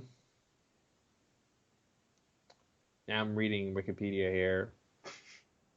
I thought it was it is about the severity, but it looks like it has to do with, well, I don't know. We kind of can't tell. Well, this is a 5th alarm. This talks about the assignments. Maybe that's not the right. Multiple alarm fire. So 1 alarm, 2 alarm, 3 alarm fires are categories of fires indicating the level of response by local authorities, with an elevated number of alarms indicating an increasingly commitment of resources. Okay. So that's 1, 2, 3. So where do we get to 5? I don't know. Here's the thing about a 5th alarm assignment, which says 4 engine companies, 2 ladder companies, 1 assistant chief, and a chief of operations. So it's weird that seems like it would be a lot more people there if it was like this thing. Because this says at the scene of a 5th alarm fire in New York, there are a total of 21 engine companies, 11 ladder companies, 1 squad company, 1 rescue battalion company, 9 battalion chiefs, 1 division chief, 1 deputy chief, 1 assistant chief, and the chief of operations, as well as multiple specialized units and/or specially called units operating on the scene. So there weren't that many people there. Well, but maybe if you scale that down from New York size to Jordan size. Oh, I see. Maybe it's relative. Maybe. And like for Jordan, that was like a huge response. Maybe. Okay. Wow.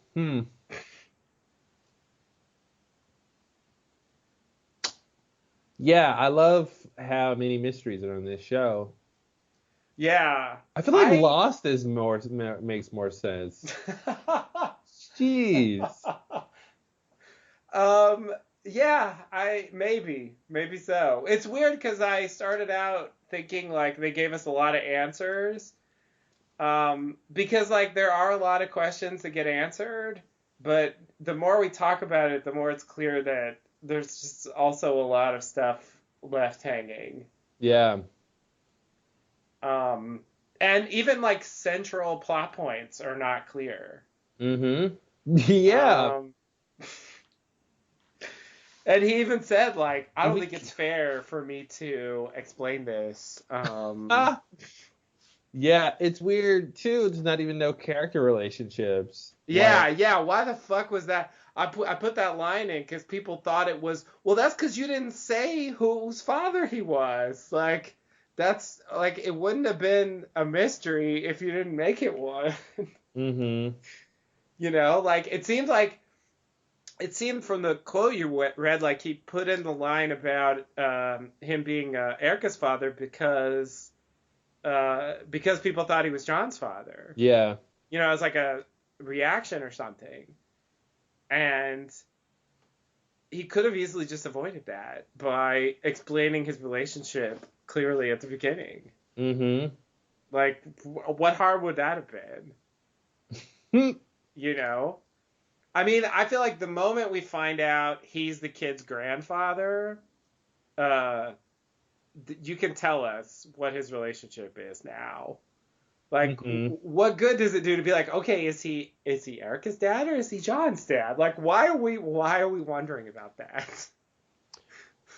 Well, yeah. It's weird. It's a weird mystery. Yeah, it is weird. I can't think of why. I mean, it adds to the mystery, but why is that part a mystery? Yeah, it doesn't seem like that needs to be a There's plenty in that story that is, still full of mystery. Mm-hmm. After that, but we can't even figure out whose dad he is. Like, come on. It's not that complicated. Mm-hmm. Yeah.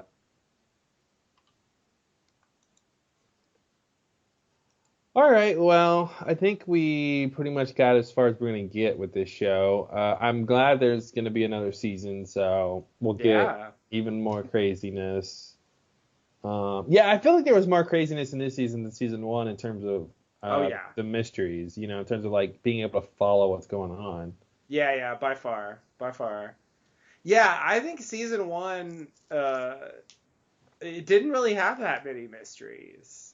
Even though it had it had some smaller ones, but it didn't have like overall season mysteries. Yeah, Aside long from the term. obvious stuff of like the departure. Yeah, and the guy Kevin, the guy who shot the dogs, and Oh, other than right. I that, forgot about that Kevin. guy Yeah. who may or may not have been in his head the whole time. Is Kevin immortal? Should we ask that question? Oh, God. Maybe immortal is the wrong word. What's the other version of that? Not immortal, but what's the thing where you can't die? Because Uh, immortal just means you live forever, but you could die if you got your head chopped oh. off.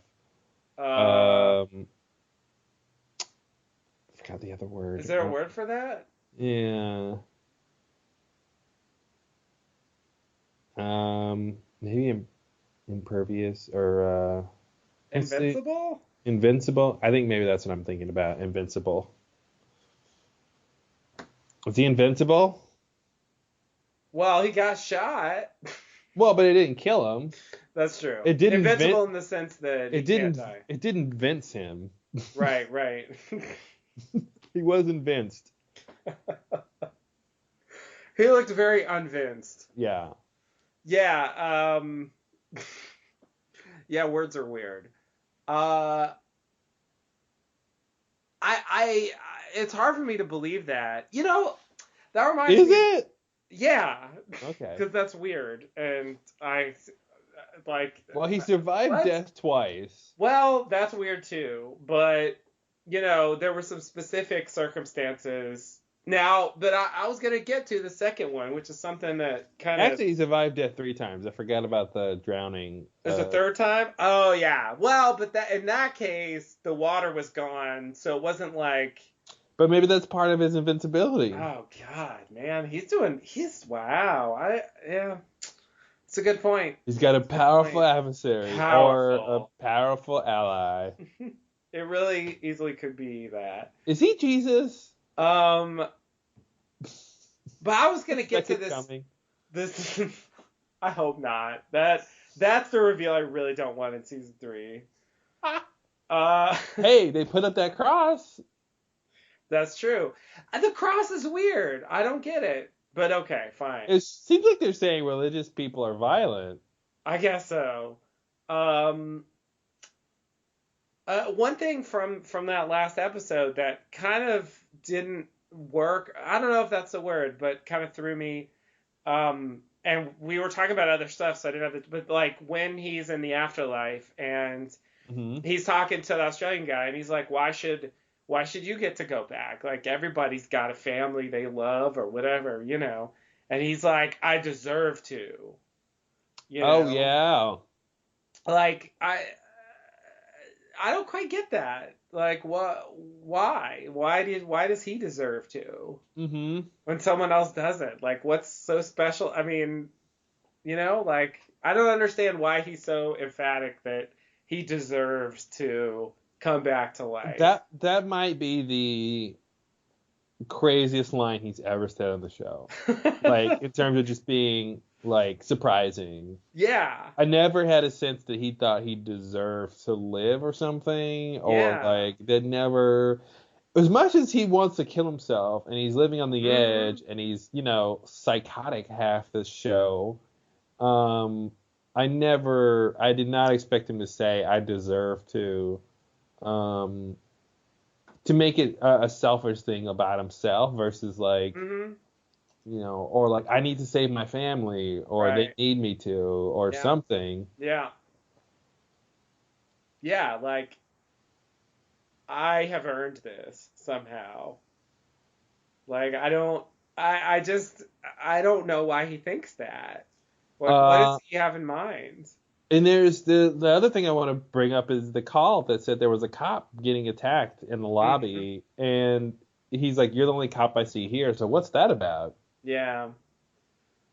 I assumed it was a ruse just to get him down there, but Well, but I if don't this is a know. place where things are meaningful and metaphorical, then like, what does that mean that that's the way they got him down there? Yeah. And a cop, You're right. and not saying an innocent victim is being attacked, a cop is being attacked. Right. Like that's really specific. Yeah.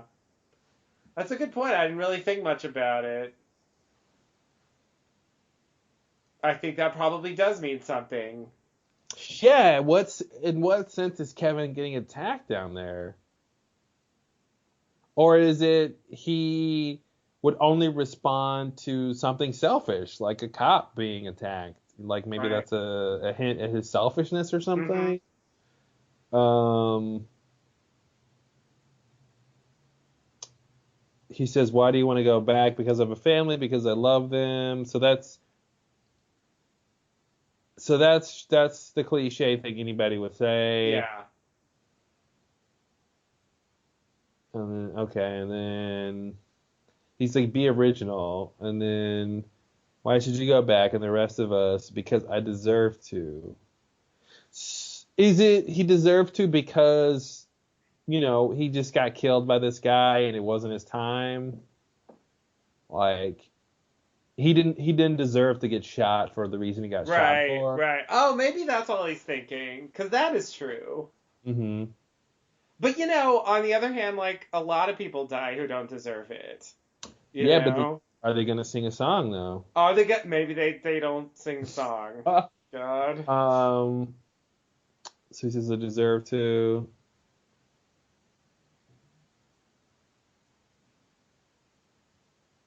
I deserve it. I have earned the right to go back.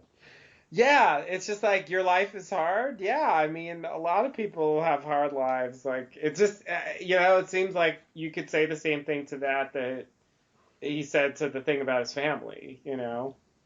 Yeah, but somehow that was original. I deserve to is somehow original. Right, right. I don't know why though, but it's so weird. It's so weird to just not. I need to start watching shows where like everything makes sense. I don't have to like re-go over lines to figure out the meaning between the subtext between lines and to like God, it'd be nice to watch a show where everything just makes sense Hmm.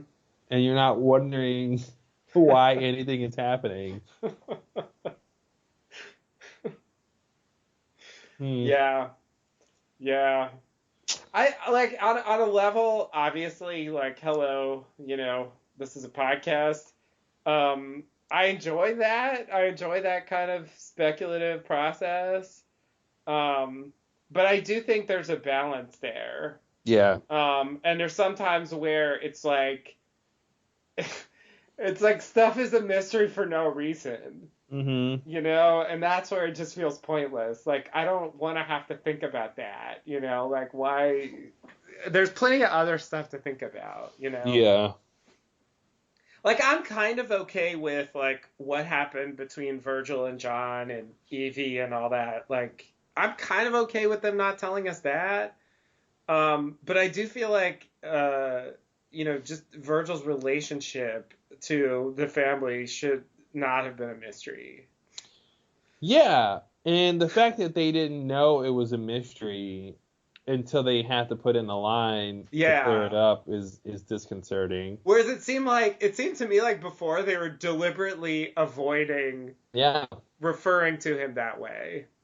They Yeah. would say he's Michael's grandfather, and it's like, Hmm. like Instead of saying Erica's father or John's father, exactly. yeah.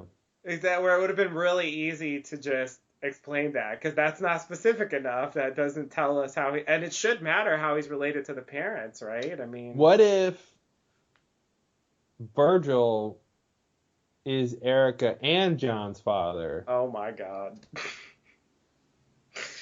The final theory. And Erica doesn't know it. Oh no, she knows it. But John didn't know it until after they were married. And Oh then my he told God. John that, and that's why John tried to kill him. Wow. I hurt him by telling him I'm his father and his wife is his sister. That is a crazy theory. Oh my God. Oh my God. Oh my God. Yeah, no, that one's weird. Now, technically, that works. I have to admit, in terms of. Well, okay, hold on. Let me try that again. Nah, I don't know if I quite buy it for he hurt John. I don't quite see it that way. That feels a little bit off to me. Why not? He hurt him by ruining his life. He ruined his life with that information. Okay, yeah, that's a hurting. I wasn't thinking of telling him. I was thinking of just the doing of it. Yeah, no, like telling him like at a certain point. Okay, he told him, and then oh God, what a fucking mess. Okay, so he allowed his own two children to get married, and then he told one of the. Yeah. Dramatically, it works. I mean, that would may explain like why he hurt John, why it took a while before he did anything. Yeah. It would mean that Evie and Michael aren't necessarily involved, except they're like his double grandchildren. Ah! I don't know what that means. Oh. You know? Yeah, okay. I mean, there's not a word for that. Does grandfatherness get multiplied? I mean, it's something that presumably doesn't happen that often, but yeah, I mean, that's a new kind of relationship that you don't usually hear about. So John's father-in-law is his father. Yeah. Exactly. And Erica's father-in-law is her father. Yep.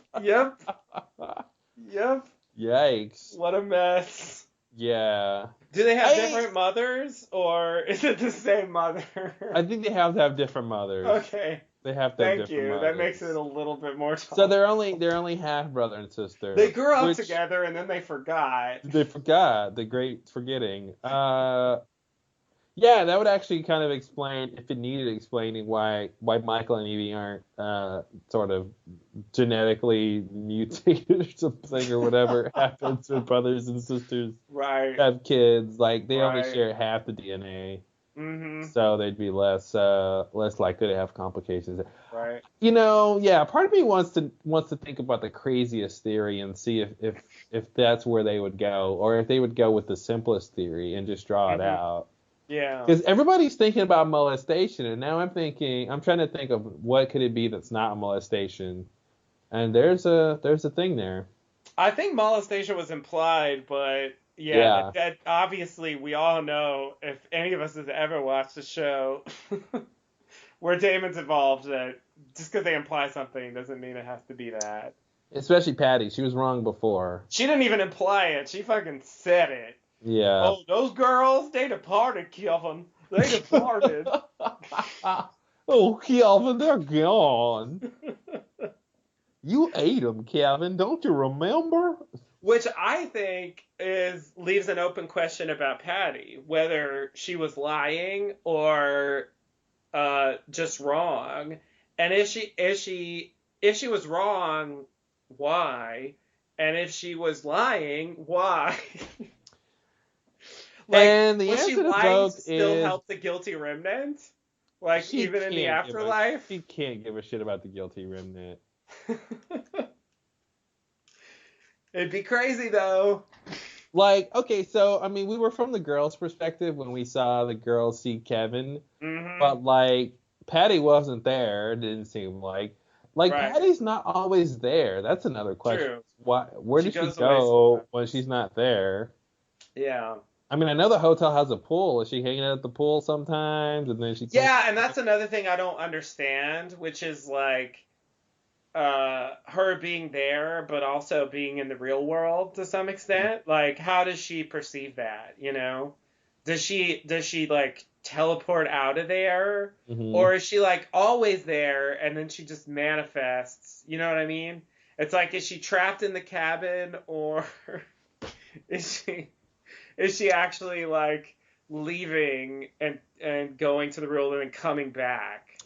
What I want to say is Patty wasn't real, and the hotel wasn't real, and it was all in his head, and it's a mystical thing that he keeps being alive after dying. But the poison maybe wasn't deathly, mortal poison. It was just knocked him out, put him in a coma, affected him slightly, and then the bullet. That's tough, but that's also plausible if you get shot in the right angle and the right bullet, and it can do what it did. And it's the odds are low it would happen, but it's not impossible.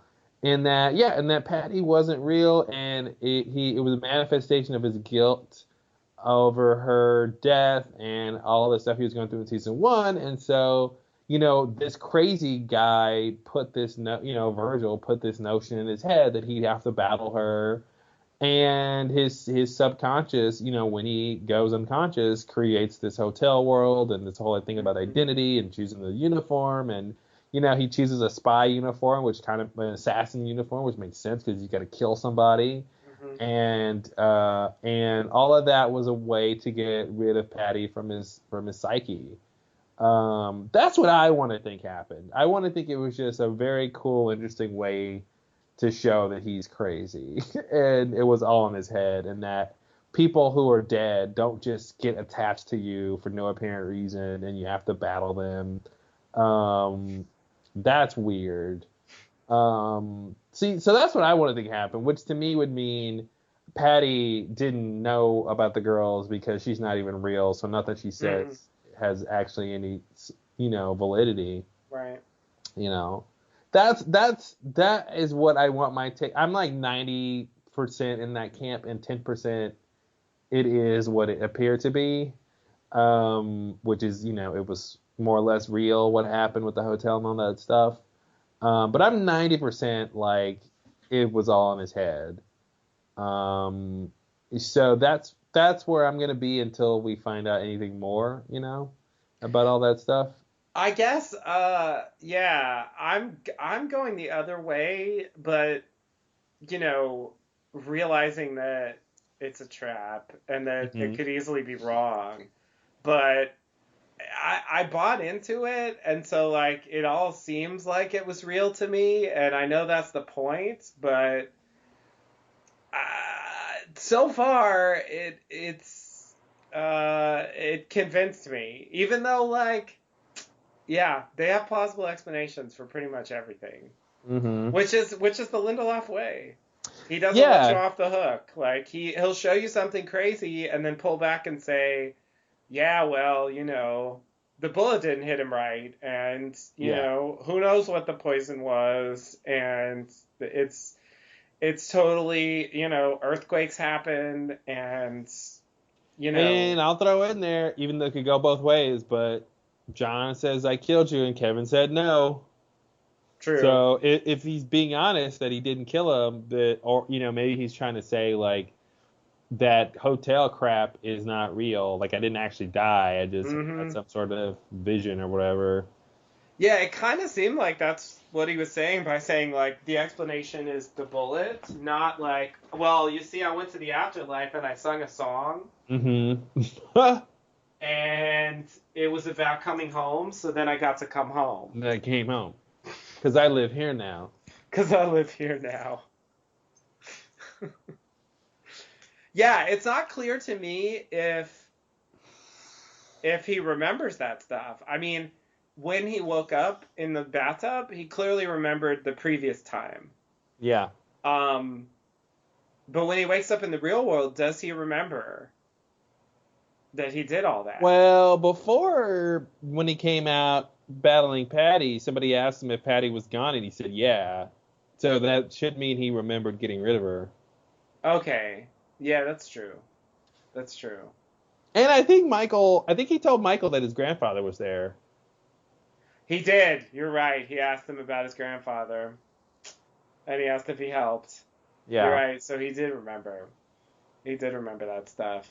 So yeah, that's weird. That's weird. I mean, maybe he just didn't want to say. But again, I feel like it would lend some validity to his earlier story. But then on the other hand, it doesn't matter at that point because he obviously had nothing to do with the girl's disappearance. Yeah. So that was all John really cared about. He didn't need to know, like, all the other stuff. Yeah. So yeah, I'm buying in that it really was Patty, it really was the afterlife, and I don't know whether she was lying or wrong or why, but you know, that whole thing felt genuine to me. Someone's whatever, going down the Lindelof trap once again. How many hours do we have to podcast about this guy before you stop falling into the traps, man? I mean, at least I know there's a trap there, and I understand that. I understand that it could lead to my own peril at the end. I like the idea of you seeing a trap and you getting into the trap and you getting nice and cozy and like, yep, I'm in this trap. You know, it's just like I can't be mad later if it was a trap because I know that I could, you know what I mean? Whereas I felt like originally with Lost I didn't have that awareness and that led to some frustration later. Yeah. Like if they tell me later that it's not real, that it's not gonna, you know, I'm not gonna get so deeply invested that it destroys me. But for the moment, I'm believing it. I mean, we'll see what they do with the afterlife later. I mean, if they're only doing one more season, it makes me think they'll go back to it. Yeah, and so here's another thing, right? Is because we're told right now, or it's hinted at that, or we can infer that the afterlife stuff is real. That makes me think it's not, because that makes me think then the second beat of this idea has to be the opposite, right? Mm-hmm. We talked about that in these episodes, right? Where you see the first thing, and then the second time we see it, it's not that thing. So if they had told us the afterlife was fake right now, I'd probably be like, it's real, guys. Then that means it's real. Because in season 3, they're going to come back and tell us it's real. But the fact that it's seeming to be real now makes me think, and I feel like it's weird. Like, the idea of avoiding a trap is also sort of a trap. You know, if you're too skeptical about what the truth is, then you might not acknowledge the truth when it's in front of you. So, you know, you can go too far the other way and just not believe anything, which is also a sort of a trap. Yeah. I'm gonna get on the side of it's not real. You know, I was very vehement though that Matt was lying or mistaken, and Mary didn't wake up. I was completely sure of that. Yeah. But then again, that I should have put this into practice. That was the first beat. So the second beat has to be the opposite. So the opposite was it was real. So that's what I'm going to try to do with this. And say the first beat's that it's real, so the second beat means it's not real. Because I just don't think... I know obviously Lost did the Flat Sideways and it did the Afterlife. But I don't think... I want to think that Lindelof is not trying to say this thing is true. The show doesn't want to say this stuff is really happening, is really about the interpretation. Now, the difference I would say is Kevin's afterlife was singular. Lost Afterlife was multiple characters. Yeah. And the point was this is a place you guys made together. To come together, yeah. Yeah. And so I feel like that means it's a little different. Yeah. If we see someone else die and go to a place, I'll Yeah. believe it. Or if when he died, he saw somebody there who was dead that wasn't obviously, he saw Patty's husband, he saw Virgil. Um, Virgil was dead, yeah. That random Uh, other woman from the Guilty Remnant and Holy Wayne. yeah, oh, he did see a lot of dead people. Yeah, like I didn't even know to see those people. Oh, he knew what's her name had died. She got stoned to She death, got stoned right? to death, yeah. Yeah. Um, Yeah, she definitely knew. He definitely knew about that. And so I think last time we saw Holy Wayne, he was on the verge of death. okay, yeah, I'm just gonna say if Wayne was an outlier and everybody he saw was dead, he knew that they were dead except for Wayne, but I guess he was about to die.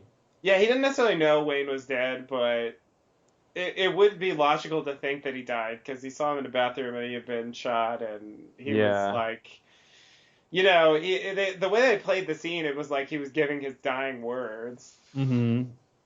I think I might be a fraud. Great time to realize that, Wayne. Yeah, it's like the psychic, just like Claire's psychic. I love that though. I love that. Like, I think I might be a fraud. I do love that idea of he was convinced of his own power, and then he was like, Yeah, wait a minute, maybe it's not me, maybe I'm not yeah. powerful. Maybe it's just the placebo effect or something. Yeah. All right. Anything else? I mean, I feel like we just scratched the surface, but Yeah, I mean, there's plenty of stuff that we didn't talk about, but I mean, I think for general um, season two stuff, we hit most of the big points. yeah, yeah, good season. Definitely like Great it. season. Yeah, it's glad it's coming back. Looking forward to what they do. Yeah, I mean, this is like as far as TV goes, you don't get stuff like this on other shows. No. It's really providing something very unique, and obviously this isn't something everyone wants to watch because its ratings are probably like less than a tenth of The Walking Dead, for example. Yeah. Um, but if you're into this sort of stuff, like it's really cool. Yeah, for sure. Yeah, I'm glad there's gonna be a season three. It wasn't really clear why there should be a season two, but now that there is one, Mm-hmm. I definitely want to see more. It's interesting to me the idea of them wrapping up the whole story in one Well, and season. now that with this final episode, actually, we have a sense of where the story might go with Kevin reconciling all these Yeah, broken relationships, yeah. which is what we were saying before about what's the why of the show, what's the story hmm goal here, and so Maybe I would that's. love it if the series finale, which they will never do this, is the Departed returning, Oh and God. then we just cut. Oh Like my cut to God. black or whatever, and then that's the final shot is like everyone who departed returns. Oh my God. That would be so crazy.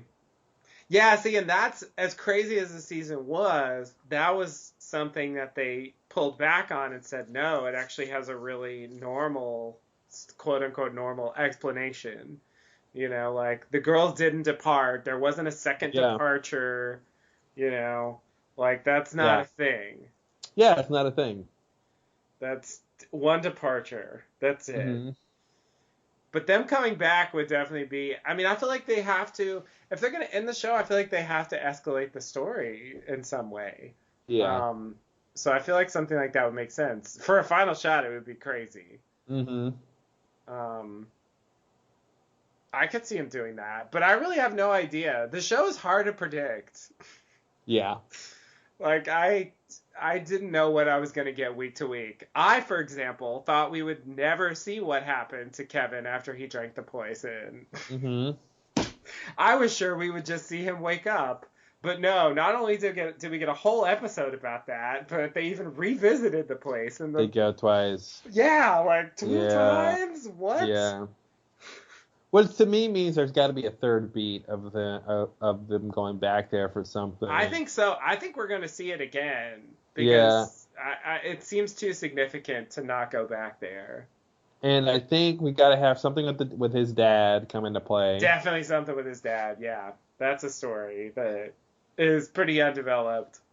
And the fact that he talked to his dad through there is another crazy aspect. Well, and we'll need to, and that'll actually be a way to confirm if this place is real or not. If he remembers that. If the dad confirms that actually happened. That's a good point. I didn't think about that. He should call his dad and ask him. Yeah. Hey, did you talk to me in a drug-filled haze? Mm-hmm. In a hotel? Now, the question is, would the show ever give us a solid answer, or would he go, I always hallucinate, Kevin? I mean, that's the problem. Like, he was so, out of it that either he could easily not remember, or you could say, he could just imagine anything. Mm-hmm. He could have been hallucinating. And it could be a coincidence. I mean, it's going to be hard to be definitive, but it'll definitely help.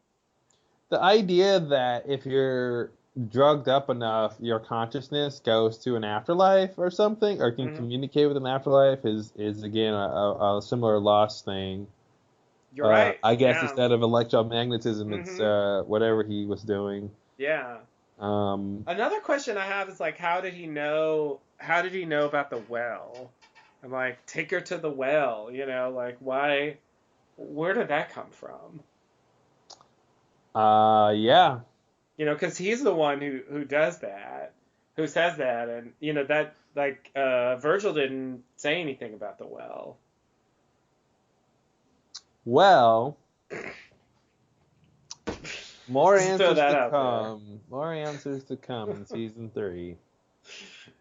Yeah. The more we talk, the more it's they answered all the questions. Not at all. No. Yeah, I don't know what Damon does after the show like this. Yeah. I mean, how many more chances can he have to do the kind of thing he likes to do? Right. With so much freedom and to not have to actually, satisfy a wide audience. Right. I feel like that's better for The Leftovers, that it's an HBO show with more of a culty audience. Yeah. I think that makes it easier to get away with doing stuff that, on a much more mainstream show like Lost, it's people will revolt. Yeah, for sure. Or that whole if Daryl dies, we riot, if a show's popular enough, there's these contingents, and you have to respect their power. Powerful adversaries. Yeah, exactly. Powerful adversaries. Oh, yeah, see, that makes me think Patty was wrong. Or, I mean, Patty wasn't real. Or at least Virgil was just mistaken or something. Unless we haven't. Well, when he's you have a powerful adversary, a powerful ally, and all that stuff. I mean, the battling wasn't intense with him and Patty. And I don't know if we talked about this before, but perhaps that was Patty's gambit, in threatening Kevin not to kill himself and come to the afterlife, is she knew she wouldn't be able to put up a fight. Mm-hmm. So she was trying to get him to not do it. Right. But that's such a crazy detail that's not underlined. Kevin could have said, I was expecting more of a fight. Yeah.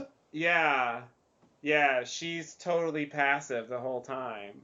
I mean, so passive. In the climax, she's a little girl who's not even trying to put up a fight. Yeah.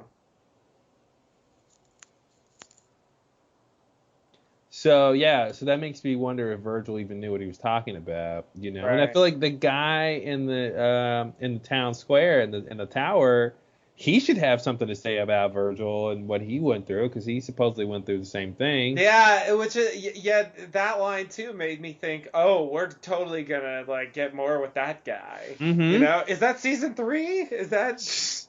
I guess. Are we gonna actually? Because it does seem like there's a thread there with him that is completely not addressed. And the other thing I was going to say about Kevin's dad is, Kevin's dad had, quote, voices in his head, and he said he just decided to listen to him. So is Kevin going to get more voices? Yeah. Is he done now? Is he normal and sane? Was it just Patty? Yeah. Yeah. Or that dog guy, was that in his head, or if they finally answered that? The dog guy's like, here's my truck, you can have it. Like, what? Who does that? Yeah, it made no sense. That's so weird, the fucking dog guy. Mm-hmm. I don't know what they were doing with that. Well, yeah, I think trying to get to if this was the last season, they wouldn't have explained why Kevin is even crazy to begin with. Like, what started his instability? Yeah. Yeah. Did Virgil molest him? Oh, God. Oh, God. I mean, geez, what's going on? Yeah, I mean, I assume that it was genetic, or it was, somehow related to his father's issues. Mm-hmm. But obviously they haven't told us specifically. But I thought, the thing with the father was, this thing that happens sometimes. They kind of did it with Hurley on Lost, where you think someone's crazy because they're hearing voices, but then it turns out the voices are really there. Mm-hmm. And so I thought maybe that's where they were going with him. Well, but here's the thing. Like, we know kind of the mechanism that got Kevin to be, or Patty attached to Kevin, but like, did the same thing happen to the father? I mean, the idea that there's multiple voices, though, is it like multiple people attached to him? Mm-hmm. Does it have anything to do with people being attached? Is he just, is he hearing dead people? Is it a slightly different quality to his voices? That would be interesting to know. Yeah. Yeah, that's true. We definitely have no idea about that. And so wait, why did Patty get attached to Kevin? I think I've forgotten now. I don't know why. Okay. I mean, I think the how was that, she killed herself in front of him, and that was it. Okay. I don't know. The why, I don't know. Okay. I thought maybe there was an explanation that I had forgotten about. But I mean, I'll definitely buy that Virgil, he definitely doesn't know everything. He probably was wrong about some of the stuff he was saying, But then, like, some of it could still be true. I love that. Yeah, he's wrong, but it's true.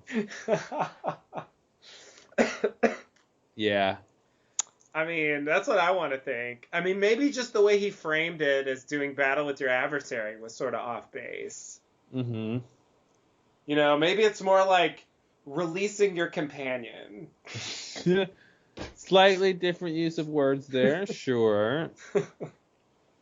Because that's kind of what it seemed like. I mean, the way they played it with Patty, it seemed like she wanted to, die and be released. But only after he was there. She didn't seem to want that before he before he crossed over.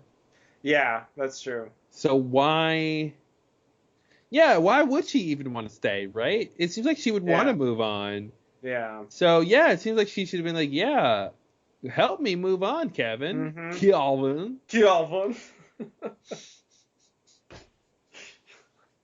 She just liked tormenting Kevin because she didn't like him. I don't know. Again, another reason why she's not real and none of it happened.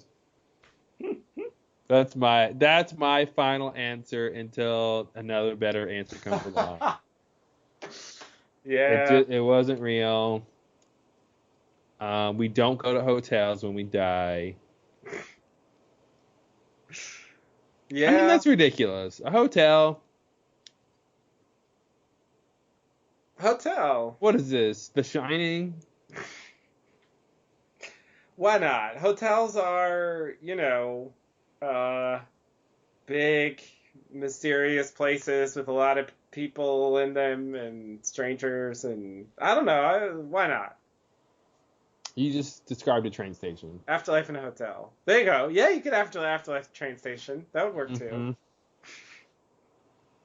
Why not? All aboard? Yeah. Yeah. Well, I feel like the biggest mystery is what did Virgil do to who and why? Yeah. Yeah. That's definitely a big one. That's And it definitely. shouldn't be. It's not even a plot Yeah. mystery. It's a character mystery. Yeah, it's a really simple mystery that like would have a clear Yeah, answer. it would have like a one sentence answer that we would all understand. Yeah. Yeah. Like there's a fact and various parties should know those facts. What if Virgil? Oh boy. What if John The had increasingly outlandish accusations. what if John had some issue he couldn't get over, and Virgil thought he'd help him by killing him, Mm-hmm. and that's how he hurt him. Mm-hmm.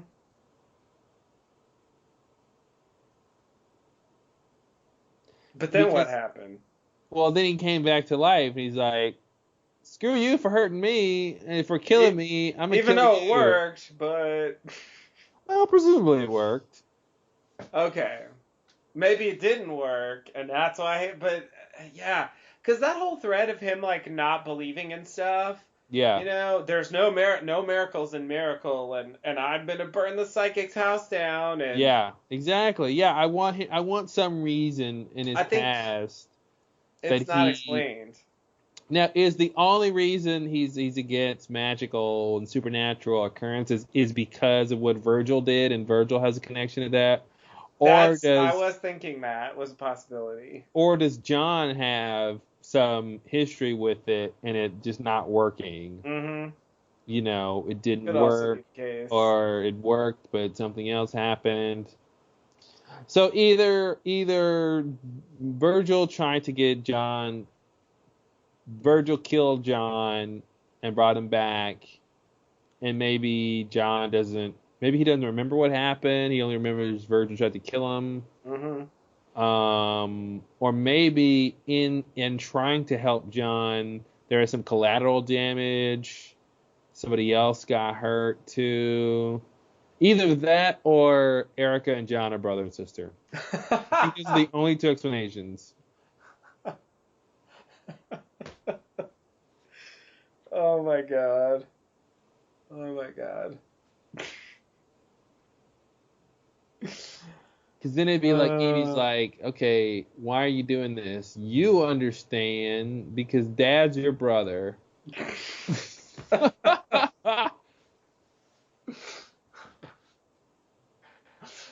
oh my god. oh wow. Cause he's my double granddaddy. He's a double grand, double pawpaw. Yeah, man. I don't know. It's gonna be something. I don't know if it's gonna be something crazy or something really simple. Yeah, it could go either way. Wow. Yeah, I don't like not knowing things. Unless I'm supposed to not know, then it's fine. But if Hmm. I'm able to know, I just don't like not knowing it. Yeah. Especially with storytelling, I like to be able to try to guess what's gonna happen, and Yeah. because there's only so many things that's possible. Yeah, I feel like if I and this didn't come to fruition as we talked about already, but I feel like if I had been on my game with like how TV shows should work, I should have been able to put together the combination of it looks like the girls departed and then uh this whole like guilty remnant um Mm-hmm. thing And if I were detailed enough to think about the scene of them not talking in the car, Yeah. I feel like I should have been able to make the leap. Like, who would want to fake a departure? That's totally something the Guilty Remnant did. What if they joined the Guilty Remnant and left? I feel like I could have done that. Yeah. I just didn't. It I just didn't didn't put happen. and the not, if they were smoking or dressed in white, that would have That would have been obvious. Yeah. Yeah, but the not talking was just so weird in a subtle way. Yeah. It took me just now realizing the not talking was not just their morose and melancholy. It was they're being a guilty remnant. Exactly. Yeah. Which is to be morose and melancholy, but Yeah. But for now it has a brand. exactly for a specific cause or something. Yeah. And it's weird though, the guilty remnant wants people to remember the departure, but like no one's gonna remember it more than Jordan. Right. So what are they proving? It wasn't even to like make them remember, right? Because I mean, they were literally that day. They were That's all they talk remembering. about. Yeah, they were remembering what happened. So Yeah. I would love for Meg to explain herself, but she'd probably just say she wants to get me pregnant. It seemed like she was bitter about the fact that nothing happened to them on the departure. Like she was like, they shouldn't do Remembrance Day because like no one departed here, and it's like, whatever, temple being open on Christmas or something. Yeah. Like I feel like that she just thinks like they don't remember because they weren't affected enough by it. Even if they say they remember all the time. Like their whole town is built. I mean, people dress up in the same stuff they were wearing that day. There's a guy killing a goat every day. Like they're constantly reminded that whole town is built around that day. So it's really weird. Like maybe they don't remember. I mean, maybe it's more specific that they're supposed to remember loss, which everyone else remembers. But they remember not lost. They remember not lost, yeah. Which is weird. Yeah. Yeah, it's like they're not remembering it the way she wants them to. They're not remembering right. Yeah, exactly. They're doing it all wrong. You're not remembering right. Oh god. Yeah, let me show you how to remember by I don't know what, like destroying your town. So now you remember? Yeah. Thanks, Guilty Remnant. Yeah. It would have been interesting if the Guilty Remnant had just infiltrated the town suddenly. Yeah. Versus like the outside camp. Storming the town. Yeah. Yeah. Yeah, if they had shown like a bunch of residents in the town suddenly changing into the uniforms. Yeah. That would have been interesting. That would have been an interesting angle. It would have tied together with the girls thing too. Yeah. The idea that they had kind of secretly, because I think there's still a question, like how they were recruited, since they're in this like isolated place and there's and since Meg like left town after that. Exactly, like she wasn't even in the Guilty Remnant when she went there. Yeah. And there's no overt like presence, so like how did they sneak in and like just randomly proselytize to people? Like how did that even happen? I almost want to say the shot when the girls are running naked is them escaping the town. Now it doesn't make sense that they'd be naked, right? But everything else about that could be them like trying to sneak out of town to go find the Guilty Remnant or something. Yeah. But yeah, I don't know why they'd be naked. That scene is still baffling to me. So weird. Was it all three girls or was it just two of them? I thought it was all three. I don't think they show them all three at once, but I thought it was all three. Okay. Maybe it's connecting to the cave woman? That's what I originally thought. When I first saw it and I saw them running, I was like, oh, now the cave woman's going to come back, which made no sense. But that is what I thought. The ghost of the cave woman's going to show up? I didn't understand how, but like, they had cut from her dying on the lake to them swimming in the lake. Mm-hmm. And I sort of thought there was going to be like some weird connection between them and the woman who died. But yeah, I mean, only in a very, very general sense. Yeah. As in they're human beings and they live there. Well, the weird thing is every shot is motivated by something. So it is possible to know what that means. Yeah. Because a friend of mine, we were talking about that shot of them running through the woods, and she was just like, oh, that's just a show being sensational and just some shots of girls naked. I'm like, I don't think that the show just doesn't do stuff like that just because. Like, they really don't. I mean, if you look at like the rest of the season, there's not a lot of, and they're HBO, like they can be naughty as they want. If you look at like True Blood or something, like they could do way more. Yeah. Yeah, and I'm like, no, that has to mean something. They don't, one shot of them doing this one time. Like you're not doing that just to show skin, I don't think so. Yeah. Yeah, there's definitely a purpose there, but I don't know. Is it not fair for him to tell us? I guess they're all still alive, so like maybe that's an unanswered question for the future, or maybe we're just supposed to understand now that we know their story. It's just like the guilty remnant, like the idea of them running through the woods naked is something it doesn't compute to me. I mean, I guess why not, but it just doesn't seem like them. It seems a little too free-spirited, lighthearted, like. Well, maybe that's the only thing I can get is it's a show of freedom, and the girls want to be free from that town, I guess, even though they're back now. Right. So maybe that's the closest they can to be free before they actually leave and do the whole thing. Right. Yeah, I feel like it's a mystery that can be solved. There's only so many things that can signify, because they're trying to communicate to the audience, so they want you to get it on some level. Yeah. So yeah, maybe we'll get another example. Maybe there was some reason he had to be naked, like clothes would I don't know what.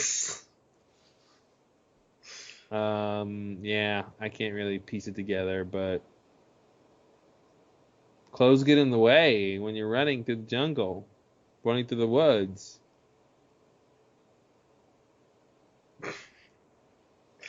I mean, sure, why not? Apparently going through the woods barefoot is a big thing too, so. Yeah, I want to say they were practicing escaping, but they escaped with clothes on. Yeah. That begs the question how they got out of the town, but I guess there's ways to get out of the town. Oh yeah, I didn't really think about that. Yeah, there are definitely ways, especially because they had an inside track with the ne'er-do-wells. Mm-hmm. And there was that guy who had the secret way. I mean, it didn't work that one time, but I would imagine they could maybe use one of them to sneak out. Like they had some plan of like, you'll go here and then we'll let you out. Yeah. All right. Well, cool. Well, that was a fun little podcast. Yeah. Yeah, it's definitely an interesting show. If any of you haven't watched it, I hope you weren't listening. Well, if you were listening and haven't watched it, now you can go watch it and know a lot more about it. But you should definitely, check it out. If you're into the aspects of Lost that we constantly talk about, they're on full display here. Yeah. And it's got its own thing. It's a cool show. Jacob would definitely love to recruit these guys to the island. They're all broken. Oh yes, great candidates, all of them. Yeah. There's people who can't let things go. Oh yeah. Yeah. Let it go, John. Let it go that you're my brother. Oh yeah, fuck you, Erica. You're my sister. Just let it go, bro. Let it go, bro. Okay, well maybe maybe my idea is too far. Maybe it's Was that not too clear much. already? Well, being too far isn't the problem. It's not like it doesn't line up with that scene. That was a little much. Let it go. Come on, bro, drop that, yo. Yeah. Oh man. Your dad's my dad, and we're married. So what? That's why you can't find that cricket. Because you won't let it go. All right, I That's guess why I'm that's too going. far. I guess that's too far. Yeah. It seems that way, but it still doesn't tell us much. Yeah. Let it Wow. go. Just let it go. Well, it seems like he was able to let it go to the degree that he didn't keep trying to kill Virgil. Yeah, that's true. That's true. So I'm curious what. But I guess, see, that's the thing he needs to let go, and that's the thing they haven't revealed yet, is what ties to the supernatural aspect, right? Yeah. That's, I think, going to be the next part of his story. Yeah. Is what supernatural thing happened that was bad, that he's railing against, because that's the part he hasn't been able to let go. Right. Right. Yeah. Yeah. Yeah, I'm surprised they haven't told us that, because that's like the pilot. They introduced that idea, and it just. I remember thinking all season, like, there's, we're gonna find out like where that comes from, because it seems like obvious setup, Yeah. and we find out like vague aspects of some of the stuff that motivates him, but they really don't delve into that part. Like, yeah, because he's got to prove that it's bullshit because of some reason. Yeah. Because he saw it be real and it scares him, or because he's seen frauds before and frauds take advantage of people. Like, there's got to be some reason Right. Yeah. that he keeps like looking for. It's so extreme. Like, it has to be something like pretty serious. Like he married his sister. It's pretty serious. Yeah, why not? And then Virgil told him, I can give you some magic that'll make you not brother and sister. Oh. But he was lying. But it didn't work. So he tried to kill him. So he tried to. Okay. Yeah, I think I just solved it. Simple. Look no further. We have all the answers right here. Mm-hmm. Let it go, bro. Let it go, bro. Yeah, our kids are also your niece and nephew. Oh, God, that's weird. They're also my niece and nephew. Yep. Oh, shit. That means they're also each other's cousins. They're each other's cousins. Yeah. What's up, cuz? There was that scene where Michael was like, hey, cuz, what's going on? I was like, wait a minute. Is that the slang with the kids these days?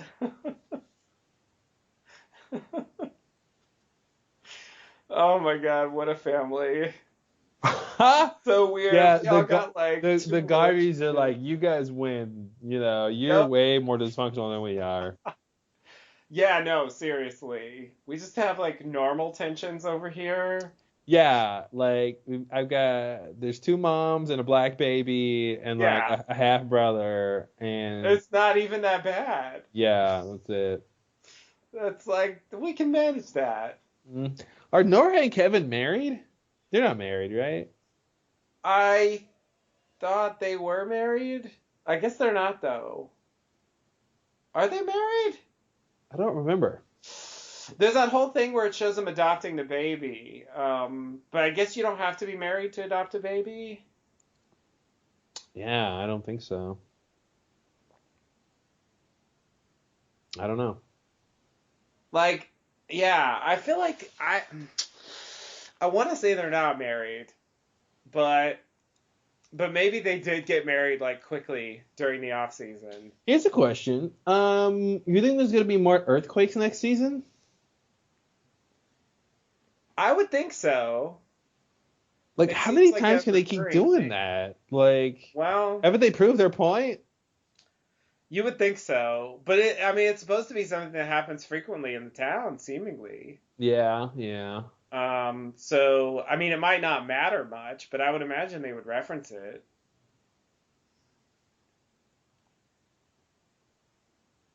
Hmm. All right. All right. Well, anything else for the podcast? Um, no, I think that's good. I think that's good for now. All right. Well, thanks for listening, everybody. We'll be back next time with I don't know what. Yeah, perhaps something else. Perhaps something else. Perhaps the same thing again. Perhaps. You will see. Perhaps leftover season 3. It can happen. I'm definitely interested. I'll definitely watch it. So see how that goes. All right. Take it easy, guys. See you later.